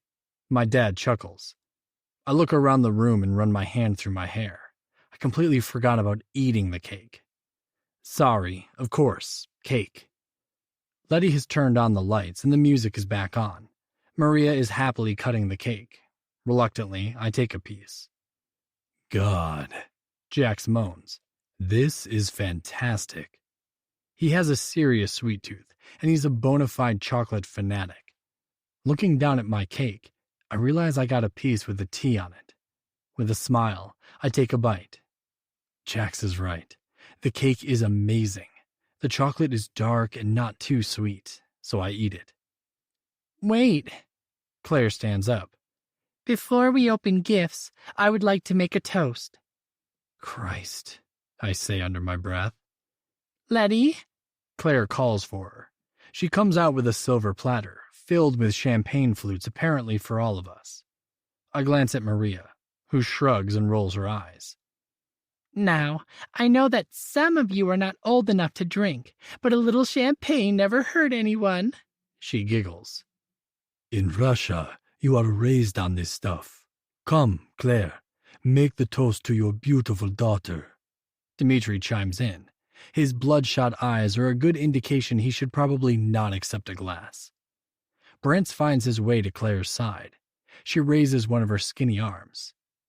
To my baby. Happy sweet 15. She dabs at her eyes. The fucked up one is starting to droop again.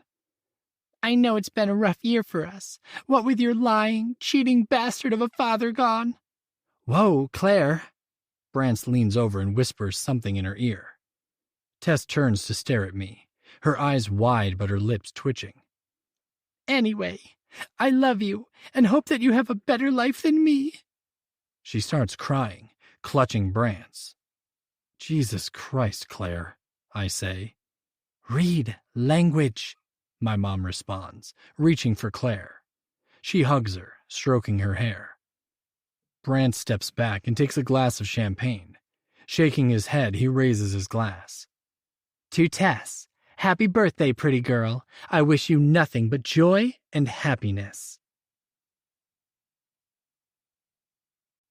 Chapter 11. Tess. Everyone is cheering at Brance's toast. Well, everyone besides my drunk mother and the psycho chick. Again, resentment wiggles inside me like a worm inserting itself into the dirt. I hate that in some ways she is right. My dad isn't here, and the reminder of my father's stupid phone call gets me fired up. Quite frankly, my feet hurt, and I'm sick of 90% of the people in this room. Reed touches my chin, forcing our eyes to meet. Let it go, kitten. You know it's the alcohol. He knows me so well, and I smile, already feeling better. Finish your cake. I want to give you your present and get everyone out of here. Not even bothering to whisper, I say, my mom makes me sick. She's a complete waste of oxygen. Yeah, she's on a roll. I shake my head. Her speech about my dad hit a nerve. Nothing like airing our dirty laundry in front of the Russians. Does she always have to humiliate me? My eyes shift over to Lexi, her weird smile making me uneasy. I don't like her. I've never felt such an instant repulsion for someone. She reminds me of a black widow, waiting quietly in the dark. Reed? My hand clutches his forearm. Yes? I'm ready for presents. Moving my eyes away and back in Lexi's direction, an odd anxiety engulfs me. That sense of unease that you can't explain, but you want it to go away. You okay? Reed's turquoise eyes take me in. I'm ready to be alone with you. He nods, turning to the drunken messes we call our parents. It's gift time. His strong voice makes everyone respond. He sits me down in a large, soft gray leather chair. I check to see if my mom has stopped her drunk crying. She hasn't. Jax hands me a large silver box, plopping it onto my lap. Mine first. He flashes me those identical Saddington dimples. I love it already. I touch the white ribbon on it. Open it, Tess. With his large hands, he starts to help me unwrap it. You're the best, Jax. He's so excited. I can't help but giggle with him. What did you get me? Opening the top, he rolls it out of the box and onto my lap. My eyes go wide. It's an incredibly large crystal ball, the size of a soccer ball. Holy God, this is heavy. Reed helps me hold it, so I can show everyone. Not that anyone but Brance and Creepy Girl are paying attention. It's heavy because it's a real crystal ball. It will protect and calm you, sis. My eyes fill up with tears. I can't believe how much I love this. I hand it to Reed, so I can hug Jax tightly. Love you. Love you too, he whispers back. As I sit back down, Brance disentangles his hands from my mom, who clutches at Caroline as he moves away. Gross. I mean, come the fuck on. My eyes narrow as he places the pretty pink box in my lap. What is wrong with you? He smiles and winks. Somehow I think I know what this is. Ripping open the paper, I hold up the firm beige box with the white Christian Louboutin Paris logo on top. Brance and I were drooling over them the other day, but I walked away after I saw the price. You're crazy! The dress? And now these shoes? I shake the black heels for effect. What are you, the son of a billionaire or something? I tease. Only for you, pretty girl. A wave of emotion bubbles up out of nowhere. I truly am lucky. I might have crappy parents, but I'm loved. Thank you, I whisper. He squeezes my shoulder. Dimitri and Anna hand me an envelope, which I'm sure is full of cash. I choke out a thank you and hear my mother mumbling to Caroline about their gift. Rolling my eyes, I glare at her and cringe. All the work Tilly and Brance did taping up her eye has vanished, and she looks like an emaciated stroke patient again. Only she's wearing a couture gown. Caroline pats her shoulder, taking a slim box from my mom. It's from your mother and me. Thank you, Caroline, I say, hoping my mother hears my jab. She's still sniffling, loudly. Untying the pink bow, I see an itinerary for Fashion Week in Paris in September. Wow! The fake smile is firmly plastered on my face. I so do not want to go. Thank you, Caroline and Mom. Caroline hugs me. We'll take the private jet. You, me, Claire, and Brance.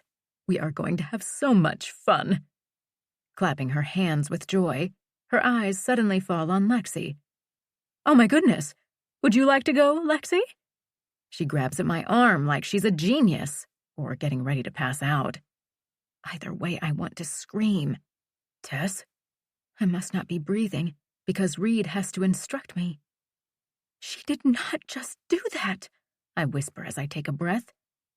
Reed's hands massage my bare shoulders. The room is silent. I guess because I can't form words. My manners have completely left me. Reed clears his throat. Mom, you can talk about all that later. It's my turn. His eyes darken. He squats down to me, and I have never been more grateful or turned on. His turquoise eyes and long black lashes make me warm in all sorts of places. His full lips spread into a grin as he hands me a small box. Excitement makes my hands shake as I unwrap it. Sucking in my breath, I take in the bright red box and sparkly gold letters. They tease me. Cartier, nice, Reed, Brance murmurs. Reed, I exhale. Open it. His eyes are gentle.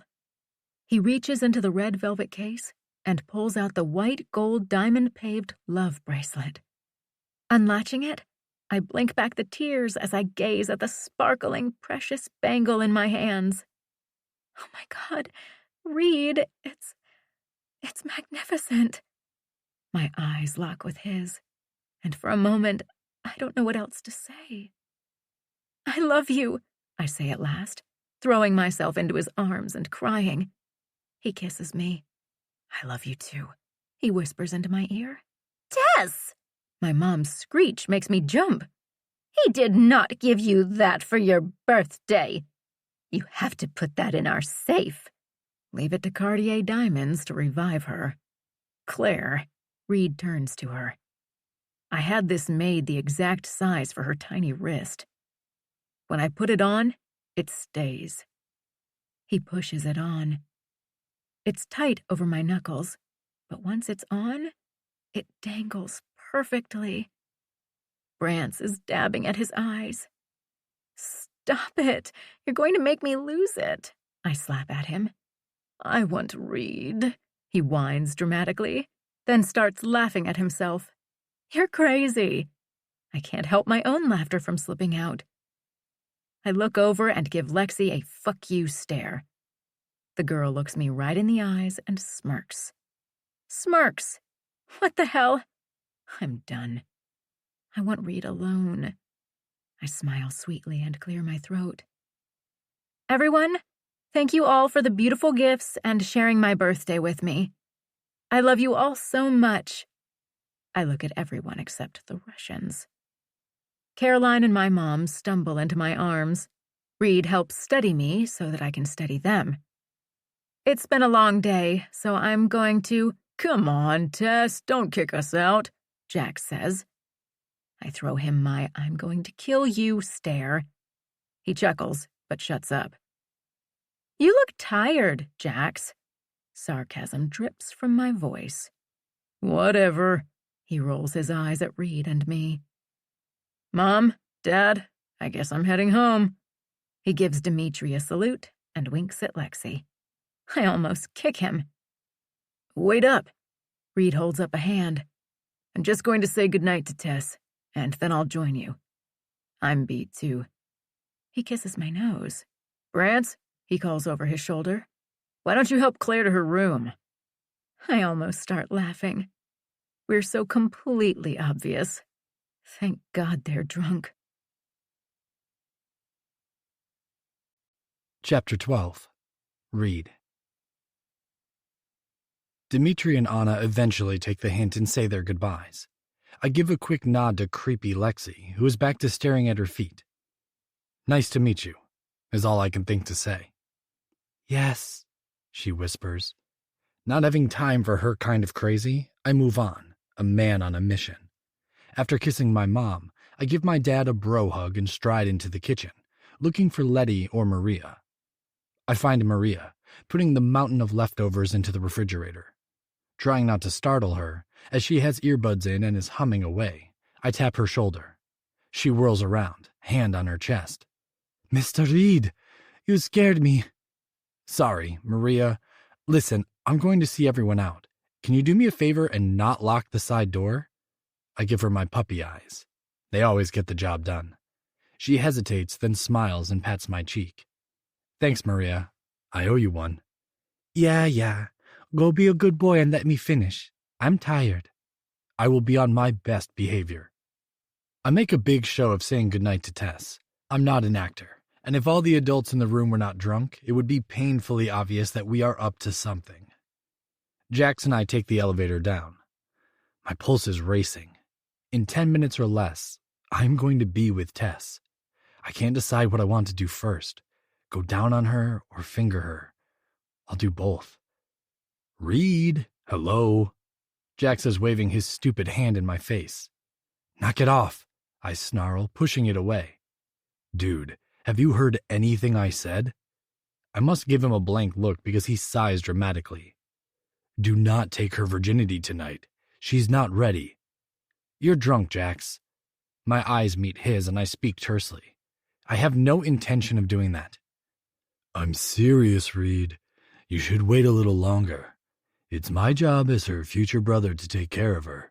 he says, pushing himself off the elevator wall as it opens to the parking garage. I'm a little insulted you think I would ever do anything to hurt Tess. Just don't, Reed. He points at me and weaves slightly as he moves forward. What the hell happened to him? Jay yells, helping him into the car. The Russians. As if that explains it all. Stepping back into the elevator, I hear Jax plead with Jay to take him to one of his buddies' strip clubs while the doors are closing. Leaning my head back, I'm way too excited. My dick is already hard as a rock. Entering through the side, I hear my mom and dad. They are still talking with Dimitri and Anna.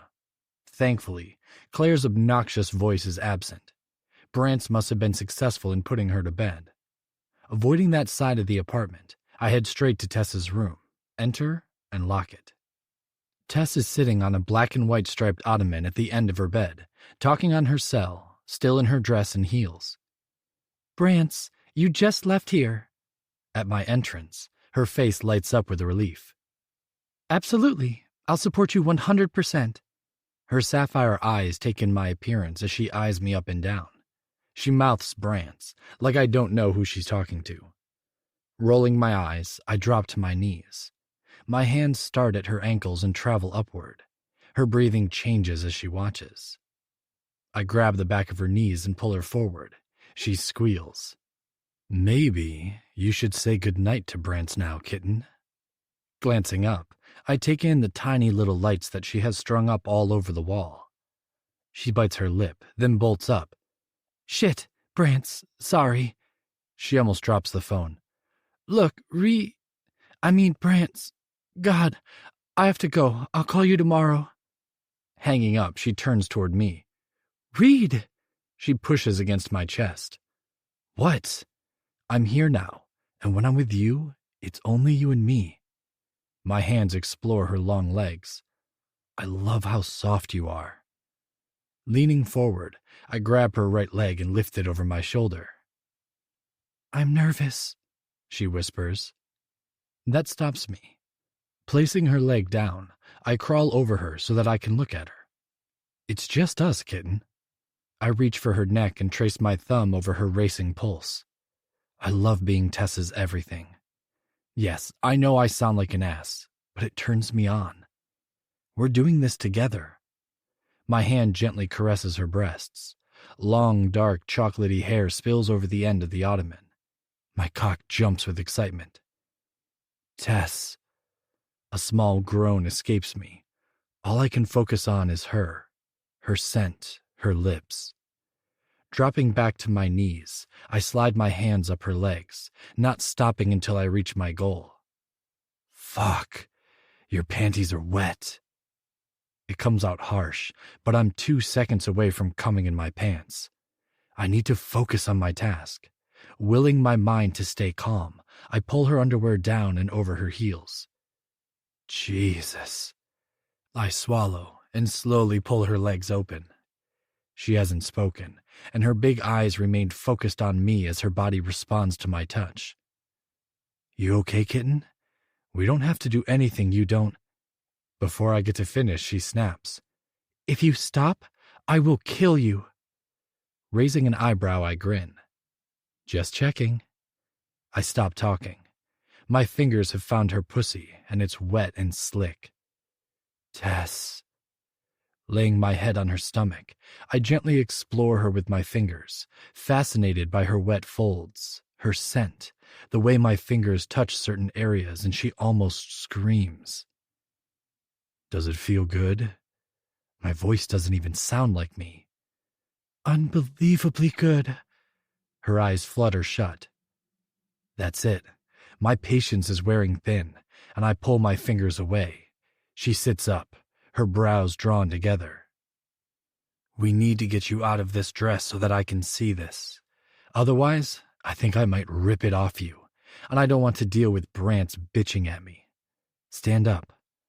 I help her up as she wraps her hands on the wood of her canopy bed. Clips. Reed, don't forget the clips, she croaks. What the hell? How do I... Tess, I swear to God. My hands are shaking. What clips are she talking about? Where's the zipper? Why isn't the dress off? Reed, there are little hooks on the top and bottom. Looking closer, I finally see them, and she helps by straightening her back. Groaning, I'm harder, if that's possible, because the action pushes her breasts out, but it makes it easy for me to unhook the neck. The dress falls off her shoulders quickly, and I unhook the one at the waist, too. Thank Jesus. Pulling it down, I slide it over her waist and it spills like silk, pooling in a giant pile of chiffon mess. I have lost all patience and make a mental note. Tess should never wear a contraption that requires this much work. Lifting her in my arms, I carry her naked to her princess bed. With a frown, I look at the frills and stuffed animals and fluff. I used to get a kick out of it, and she always looked so pretty lying there. Now it's a weird reminder that we are still young, but way too old to be in this pink floral bed. Setting her down, I step back. Don't move, I whisper. She doesn't even try to cover herself. Tess knows she's beautiful and completely owns it. All her insecurities are locked deep inside her. She has no problem letting my eyes feast on her. So I do, starting with her flushed face. Her lips are swollen red and her eyes look like midnight blue glittering pools. My bracelet sparkles on her wrist, but what makes me want to unzip my pants and stroke myself is my name tattooed on her side. The need to claim her overwhelms me, and I'm almost confused at how my body seems to have a life of its own. Tess. It comes out way harsher than I intended. Yes? Her eyes search my face. I'm going to touch you, but you have to be quiet, kitten. We can't afford to get caught. I'll try. She doesn't sound very confident, which makes me smile. Her eyes are half-masked. She wants this as badly as I do. As I lie down next to her, she instantly pulls off my jacket, tossing it to the floor, followed by my shirt. She is much better at undressing me than I was of her. I'll have to work on that. When her hands reach for my belt, I grab them and pull them above her head. Probably better if we leave the pants on, I hiss. But I stop her with my mouth, kissing her deeply, roughly, our tongues touching and tasting. A loud moan escapes her.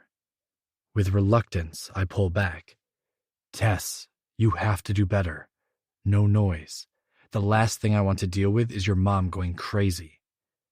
Sorry, she whispers, an evil grin on her face. Reaching for her lips again, this time I hear a slight whimper when our tongues touch. She tastes like chocolate and Tess. Not staying on her puffy lips, I need her throat. I'm obsessed with it. I want so badly to bite it and suck it, but that would mark her. She's wiggling, trying to get me to let go of her hands. Stop, kitten. I'll let go in a minute. I like you like this. She cocks her head, but she's still. Her chest expands as she breathes. I'm like a starved beast, and her body is my feast. Lowering my head to take one of her hard, pink nipples into my mouth, I lick it and hear myself groan. A small victory smile touches her lips, and I laugh. We're so fucked. Thankfully, your mom is smashed. She nods. I don't think she would care anyway. She moans it out. As I bite her nipple, a hiss comes out of her lips. Remorse fills me. What the hell is wrong with me? Kitten, I'm sorry. She's panting and grinding herself on me, shoving her breast farther into my mouth. Don't be sorry. Just do it again. For a moment I freeze, not sure I heard her correctly. Then I smirk at her. I should have known. Whatever I like, you like. You should. Her chest goes up and down, mirroring her excitement. I love you, and I trust you. Please, make me come, Reed. She sounds frantic. Taking the other nipple in my mouth, I start to suck it, letting go of her wrists so that I can use that hand to rub and pinch the first nipple.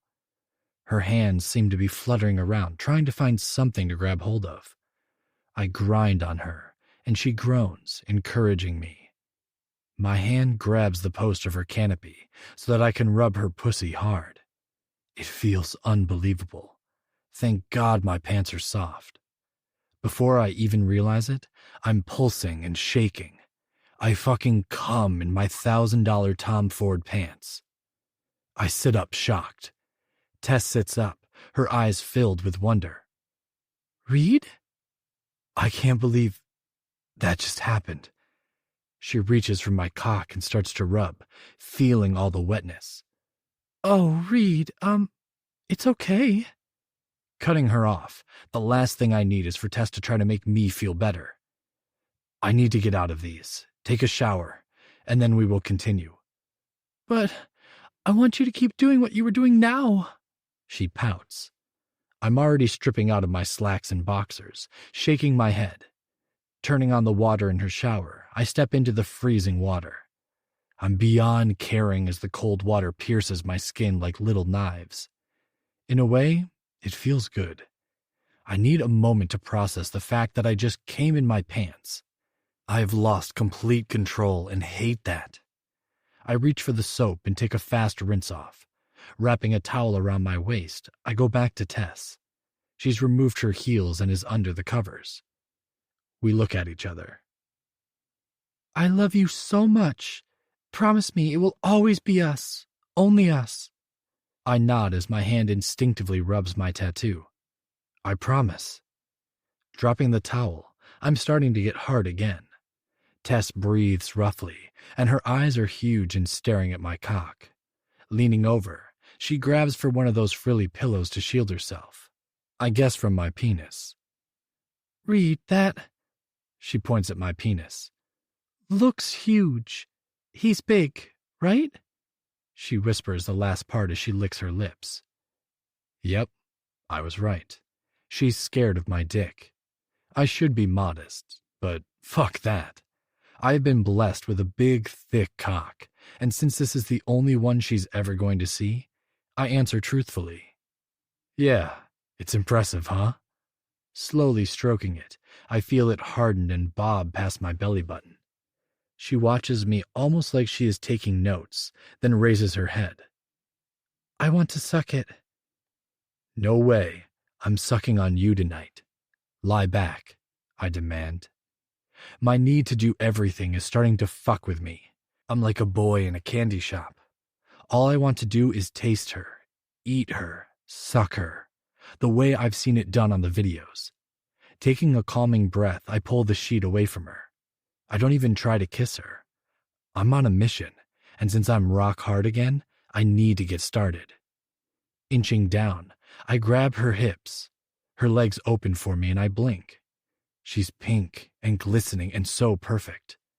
I don't move and simply stare at her pretty wet pussy. Reed, she snaps in a whisper. What are you doing? She goes to close her legs. Don't even think about closing those legs, kitten. I'm never going to be the same again. Lowering my head, I lick the nub that is throbbing and glistening. She lies back and sobs out my name, her head turning into her frilly pillow. And then I feast, literally feast on her, starting with her clit and moving all over. It's sloppy and wet, and I'm covered in her juices. She clutches the sheets tightly, her head thrashing from side to side. I stop tonguing her so that I can explore her. As I open her pink folds, my mouth waters at the thought of tasting her again, but I want to watch her as I finger her. Slowly, I rub my thumb over her wet clit. She moans loudly. Shh, Tess, put a pillow over your head or something. She grabs the lacy thing and covers her face. No, take it off. I need to see your face. I throw it across the room. Slowly, I take my middle finger and sink into her soft wonderfulness, pumping in and out. Her body is so beautiful as she grabs for my wrist. I lower my head again and suck on her clit hard. Holy shit. Reed, I think I'm going to... Yes. She pulses and clenches on my tongue. Her hands rip at my hair as she convulses. And I'm fucking king of the world. I just gave Tess her first orgasm and experienced the hottest thing imaginable. Jesus, there is nothing better. Climbing up, I gaze into her perfect face. I love you so much.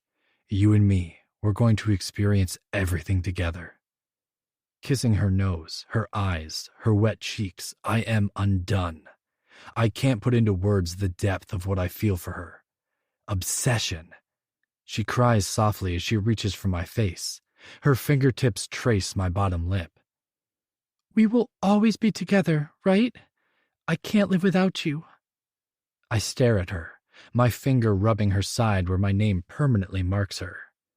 Reaching for the hand that has my bracelet on it, I bring it to my tattoo on my heart. Always. Moving my hand and placing it on her heart, which is still pumping fast, I whisper, "This never lies, at least not with us." She sighs as she turns to spoon. I pull her snug in my embrace, knowing I won't go to sleep because I still have a raging hard-on. I should probably take another shower and take care of it, but the thought of letting Tess go is not an option. Closing my eyes, I wait to hear her even breathing. Chapter 13. Tess. Tess? Sweetheart? My door handle rattles. Tess? Someone is tapping on it now. I bolt up. Reed! I shake him. Shit! Reed, wake up! He groans and tries to pull me back to him. I squirm out of his clutches. Tess Rose Gallagher, open this door immediately! My dad's voice booms into my room, making the walls shake. Holy shit! My heart pounds. Daddy? Is that you? Kicking at Reed, whose eyes have blinked open, my pulse races. Of course it's me. I decided the case can wait a few days, and I can work from home. I'm sorry I missed your party. My door handle jiggles again. I'm home now. At least, I think this is my apartment. He sighs, annoyed. I look over at Reed, who is now fully awake and pulling on his slacks. He shouldn't be wearing them. The discharge spot has dried, but it's stiff and obvious. Daddy, can you give me a moment?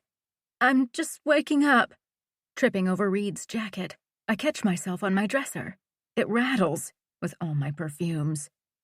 Tess, what's going on? Are you all right? Pulling my drawer open, I grab the top shirt. It's pink and tight. I need a bra, but I'm too frazzled to deal with that. Will you relax? It's going to be okay. Reed has his hands up, trying to calm me. All it's doing is reminding me that he is in my room, and it's morning. He called me yesterday and said he wasn't coming, I whisper, slightly hysterical at the glaring reality that my dad is home.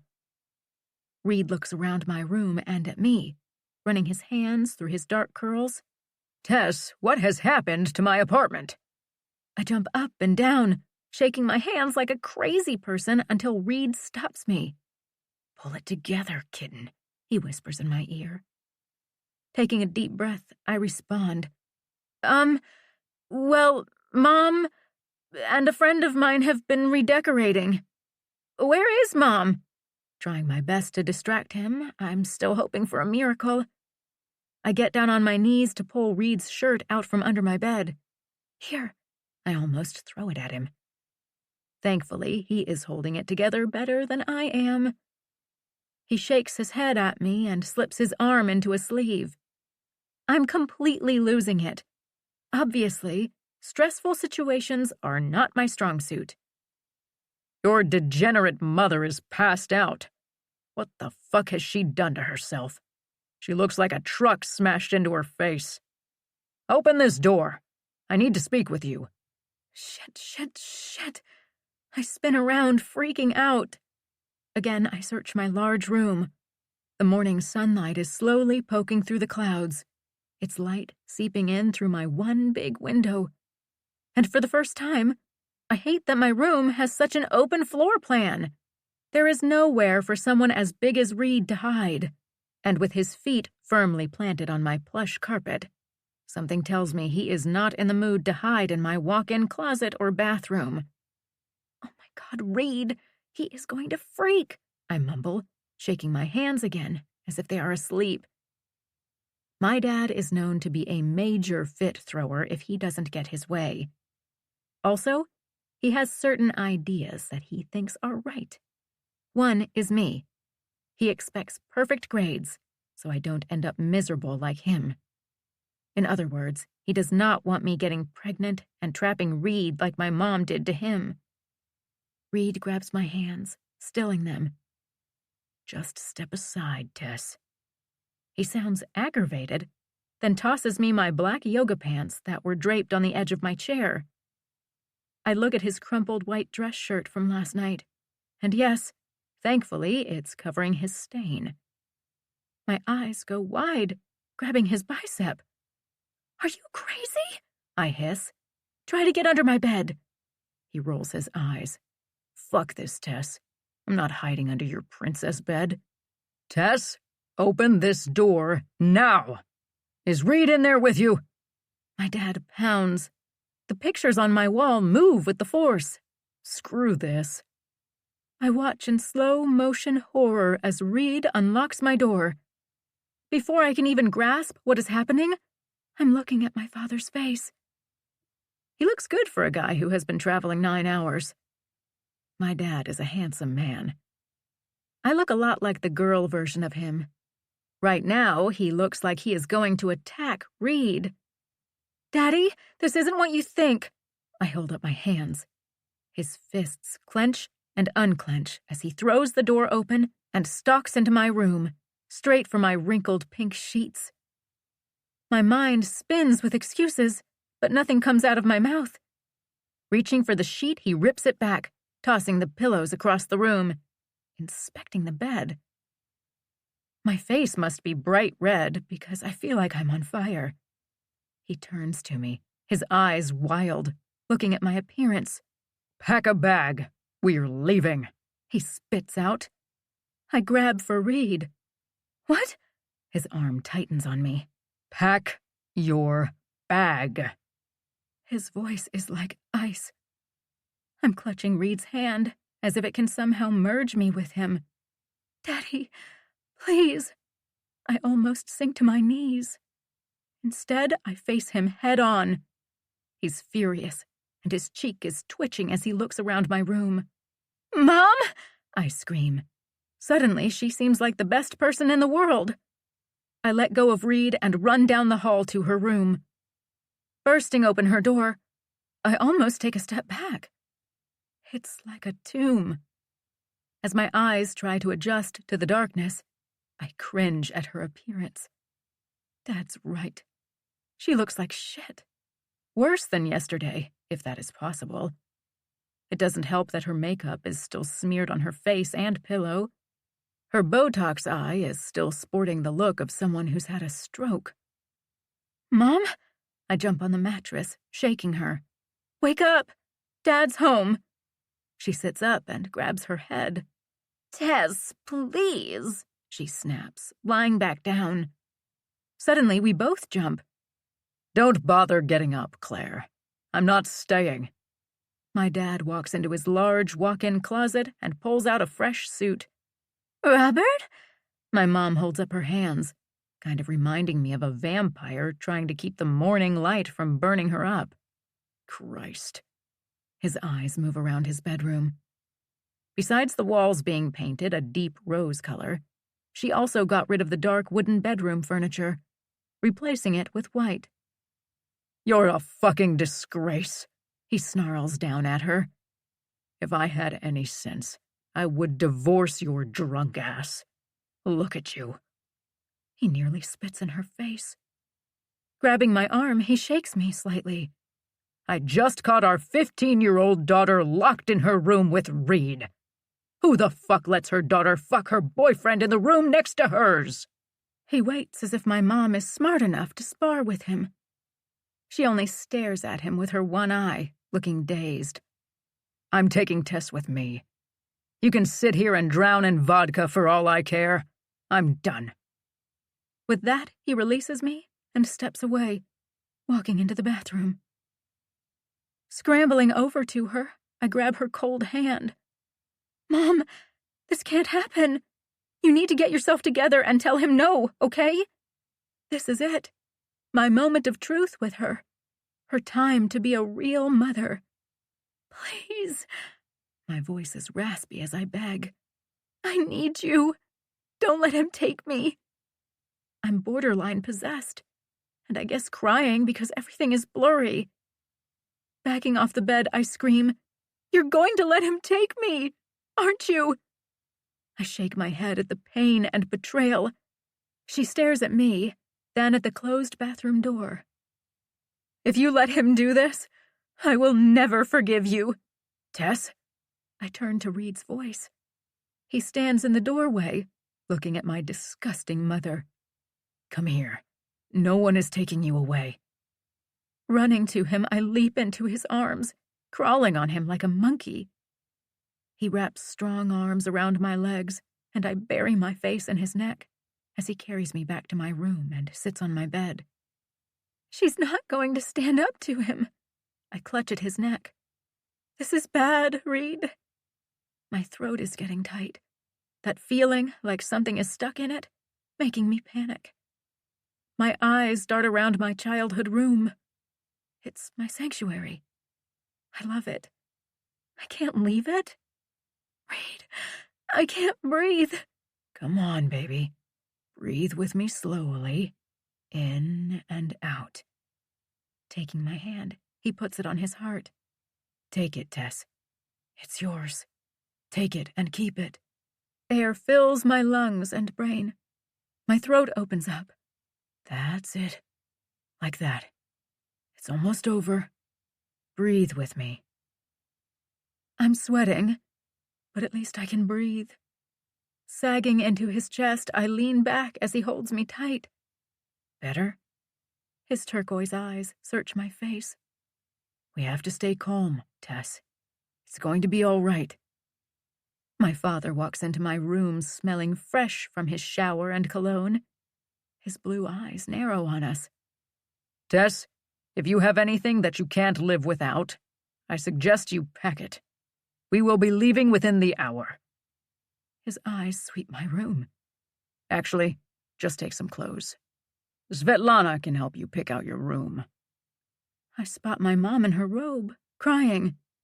"Do something," I plead, my eyes boring into her. She looks horrible. Her good eye is so puffy from crying, you almost wouldn't notice the other. "Robert, please don't leave me. We can work this out." Her skinny arms reach for him. "Don't touch me, Claire. The mood I'm in? For your own safety, stay the fuck away." "You have been gone so long. I thought it would be fun redecorating. If you hate it, we can change it back." It's as though I've been stabbed. She's talking about redecorating? He swings around to her. "You have absolutely no motherly instincts, do you? Your daughter is sleeping with Reed." If he wasn't taking me away from Reed, I would be cheering him on. At least he's interested in me. Jesus Christ, Claire. She needs guidance, discipline, something you know nothing about. It's not in you. You're worthless. And you look like a monster. My mom flinches as though he hit her. Stalking toward her, he points at her. I will not have a teenage daughter pregnant. I did not go through 16 years of my life with your repulsive ass to watch her become a whore, he roars. Reed steps forward. Watch it, Robert. You sorry-ass punk, that's Mr. Gallagher to you. Tess and I are not having sex. My dad's face reddens even more. I can practically see the steam coming out of his ears. You have nothing to be worried about. I understand that you are upset.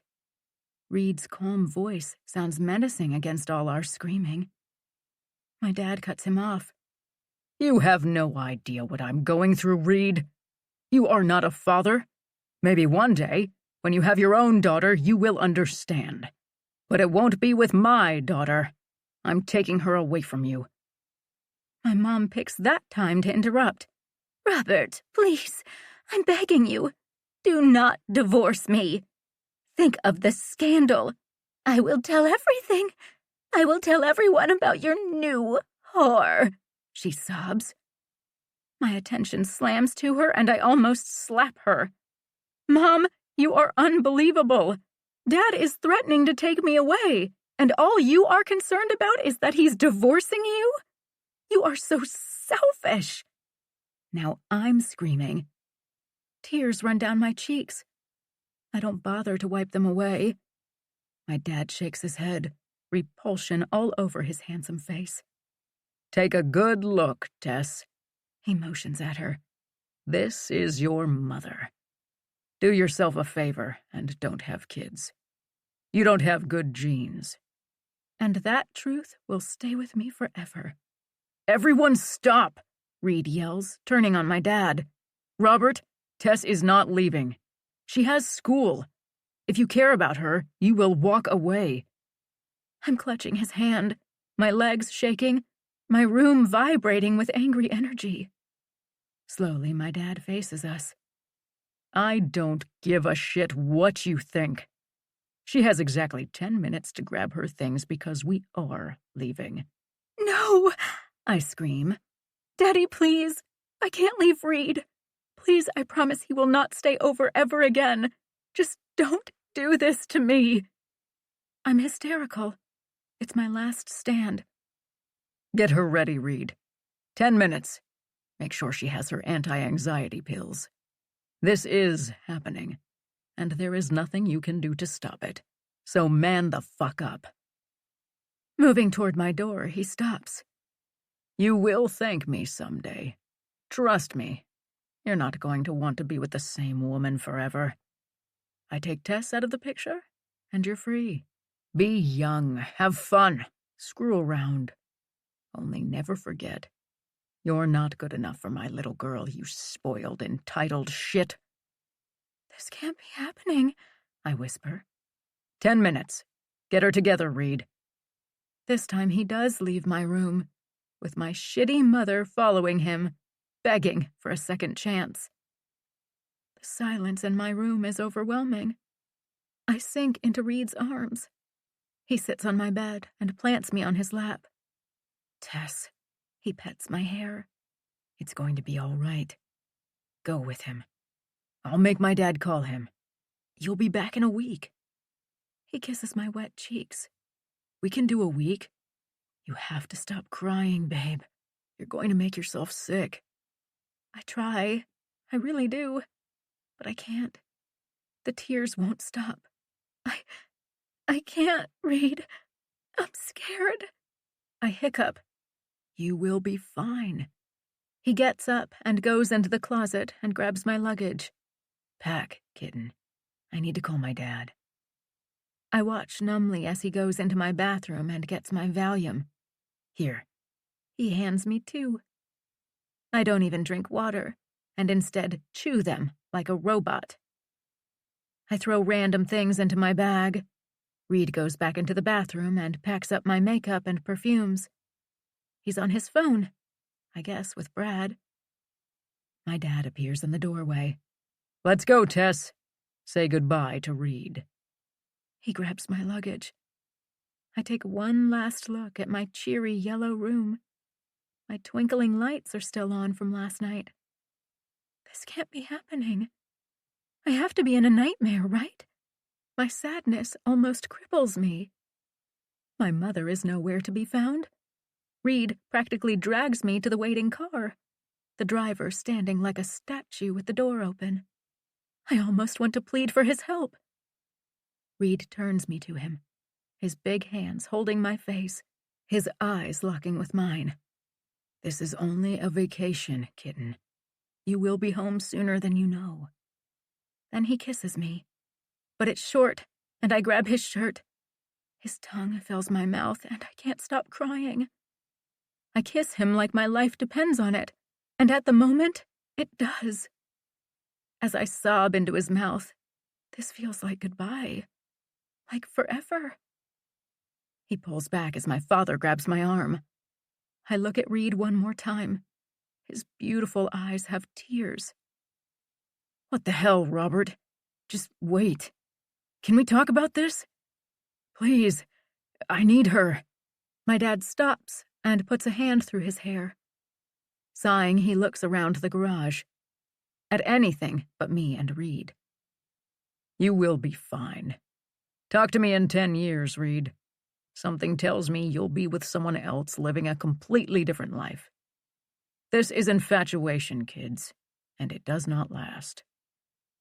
He pulls me into the car, and I sink into the soft black leather seats. All the fight that I thought I would have is gone. I get on my knees and look out the back window. My heart hurts so bad, the burn is almost unbearable. Reed must feel the same way, for his hand comes up and rubs his chest, right on his heart, and on my name. I can't do anything but stare. My father slams the door shut himself, not even waiting for the driver. And I close my eyes, hot tears flowing, burning my face. Tess, stop crying. He's rubbing his forehead. You're my little girl. What did you expect me to do? Hand you over to Reed at 15? Your mother is not capable of taking care of you. I guess I'll give it a try. How long? I hiss. Not even trying to disguise my dislike of him, I gaze out the window as my neighborhood and Reed get farther away. What? He sounds distracted. How long do you plan on keeping me? You will stay with me until college. What? I scream. No fucking way, Dad. If you think to keep me prisoner, you are crazy. I must look wild because he frowns. Are you insane? Do you need help in the head? Because if you think that any normal parent would allow their only daughter to have sex in her own bedroom and not do something about it, you need help. Should I have a doctor check you? He waits. I'm so aghast at his lack of compassion and the question, I stare mutely. I will tell you right now, little girl, if you're pregnant, you will have an abortion. I gasp. He looks like a rabid dog, and he's asking if I'm insane? All the air in the vehicle seems to be sucked into the black leather seats. My throat is closing up on me again, and I don't have Reed. Without his voice telling me to breathe, without him touching me, how will I control it?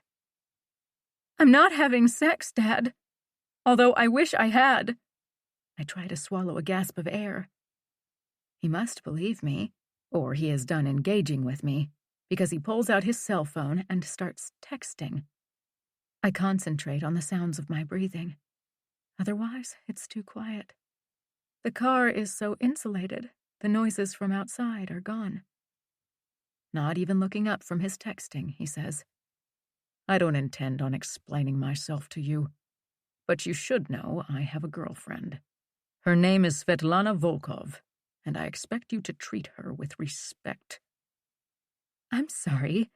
Did you just tell me you are living with another woman? Yes, Tess, I am. He glances up for a second, looking like he wants to say more, but he doesn't. Why would you bring me with you? You have a whole other life going on. The first glimmer of hope fills me. Surely my dad is not going to want me to stay long if he has a girlfriend. He shrugs. Svetlana is perfect, Tess. You could learn from her. All this weakness is your mother. Svetlana will teach you how to fight. Trust me, you're going to need it. Why, Daddy? I whisper, wiping my cheeks. You're my child. I know you're angry with me right now, but it's my job to protect you. I had hoped your mother would rise to the occasion, but she's let the booze and her own insecurities take over. You don't need to be around that. Stop crying. It's done. He holds the phone to his ear, dismissing me. The Valium must be working. Either that, or I'm numb. Maybe both. The car pulls up to the tarmac. I vaguely feel my dad's arm guide me into his private jet. I walk into the bedroom, shut the door, and sleep the entire flight. Chapter 14. Tess, present day, 25 years old. I stand and wait for the 3 beeps alerting me my coffee has finished brewing. My pink manicured nails drum the granite counter, the need to feed my one addiction wiping away all my earlier patience. Fuck it. When I grab the pot, steam blows out the top of the coffee maker. Quickly, I fill my mug. I'm a rule breaker, right? Taking a deep sip, I grimace as the hot liquid singes my tongue. The burn is over too quickly. I'm left with the same despair I've been plagued with for hours. I'm sluggish, and my eyes hurt, as though I have a fever or someone has thrown sand in them. Hopefully I have eye drops. My overtaxed mind wanders to the contents of my medicine cabinet. God, you're pathetic, I mumble, blinking back the tears. A soft, wet nose nudges my hand. I look down and start crying. Kind, trusting brown eyes stare up at me, a white tail curled over his back, wagging away. The coffee maker hisses.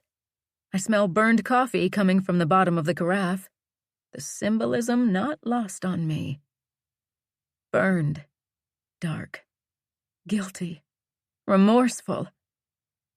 Sliding down my cabinet, I sit on the floor. A fluffy white bundle of goodness jumps into my lap. I'm okay, buddy. I'm going to be gone for a while. Will you be okay with Uncle Logan? He cocks his face, and I swear he smiles at me. Like a sleepwalker, I sit on my hardwood floor, petting his soft, fluffy fur, confessing all my sins. He doesn't judge me. In fact, he loves me, which makes me cry harder. I rehearse to my Samoyed why I did what I did. His head lies on my thigh and he listens, making me feel 10 times better. If only I could bring you on the jet. You'd distract everyone, wouldn't you? The doorbell rings. Knowing it's Brant's, I don't even bother getting up. He has a key. Pushing my dark, tangled hair behind my ears, I stay seated. Pudding happily leaves me to greet Brant's. Tess, baby girl. Buddy, Brant's calls. I groan as I stand up. Turning the corner, I run smack into Brant's lean shoulder as he and Pudding come barreling in. He reaches for me, his beautiful dark eyes full of concern. Jesus, are you all right? Of course, I snap, pulling out of his grip. I refuse to be a victim. What a lie. I'm nothing but a victim. He sighs heavily, pulling me into a tight hug. It's going to be okay, he whispers soothingly. You knew this day was coming. My tears fall again. I'm so sick of the tears. As I nod my head against his lean chest, I say, I know. I thought I knew, but now that it's happening, I'm not ready. Pulling away, I look at him. I don't think I can do it. With the lump in my throat, I'm barely able to choke it out. I know, pretty girl. His strong hands stroke my tangled hair. 3 loud beeps fill the quietness in the room. Brant's eyes shift toward the kitchen. Coffee's ready, he smiles. I laugh and sob at the same time. He throws his arm around my shoulder. How much time do we have? Jack said they are sending the G5 jet. I stare at Pudding, who has made himself at home, sitting in one of my chairs looking out the window. Brant's pulls out his phone. I called Ken Pavis' salon and talked to Stacy. She said she can fit you in at noon. I snort, reaching for the pot and pour myself a fresh cup. I'm getting on that jet because I have no choice. I blink rapidly as I look up at my ceiling, then back at his worried face. Why are we even trying to be optimistic? This is so bad. Beyond bad, I yell, jerking open my kitchen cabinet. It doesn't matter what my face and hair look like, Brant's. Grabbing a mug for him, I slam the cabinet shut, the sound ricocheting around the room. Pudding jumps off the chair and runs over to me. Shit. I brace my hands on the counter. Why don't you sit down? You need coffee, I say, jerking the pot out. My hands are shaking so badly, I spill brown liquid all over the counter. God damn it! This time Pudding runs away. Tess, just sit. God, you're even scaring Pudding. He guides me to the kitchen nook, and I sink into the chair Pudding has just left. It's still warm. Brance shakes his head as he calmly pours himself some coffee. Turning away in disgust, I open one of the bay windows. A cool breeze blows on my fevered cheeks. I might be losing it, but as much as I want to, I can't. I have reasons to get myself together. Vaguely, I hear the hum of a gardener's lawnmower and some birds. Birds are good, right? Brant snaps his fingers in front of my face. Tess, get your shit together. We don't have time for the dramatics. We have to get organized. My eyes shoot over to his. You don't have to be a jerk.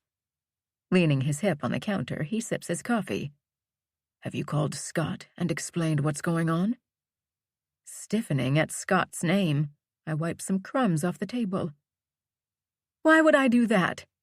This is none of his business, I say, daring him to make it a big deal. Tess, you are seeing this man. You need to at least let him know you're going out of town. His disapproval aggravates me. He's only been like this since he married Logan. The old Brants wouldn't have even mentioned Scott. We don't have that sort of relationship, and you know it, I snap. Brant stares at me, then pushes off the counter to sit. If I call him, he will want to help, and that is not an option. It's better this way. Scott is way too good for me. You think so, huh? I stare at him. Don't act like you don't. Rubbing my fingers on my temples, I contemplate what I'm going to do. He's right. Scott deserves the common courtesy of a phone call. At least let him know we will be out of town. God, I say, briefly dropping my head in my hands. When have I ever done the right thing? Add it to the list of shitty things I can feel guilty about. You're becoming quite the little martyr, aren't you? I glance up, but don't acknowledge the comment. Rolling his eyes, he adds, Whatever, Tess. Do you want Logan to stay here with Pudding? No, bring him to your house, since I don't know how long we'll be gone. Standing up, he dumps his coffee in the sink. I'm coming with you. I would never allow you to face this alone. He shrugs. Besides, I'm not exactly innocent in this fiasco. Hope surges inside me. You're coming with me? I'm so pathetic, but I truly need Brance. Logan won't want you to go, I remind him. He already knows. He hates it, but he has accepted it. Guilt rears its ugly head. I carry enough, and I don't need to add this. Shaking my head, I say, No, you should be here with your husband. I'm a big girl. He can't hurt me anymore. He arches a dark brow. Tess, we don't know how he is going to react. All we can do is make sure that you look as good as you possibly can. He says this completely deadpan. I blink at him and burst out laughing. Slapping his arm, I laugh. You're ridiculous. You know that, right? His mouth twitches. I'm being serious. He's always had a weak spot when it comes to your looks. I think I'm going to need more than that this time. Agreed. But we have to work with what we have. So, even though your lips look spectacular when you're hysterical, your eyes look like shit. My mind flashes back to Reed, his smile making my heart ache, calling me beautiful, exquisite, so many compliments, always making me feel like a goddess that he worshipped. A vibrating cell phone makes both of us look down. Logan's picture stares up at us. Getting up, I go to my refrigerator, pulling out some cut pineapple. You better answer. He's only going to keep calling. I motion to his phone on the table. Sighing dramatically, he sits down and answers. Yes, Logan? I can hear Brance's husband going off, and that's saying something because Logan does not yell. He is like a Zen god. Brance holds the phone away from his ear, and Logan keeps lecturing a good minute before there's silence. Brance pushes the speaker button. Feel better? Not really. I have you on speaker. I'm at Tess's. Of course you are. A tortured sigh comes through the phone. Hello, Tess. His voice is laced with anxiety. Hi, Logan. I'm so sorry to drag you into my mess again. Guilt. Well, Tess, I would love to blame you. He snips. Let's be honest. Brance is making this decision even though I have told him repeatedly it's not healthy for either one of you. He can't continue to fight all your battles. I flinch at the harsh truth, and Brance instantly grabs the phone, taking it off speaker. Logan, I love you, and I know you truly do mean the best, but you need to be careful. This trip is something that has to happen, and you know it. His beautiful chocolate eyes watch me as he listens. Without a doubt, it's going to be nothing but a bundle of negative energy. Unlike you, Tess and I are used to that. We thrive on it. I won't allow you to make me feel guilty, Logan. A leaf blower roars to life outside. I turn, glancing out my window. My neighbor's gardener is blowing dust and leaves into my yard. If I wasn't in such a state, I would go outside and say something. But at this point in my life, dirt and leaves are not a priority. Yes, Logan, I'll remind her you told us so. Does that make you feel good? Because it just pisses me off. Taking my hand, he absently looks at my nails. I get that, Logan, but I'm not leaving her to the wolves. Look, I'm trying to have patience. Brance frowns, leaning forward. Unfucking believable. Turning to me, he says, You see this asshole blowing shit on your yard? He points out the window. I roll my eyes. It's the last thing we should be worrying about. Logan, I need to go. Her next-door neighbors... Shaking my head, I say, Brance, it doesn't matter. I'm going to go take a shower. Tell Logan, I guess thank you is appropriate. Hot tears threaten to spill again. I have come to love Logan. He is one of the kindest, most practical people I have ever met. I think that is what pushed Brance to make the ultimate commitment to marry him. Logan is truly our opposite. Brance needed his innocence. He grabbed it and has become a much different person.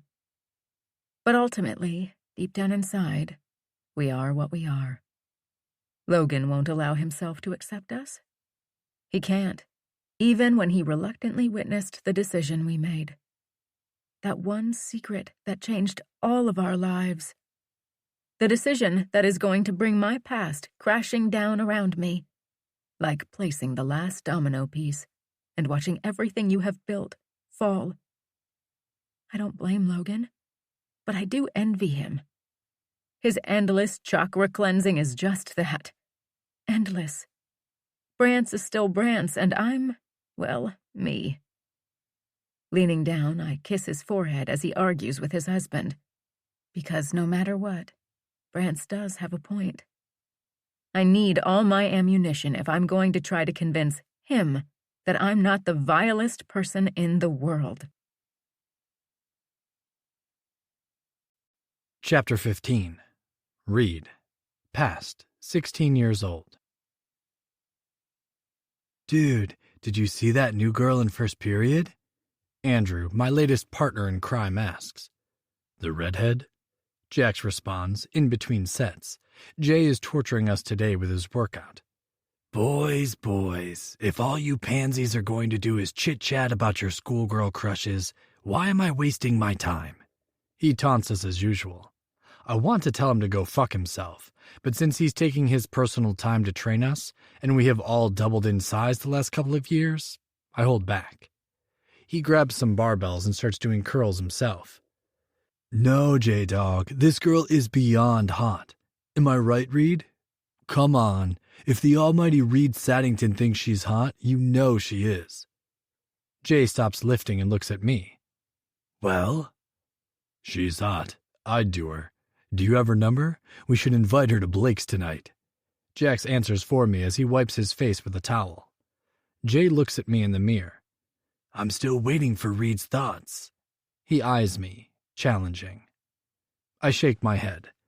I've been into boxing lately. I had my dad take a portion of our gym and put in a small ring. I look him in the eyes. No way am I backing down. I don't particularly find redheads hot, but you would, Jay. Because it's true. I have seen the women Jay likes. He definitely has a type. Unfortunately, it seems to be my type too. I was not about to admit that Gia, the new girl, was too sexy for her own good. That would give Jay an excuse to give me shit about my commitment to Tess. Just the thought of her hurts me. I start shadowboxing again. I'm so sick of feeling like this. The pain that I've been through this year and a half has been the worst thing I have yet endured. I duck out of the ring and pound the punching bag. Jay walks over and holds it as I take out all my angst. Finally, when my arms feel like jello and my lungs are on fire, I look up. Andrew, Jax, and Jay are all staring at me. What? I growl. Andrew holds up his hands. Nothing, man. Then he looks at Jax. I posted Blake's address on Facebook, so I'm gonna roll. Later, Drew. Jax snickers. I nod at him. He grabs his workout bag, stopping beside me. You know, Reed, maybe you should think about showing some interest in something besides your body or drinking away your sorrows. He slings the bag over his shoulder. The rumor is she wants you, man. He points at me as he pushes the button for our elevator to take us to the ground floor. Jay is picking up his stuff. So, you guys need a ride tonight or cabbing it? You want the night off? Jack asks. No, I'll take the extra hours if you need me to drive. Cool, then let's leave around 7. He nods and steps into the elevator. I'm still punching the bag. I want relief even if it's short-lived. It's been over a year since she left me. I know she didn't have a choice, but that's not exactly true. Claire, albeit not Mother of the Year, is still her mother. She has rights to Tess as much as Robert does. He hasn't even allowed her to visit, let alone for me to visit her. I have been supportive, and I know she needs his approval, but I never dreamed she would pick him over me. Wiping the sweat off my forehead, I continue to pound the bag. My breathing is loud, and my arms and chest are burning. I take a breath. It's almost over. She has promised she'll be back as soon as school is out. Unfortunately, the longer she stays away, the more the poison inside me grows. I give the bag one last punch and fall to the ground. Jax walks over and slumps down next to me. How's our girl doing? I snort a bitter laugh. How the hell do I know? I know I sound like an ass, but that's pretty much how I feel since she's been gone. Lonely, lost, joyless. The list of adjectives goes on. Well, you two talk all the time via text, Facebook, or Skype. He gets in my face. I get you miss her. I miss her too. But you have been a miserable shit for over a year now. If you can't wait this out, then maybe you need to cut Tess loose. Because you can't be making her happy, and you're sure as shit miserable here. I want to punch him, but my arms are like rubber, and I think he would punch me back and probably win. Stay out of it, Jax. I will never get over it. She's destroying me, don't you get it? I only want her, but she's in London. So what do? I yell. I guess you either love her and wait, or you break up and get laid. Either way, commit. Living like this is not living, brother. He gets up, leaving me in a pile of self-pity and sweat. I don't know how long I sit in our gym alone. At last, it dawns on me. Jax is right. I had been partying way too much. I gave up on school. Thankfully, it comes easy to me. Although I'm pretty sure if my dad wasn't who he was, my teachers would not be giving me the grades I'm getting. I can't remember the last time I laughed or had an actual good time. I keep making excuses for her, but the truth is that I'm fucking livid with Tess. I guess it's time I tell her. Standing up, I go to my room and grab my laptop. I Skype her number. It rings and rings. I'm ready to hang up and try again when I hear that fucking raspy voice that haunts me, and I groan. She must be asleep because it's dark. Turn on a light, I snap. I want to see you. Reed? What time is it? Suddenly I see her beautiful face. At first, it's just her dark hair as she moves into the screen after turning on her light. Then her eyes blink a couple of times and she runs her tongue over her lips. I feel myself getting hard, fueling my anger. Take off your nightie, I demand, needing to see all of her. I know this is not going to end well. I should tell her I'm struggling and frustrated, but my dick is not listening. She cocks her head at me, her eyes searching for something. Biting her lip, she pulls her black silk nightgown over her head. Christ, she's beautiful. Sit back and spread your legs. I'm growling like a caged beast. Reed, what's going on? Her hands are touching the screen as if that would let her touch me. I said spread your legs. She hesitates and looks at what I assume is her bedroom door, then scoots back, perhaps a couple pillows behind her, and puts the computer between her legs. She opens them slowly. I hiss out something as I see her perfect pink sex glistening at me. Happy? She breathes out. I look at her flat stomach, her unbelievable breasts, and I almost start crying. Jesus, I shake my head. You have ruined me, kitten. I'm so sick of wanting you, needing you.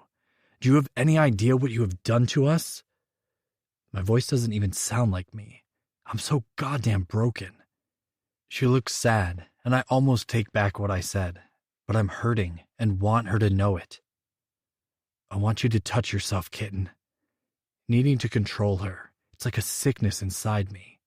And I want you to do exactly what I say. Don't you dare come until I say so. She looks at me, and I feel her blue eyes zeroing in on me, almost like she has lasers in them, like they are slicing my heart in two. Take your middle finger and slowly shove it deep inside that warm hole of yours. I can see it glistening already. I pull down my gym shorts. She does what I tell her, and she arches her back so her hand and pussy are all I see. That's so hot, Tess. Now pump that finger deep inside. Find your G-spot and rub it. I watch, mesmerized. Reed. She's all breathless. You know I never can find it. I want so badly for my finger to be inside her, stroking her. That's okay, kitten. When you're home, I'll find it. She moans. Reed, this feels so good. I smile. I love when Tess lets go. She's magnificent. Let's make it feel even better. Pull that wet finger out and rub that delicious clit. She obeys me, her breath ragged. She's starting to get a little loud with her moaning. I should quiet her, but I hate Robert, so I let her be as enthusiastic as she wants. The louder she moans, the harder I get. Reaching for my cock, I start to stroke myself. She instantly looks up at the screen. Take off your shirt, Reed. I need to see you. Her voice sounds so excited. I moan. Teasing her with a hint of my dimples, I hear her curse about putting her tongue on them. Letting go of my dick, I pull my sweaty shirt off. She puffs out some air. Her fingers haven't stopped rubbing her clit. I praise her, even when I'm upset with her. I can't help but give her my approval. She loves it, needs it. That's it, Tess. Does that feel good, kitten? Do you wish those were my fingers? I reach for my hard cock again. Reed, she whimpers. I do. I really do. She's getting close. I can see her clit starting to pulse, and we've only started. Don't you dare come, Tess. I scold her harshly. Stop touching yourself. She groans in frustration, giving me the kill stare. Tess, I say harshly. She stops, although she does one last rub over her pink, swollen clit. I smile, because she's so goddamn sexy and naughty. She keeps her legs open, so my eyes can feast on that swollen nub. Now, I want you to take one hand and spread those lips. No touching yourself, kitten. Go on. She opens her slick lips at my command and smiles mischievously. Now I do give her my dimples. Since you can't control yourself from coming, you have to wait and watch me stroke my cock. Her eyes are half-masked, making her look like a goddess. I stroke myself slowly. Her breasts are flushed and her nipples are tight and hard. Take your other hand and squeeze those hard nipples. Yeah. Kitten, look at my cock. It's leaking for you. I take my pre-cum and spread it all over the tip. I lean back and spread my legs, giving her a better view. God, Reed, I want to touch myself again. She's whimpering. Tell me what I want to hear, Tess. I love you. I'm yours. She pants. Fuck. That's it, Tess. I'm close, baby. You keep those lips open and take those fingers and work them all over that pretty wet cunt.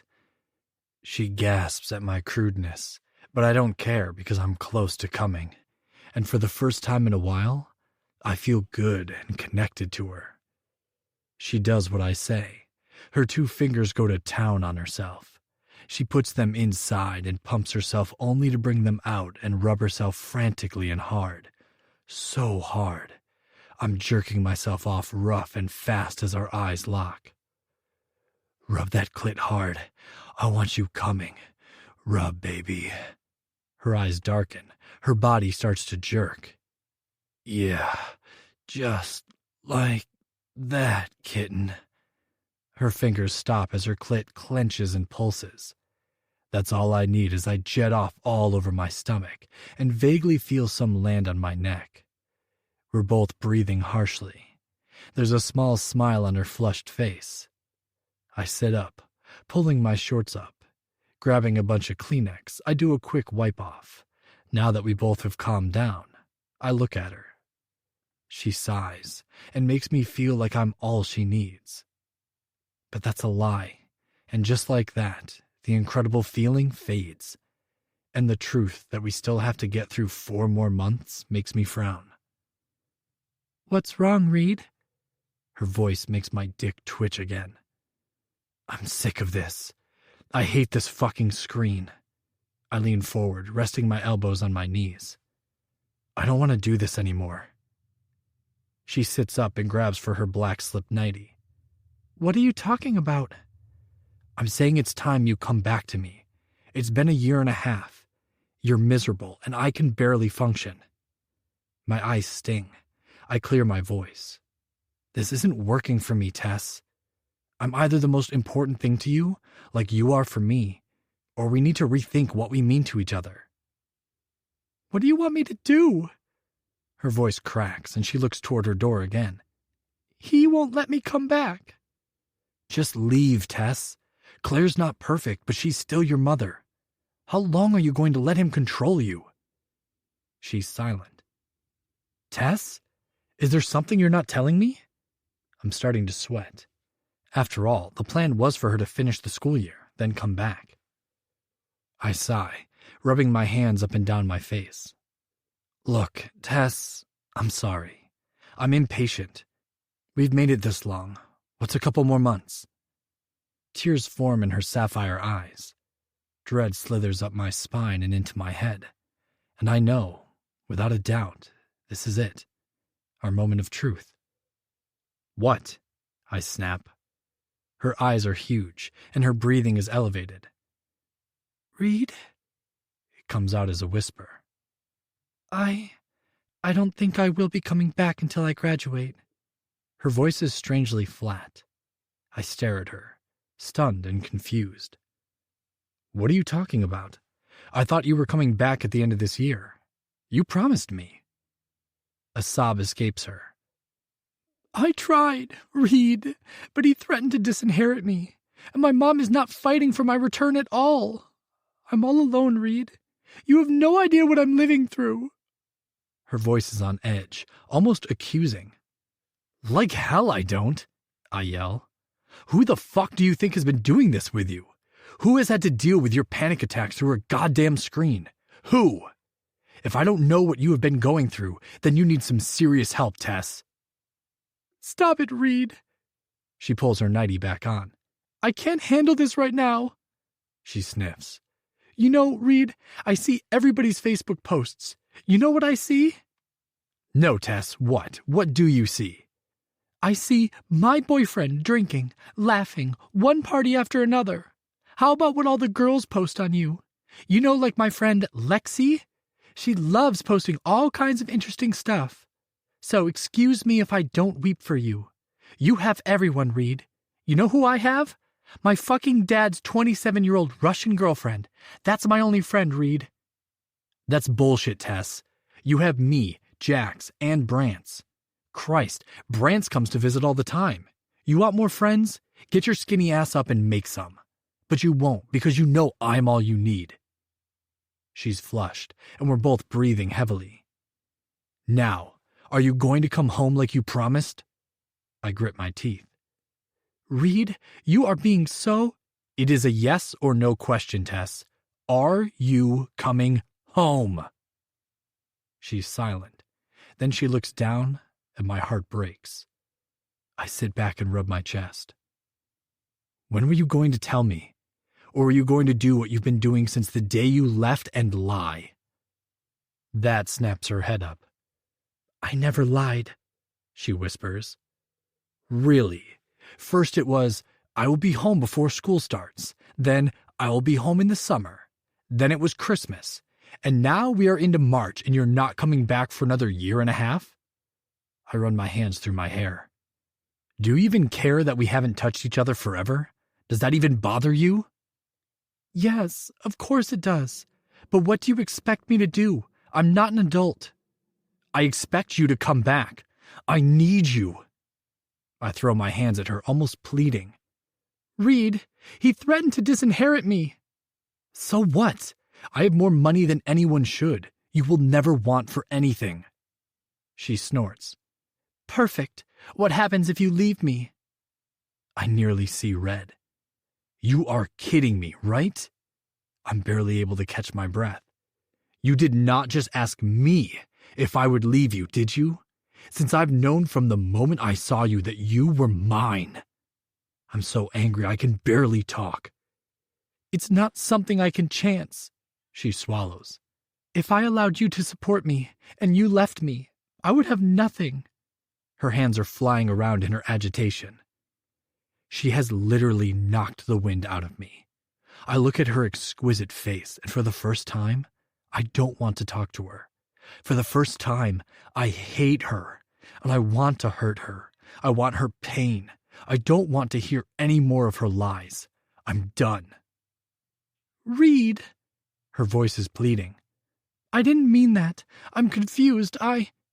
Tess, I have given you my whole heart, and you have pretty much destroyed it. So before you take my entire soul, I'm going to stop. You do what you need to do, but I'm done. I don't listen to her hysterical pleading. I end the call, turn off my computer, and get into the shower. Jax is lying on my bed as I come out of the bathroom. Wrapping a towel around my waist, I notice he is dressed for the party, but on his phone, clearly trying to calm Tess down.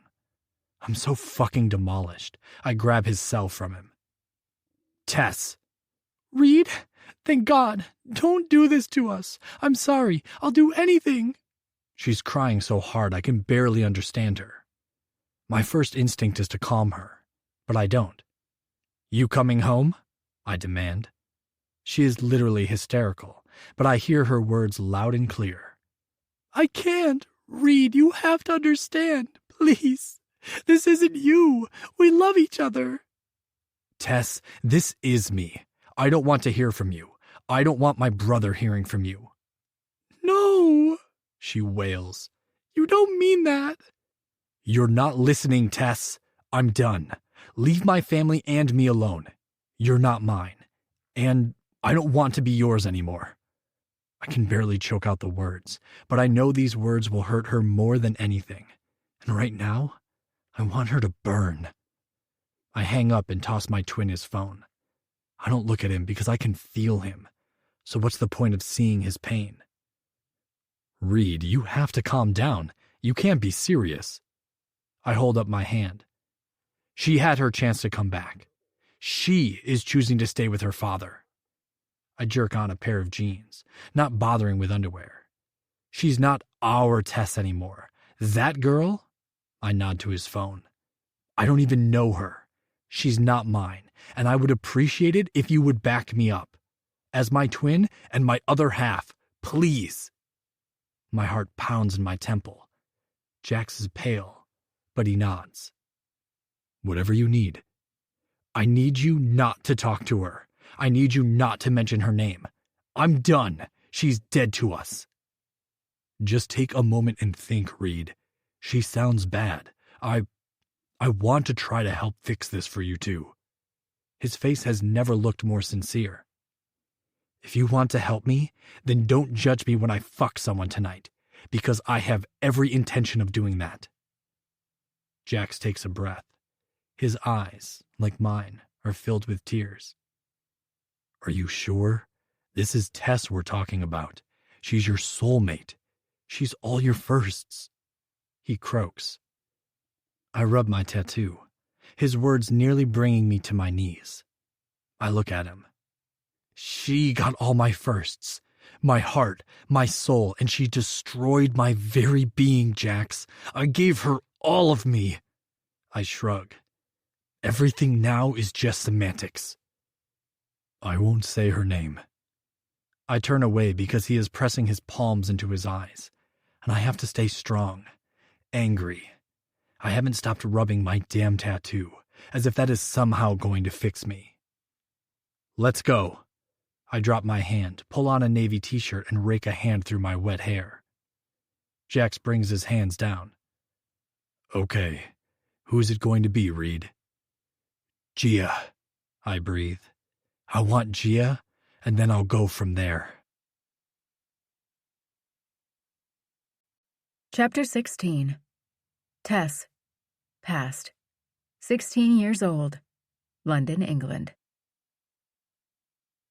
I haven't left my room since Reed hung up on me on Jax's phone. I can't eat. I barely sleep. I have called and left so many messages that Reed's and Jax's mailboxes are full. All I want to do is crawl and beg for him to take me back. I tried to take a shower, but leaving my bed forced me to realize that he is gone, and I'm alone. My body reacted by breaking out into a cold sweat. After that, the shaking should have alarmed me. Since I was twitching so much, I barely made it back to the bed and the warmth of my down comforter. I may be having a breakdown, but I'm too sad to care. The door of my bedroom, or prison, depending on how you want to look at it, swings open. My father's leggy girlfriend strides in and opens my curtains. The day spills into the room, causing me to blink in surprise as she pulls the covers off me. What the hell, Lana? I don't invade your personal space, I wail, clutching the edge of the comforter. It's become my security blanket. Enough! You will get up, take a shower and eat, or I will tell your father. She taps her manicured nails on my dresser. Also, Brant says your phone is dead. She marches out of my room, high heels clicking. God. Massaging my aching head, I pull myself into a sitting position and search for my phone. I find it under my bed. Some of the worst things that have happened to me have happened on that phone. I know it's crazy, but I refuse to touch it. Wrapping the comforter around me, I drag myself to the bathroom. The entire room, including the sink, is white marble. No wonder I freak out every time I come in here. It's like being inside a museum. Taking a steadying breath, I don't want to take the chance that Lana might tell my dad anything. He would probably have me committed to the loony bin. Unfortunately, with the way I look and feel, they'd probably keep me. I force myself to drop the comforter and shower, brush my teeth, and moisturize my poor, neglected face. Once I've survived all that without having another panic attack, I search for something to wear. As I walk through my large bedroom, it reminds me of a hotel room. Celery green walls and silky brown Berber carpet grace this room. It's so different from my old room. Espresso wooden cabinets surround the wall that faces my large bed. A pang of homesickness washes over me. I slip on a pale blue dress because it requires less energy than having to go through pulling on pants. Like an old woman, I enter the upscale kitchen. It's smaller than what I'm used to. My dad bought this loft years ago. He never stayed here, as he was still living with my mom and me in Manhattan. To be honest, I'm sure my greedy mother has no idea it exists. Probably why he seems to love it. He and Lana have had it completely refurbished. Svetlana, or Lana as I affectionately call her, is sitting with the magazine, happily drinking her coffee. She smiles at me. So much better, right? Rolling my puffy eyes at her, I proceed to melt down. Reed has broken up with me. I hiccup, trying to tell her everything from masturbating on Skype to Reed giving me an ultimatum. It's all coming out fast and garbled. It doesn't even make sense to me, but Svetlana is holding me, murmuring encouraging things and letting me sob all over her Chanel dress. When I have nothing left to say, she wipes my eyes, sits me on the stool next to her, and pours me some coffee. Fixing her Rolex, she crosses her long legs. Well, your boy is definitely very naughty, and so domineering already. She lifts my face. You sure that's what you want? He is only going to get worse as a man. He's not mine anymore, so I guess it doesn't matter. I grab her hand as it dawns on me. He's truly left me. Oh my God, what am I going to do? I look around the kitchen as if it can help me. Lana slaps the wooden island, making me jump. You are going to thrive, my beauty. And don't be so dramatic. He wants you. It's all right to grieve. Then you need to take your power back. Did you call Brant's? I blink at her, not understanding what she said, but I am feeling slightly better. I shake my head. I can't touch that phone. Her eyes narrow on me as if that's the most normal thing to say, and she nods. Fine. We need to get you a new one. Her slight Russian accent emerges. Use mine. She hands it to me. And eat this. She forces a banana into my hand. After a deep breath, I press Brance's number, taking a small bite of banana as I wait for him to answer. Lana? No, it's me. I barely choke out the words, my tears hot and stinging. He sighs. Pretty girl, it's going to be okay. I nod, then realize he can't see me. Yes, I need my power back. Yes, this is true. I see Lana has started without me. Listen, I'm flying in on Friday, staying until Tuesday. Good, is all I can utter. I have to fly commercial.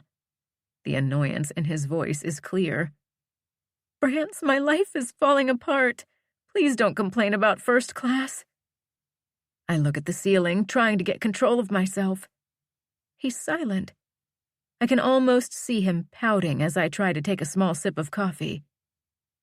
I'm getting a new phone. My voice is shaky at best. Good. That's a good first step. And when I get there, Lana and I will have you wondering why you ever shed a tear for that arrogant prick." I start crying again. Did he have to mention him? He's my soulmate, Brance, and now he's gone. I've lost my soul. I clap my hand over my mouth, trying not to completely lose it again. God damn it, Tess, he is a domineering, spoiled fuck. Can't you look at this as maybe a blessing in disguise? No, he's mine. Yet he isn't anymore. He could be sleeping, kissing, touching another girl as I sit here. A torturous vision of Reed doing all those things almost makes me lean over the sink and vomit. Tess, you still there? Clutching the phone so tightly my fingers are numb, I answer, Brance, you have to find out what's going on. You have to spy. I need to know everything Reed is doing. Jesus, I sound like a lunatic. But I don't care. This is what I've become. If he has moved on, I need to know. Please, I beg, knowing I sound pathetic. Don't ask this of me. I want to cut off his dick, not spy. That makes me giggle. Unfortunately, it turns into sobbing. Don't cry, Tess. You're killing me. He's not worth this fucking agony. Please, Brance. I need to know. Fine, he snaps. Put Lana on. I'll see you in a week. You will? You will spy for me? Jesus, Tess, don't make me repeat it. If I had any pride left, I would try to pretend. But I'm a shell of my former self, and having Brance spy makes me feel better. Love you, Brance. Love you too, pretty girl. I put the phone in Lana's outstretched hand. She spins on her heels and walks into another room. Taking a deep breath, I pour out my cold coffee and get myself a fresh one. I fish around for the Advil, locating it behind the sugar. I take 3, wondering if I should take a Valium too. Lana walks back into the kitchen, eyeing me as if I'm an unknown species. So, first stop, phone, then lunch, then shopping? She claps her hands. I snort. Lana, I love you, and I appreciate everything you have done for me. But there is no way I'm leaving the flat today, I say, pulling my wet hair on top of my head in a messy bun. She looks at me from top to bottom. You're right. Surprised, I drop my hands. She smiles. First, phone, then spa, then lunch or dinner, depending on how much time we need to put you back together. Sighing, I'm relieved. The thought of letting someone else make all my decisions always appeals to me, especially today. Finish your coffee. I'll get us appointments. Meet you in 10. I shake my head at her. Whatever, I don't have the energy to fight you. I know. She gives me a sassy look. I can't help but admire/be jealous of Lana. From the moment my dad introduced us, she seemed more like a sister than my dad's girlfriend. I remember being so angry at my father that horrible day, and completely dumbfounded at Svetlana. She was cooking stir-fry in her 5-inch heels and wearing Versace. I wanted to hate her. After all, she should be my enemy. But she smiled at my father with true affection, then turned the full force of herself on me. Her charm and strength are like catnip to a cat. With her height and killer legs, she's everything my mother dreamed of being. Not to mention she is a natural blonde and stick skinny. Sure, she pumps up her lips, and her breasts are fake, but she wears it well. Everything about Lana screams classy. She's my best friend. I mean, best girlfriend. Brance will always hold the spot as true bestie. I don't know how I would have survived the last year and a half without her. Apparently, Svetlana feels the same way about me. She is my biggest advocate with everyone, including my dad. It doesn't matter that we came from completely different worlds. She's the first to own her past. Not embarrassed of it at all. Her parents are dirt poor from Moscow, She used her looks and long legs to catch the eye of one of the head mafia leaders, becoming his girlfriend at 16. Although she is a little fuzzy on how she ended up with my dad. All she says is she wanted him, and so far, she seems to have gotten him. Looking at my reflection in the glass cabinet door, I don't recognize the girl staring back at me. I close my eyes, shutting her out. This girl doesn't belong to Reed Saddington. How will I ever survive? I guess I'm going to have to find out who this Tess Gallagher is. The tears want to come. Instead, I walk out the door and make my way to our private car. New phone for a new Tess. Maybe I'm not as weak as I think. Chapter 17. Reed. Past, 17 years old. New York, New York. Christ, I groan, rolling over. My eyes try to focus. The room is slightly spinning. Lying on my back, I look over at the naked brunette. Rubbing my hands over my face, I feel my cock start to wake up. With the amount of alcohol and coke, my mouth feels like a dead rat slunk through it. Sitting up, I swing my legs over. I'm in a hotel, a suite. It all comes flooding back to me like a nightmare. Jax and I celebrated Andrew's 18th birthday, and his dad thought it would be fun for us to have a suite at the Four Seasons. I glance around the room. The only ones here are the brunette and me. I make my way into the bathroom and pull on my jeans as I go. When I glance in the mirror as I piss, the reflection staring back at me is barely recognizable. Jesus, I look like crap. Leaning in closer, I look at my eyes. They're bloodshot and swollen. I need to get myself together and dry out. My hair is sticking up. It's an interesting look. The water is ice cold, and as I splash it on my face, I hope it stings. My head is pounding. I need a bump, I think, steadying myself.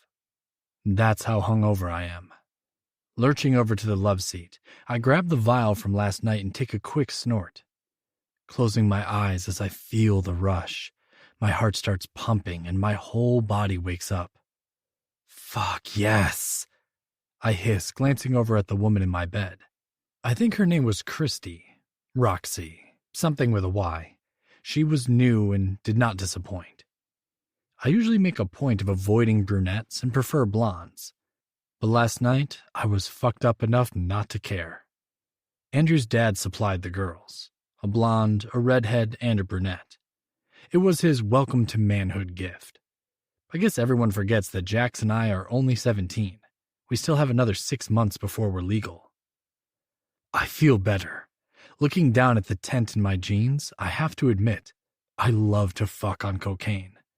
I wonder if I should wake her up and take her from behind, or see if Andrew or even Jax wants to trade. This chick's dark hair is a reminder that I don't need this morning. I reach for my tattoo and give it a rub, my heart beating fast. Yep, the coke is working. Leaning forward, I take another snort, deciding not to wake the brunette.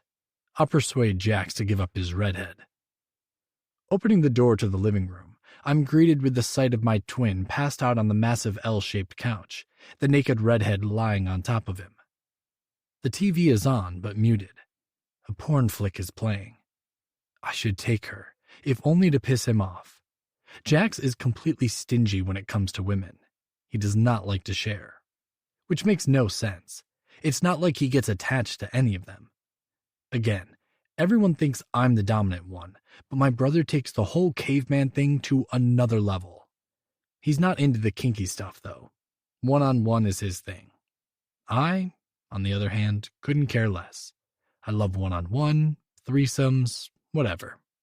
Andrew and I have that in common. We've indulged in a lot of it lately. As long as it feels good and it's female in the middle, I have no problem sharing. There was only one person I wouldn't share. Rubbing the back of my neck, I close my eyes as if that is going to block her out. But she's already invaded me, claiming my shame. Her face always haunts me, teases me. Everyone said it would get easier, that soon I wouldn't even remember what she looks like. I clung to that thought like a half-drowned sailor on a raft. She is the first thing I see, and the last, her breathtaking visage as clear as the moment we met.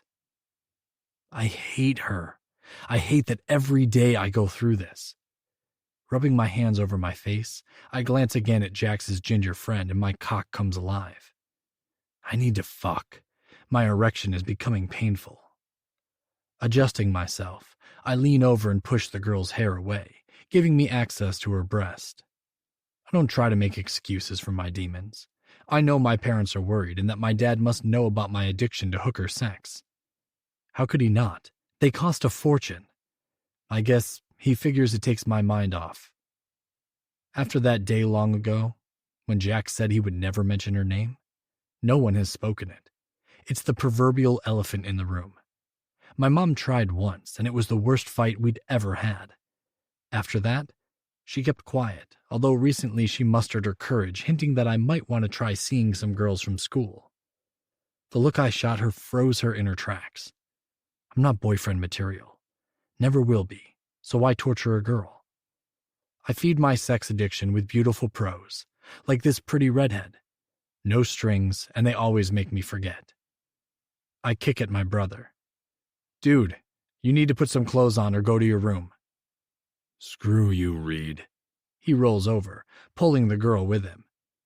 Actually, I was wondering if you wouldn't mind if I traded you. The redhead is waking up. Stretching, she shoves her very large fake breasts in my brother's face. He opens an eye. Are you trying to piss me off this early? His mouth latches onto her nipple. I start laughing. Go to your room, man, or let's swap. He stops sucking and pats her ass for her to get up. Having no desire to see his morning hard-on, I walk to the bar. You want a Bloody Mary? Jax reaches for his jeans, pulling them on, then leans back on the couch, eyeing me. What's going on, Reed? Hey, call room service. Have them bring some Worcestershire, Bloody Mary mix, and some olives. Starting off with a bang, huh? He lifts a dark eyebrow at me. Standing up, he reaches for the phone dialing room service as he buttons his pants. The redhead, who has put on some panties, walks over to me. So, I never had identical twins before. You and your brother into that? No extra charge. I grin at her and reach for her large breast, rubbing her nipple. She growls, and I pinch it, making her gasp. Her eyes darken. That's not up to me. You have to talk to my brother. No. Jax yells and goes back to ordering room service. It sounds like he is ordering way more than Bloody Mary mix. He hangs up and walks over to the redhead, pulling her back to him and biting her neck. We all got a girl.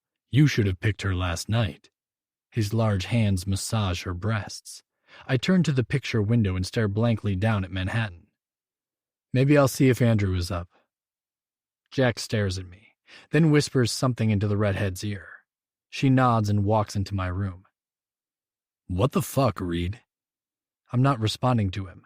My high is wearing off, and I want to put my fist through the wall. I think I'm going to make myself a Stevie Ray Vaughan Bloody Mary. Want one? Jax grabs my arm. What's going on? His eyes are full of concern. She's a brunette, I blurt out. He rubs his face. God damn it, Reed. Why are you doing this? How much longer am I going to have to watch this? Fucking do us all a favor and call her. Watch it, Jax. He looks at my chest. I'm rubbing my tattoo. I freeze, wondering how long I've been doing that. I didn't say her name, he hisses. But this shit has to stop. The cocaine and girls are getting out of hand. Even Jay is getting concerned, and he's the one who started all this. He motions to the girls and drugs. We both turn as we hear room service knock. Neither of us moves, our eyes doing silent battle. Finally, Jack steps around me to open the door. The girls come out of my room, laughing and wanting to party. I pour the vodka, a little Worcestershire, and Bloody Mary mix into the glasses, then sprinkle some cocaine on top and plop in a couple olives. Here you go, girls. Jax, you sure you don't want one? He shakes his head. I'm going to take a shower. Enjoy. Holy shit, I have always wanted to try this. The brunette laughs and jumps up and down, her tits bouncing. I look at her and chastise myself for being such a pussy. She looks absolutely nothing like her, starting with her tits that are boomeranging in my face. They're fake and look like two large balloons on her thin body. Her breasts are real and perky, fitting perfectly in my hands. I stop myself. Jesus. I chug my morning cocktail, needing a quick high to fill my emptiness. So, you two want to fuck? Their eyes are dilated. Yeah, we want to. The redhead purrs. I want to fuck you in the ass, I tell her, while your friend sits on your face. When did I become this monster? It's getting like I need more and more of everything to get off lately. How much extra for that? I say, the welcome numbness starting to take effect. Both smile and take my hand, pulling me into the bedroom. We won't tell if you won't tell. The redhead shuts the door and peels off her panties. Turning to the brunette, I say, why don't you girls start, and I'll join in. She smiles and reaches for her friend, peeking up at me. Are we still role-playing? Confused, I ask, what? But the hair on my forearm is standing up. Like last night. Do you still want me to be Tess? The room starts to spin. Holy shit, are you okay? The redhead reaches for me. Shit, Raquel, go get his brother. I think he's overdosing. She extends her hand, trying to get me to sit. Get off of me. I cringe at her touch. Sweat pours out of me, drenching my shirt. Last night slaps me in the face as I remember. I need you to be Tess. I can't get off without it. I'll be whoever you want. Is Tess sweet or a bitch? Soft or hard? Tell me what she is, and you won't even remember my name. She's my soul, innocent, fragile, yet way stronger than she knows. She's my heart. Reed, close your eyes. I don't want you to fuck me. I need you to make love to me. Tess, I will do anything you want, kitten. Holy fucking shit. My feet back away from them. I did. I made love to her last night. I can't breathe. Maybe I am overdosing. That might be better than the truth. I'm going to be sick. Stumbling past their shocked faces, I barely make it to the toilet when my whole stomach unloads. I retch and heave for what feels like hours until it stops. Miserable. That's what I've become. Leaning back, I shiver by the toilet, resting my head on my knees. Reed, you okay? Jax's voice is next to me, his hand helping me up. I look at him, his face so like mine, except that it's not anymore. His eyes still have joy, where mine are filled with darkness. I need to get away from here, I whisper. Can you walk? Do you need to go to the hospital? His voice scares me. No hospital. Just get me out of here. Pushing away from him, I find Andrew and the girls standing outside the bathroom. Dude, you okay? You scared the girls. Andrew's brows are knit with concern. The girls stand there, all three in a state of undress, curiosity on their faces rather than fear. Obviously, I'm not the first customer to freak on them. I'm completely undone. My voice sounds far away. They seem okay. You two, on the other hand, can relax. I feel better. It must have been something I ate. I run a hand through my wild hair. Andrew exhales. Christ, Reed, you've aged me. He chuckles, his hands shaking as he puts his phone in his pocket. I move past them. I've got to go. Happy birthday, man. I'll call you later. Jax is right behind me. Thanks, Reed. You sure you're okay? Yeah, I just have to get out of here, I snap. I know he's concerned about being a good friend, but if I don't get out of this suite, I might implode. Let me grab our stuff, Reed. Hurry the fuck up, I say, taking a shaky breath as my eyes scan the hotel room. It's trashed, but not overly so. Picking up my jacket, I avoid looking at the girls. Let's go. Jax pulls me back to the present, his voice calm. I'm fine. I need some air. Whatever. This has to stop. He pushes me out the door, his arm guiding me outside. How much coke did you do? It's not the coke.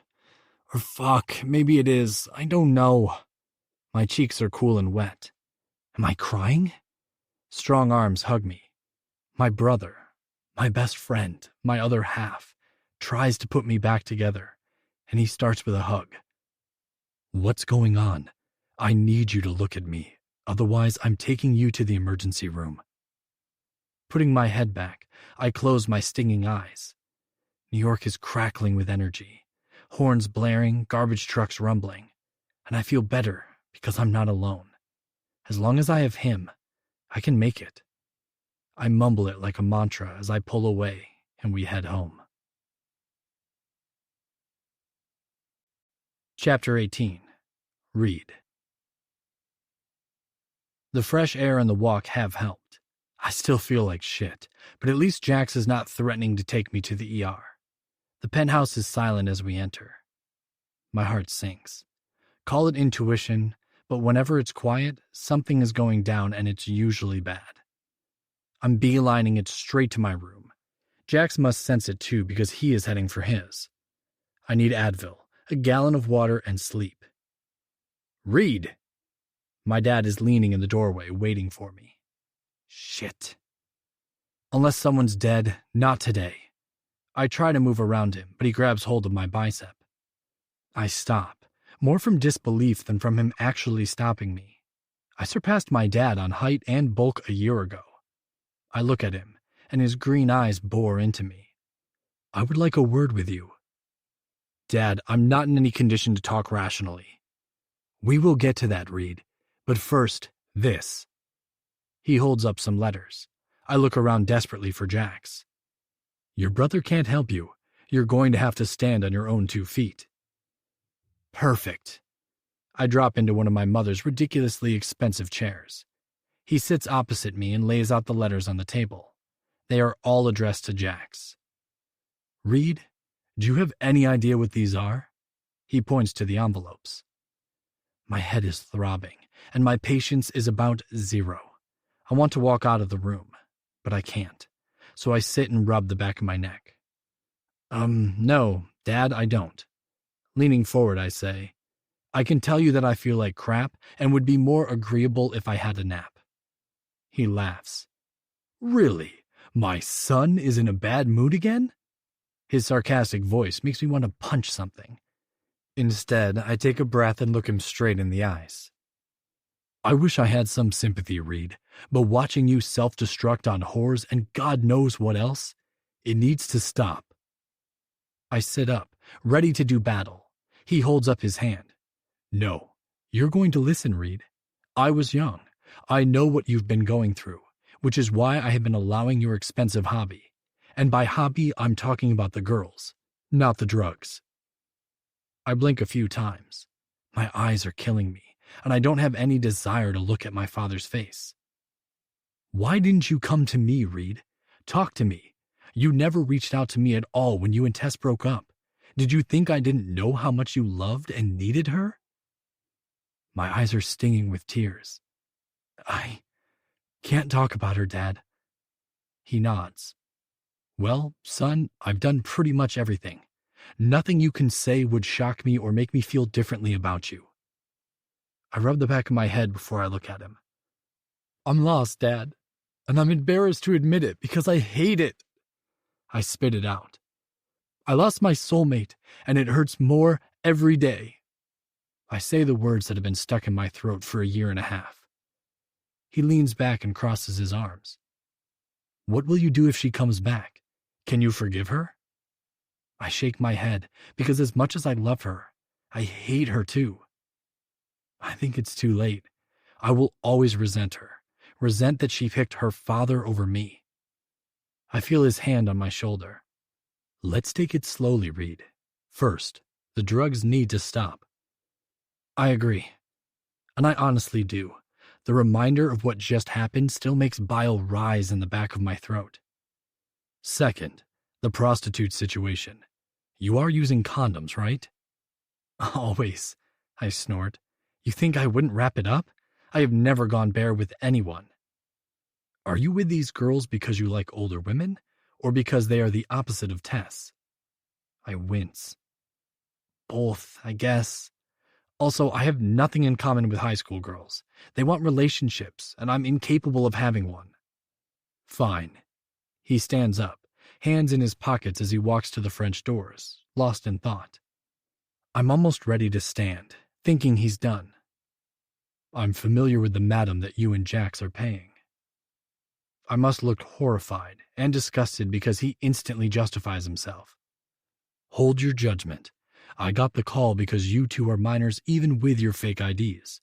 She called to get my permission and a lot of money to overlook your ages, he mumbles. Whatever. My head is pounding. He shakes his head at me, clearly annoyed as he sits down across from me. Fine, let's go back to this. He points to the table. Yeah, Dad, I had a rough night. I've agreed to everything. Can I go? Those letters are to Jax anyway. Yes, Reed, these are letters to Jax. What I'm wondering is why you have not received any. I glance around the room. Floral displays are everywhere.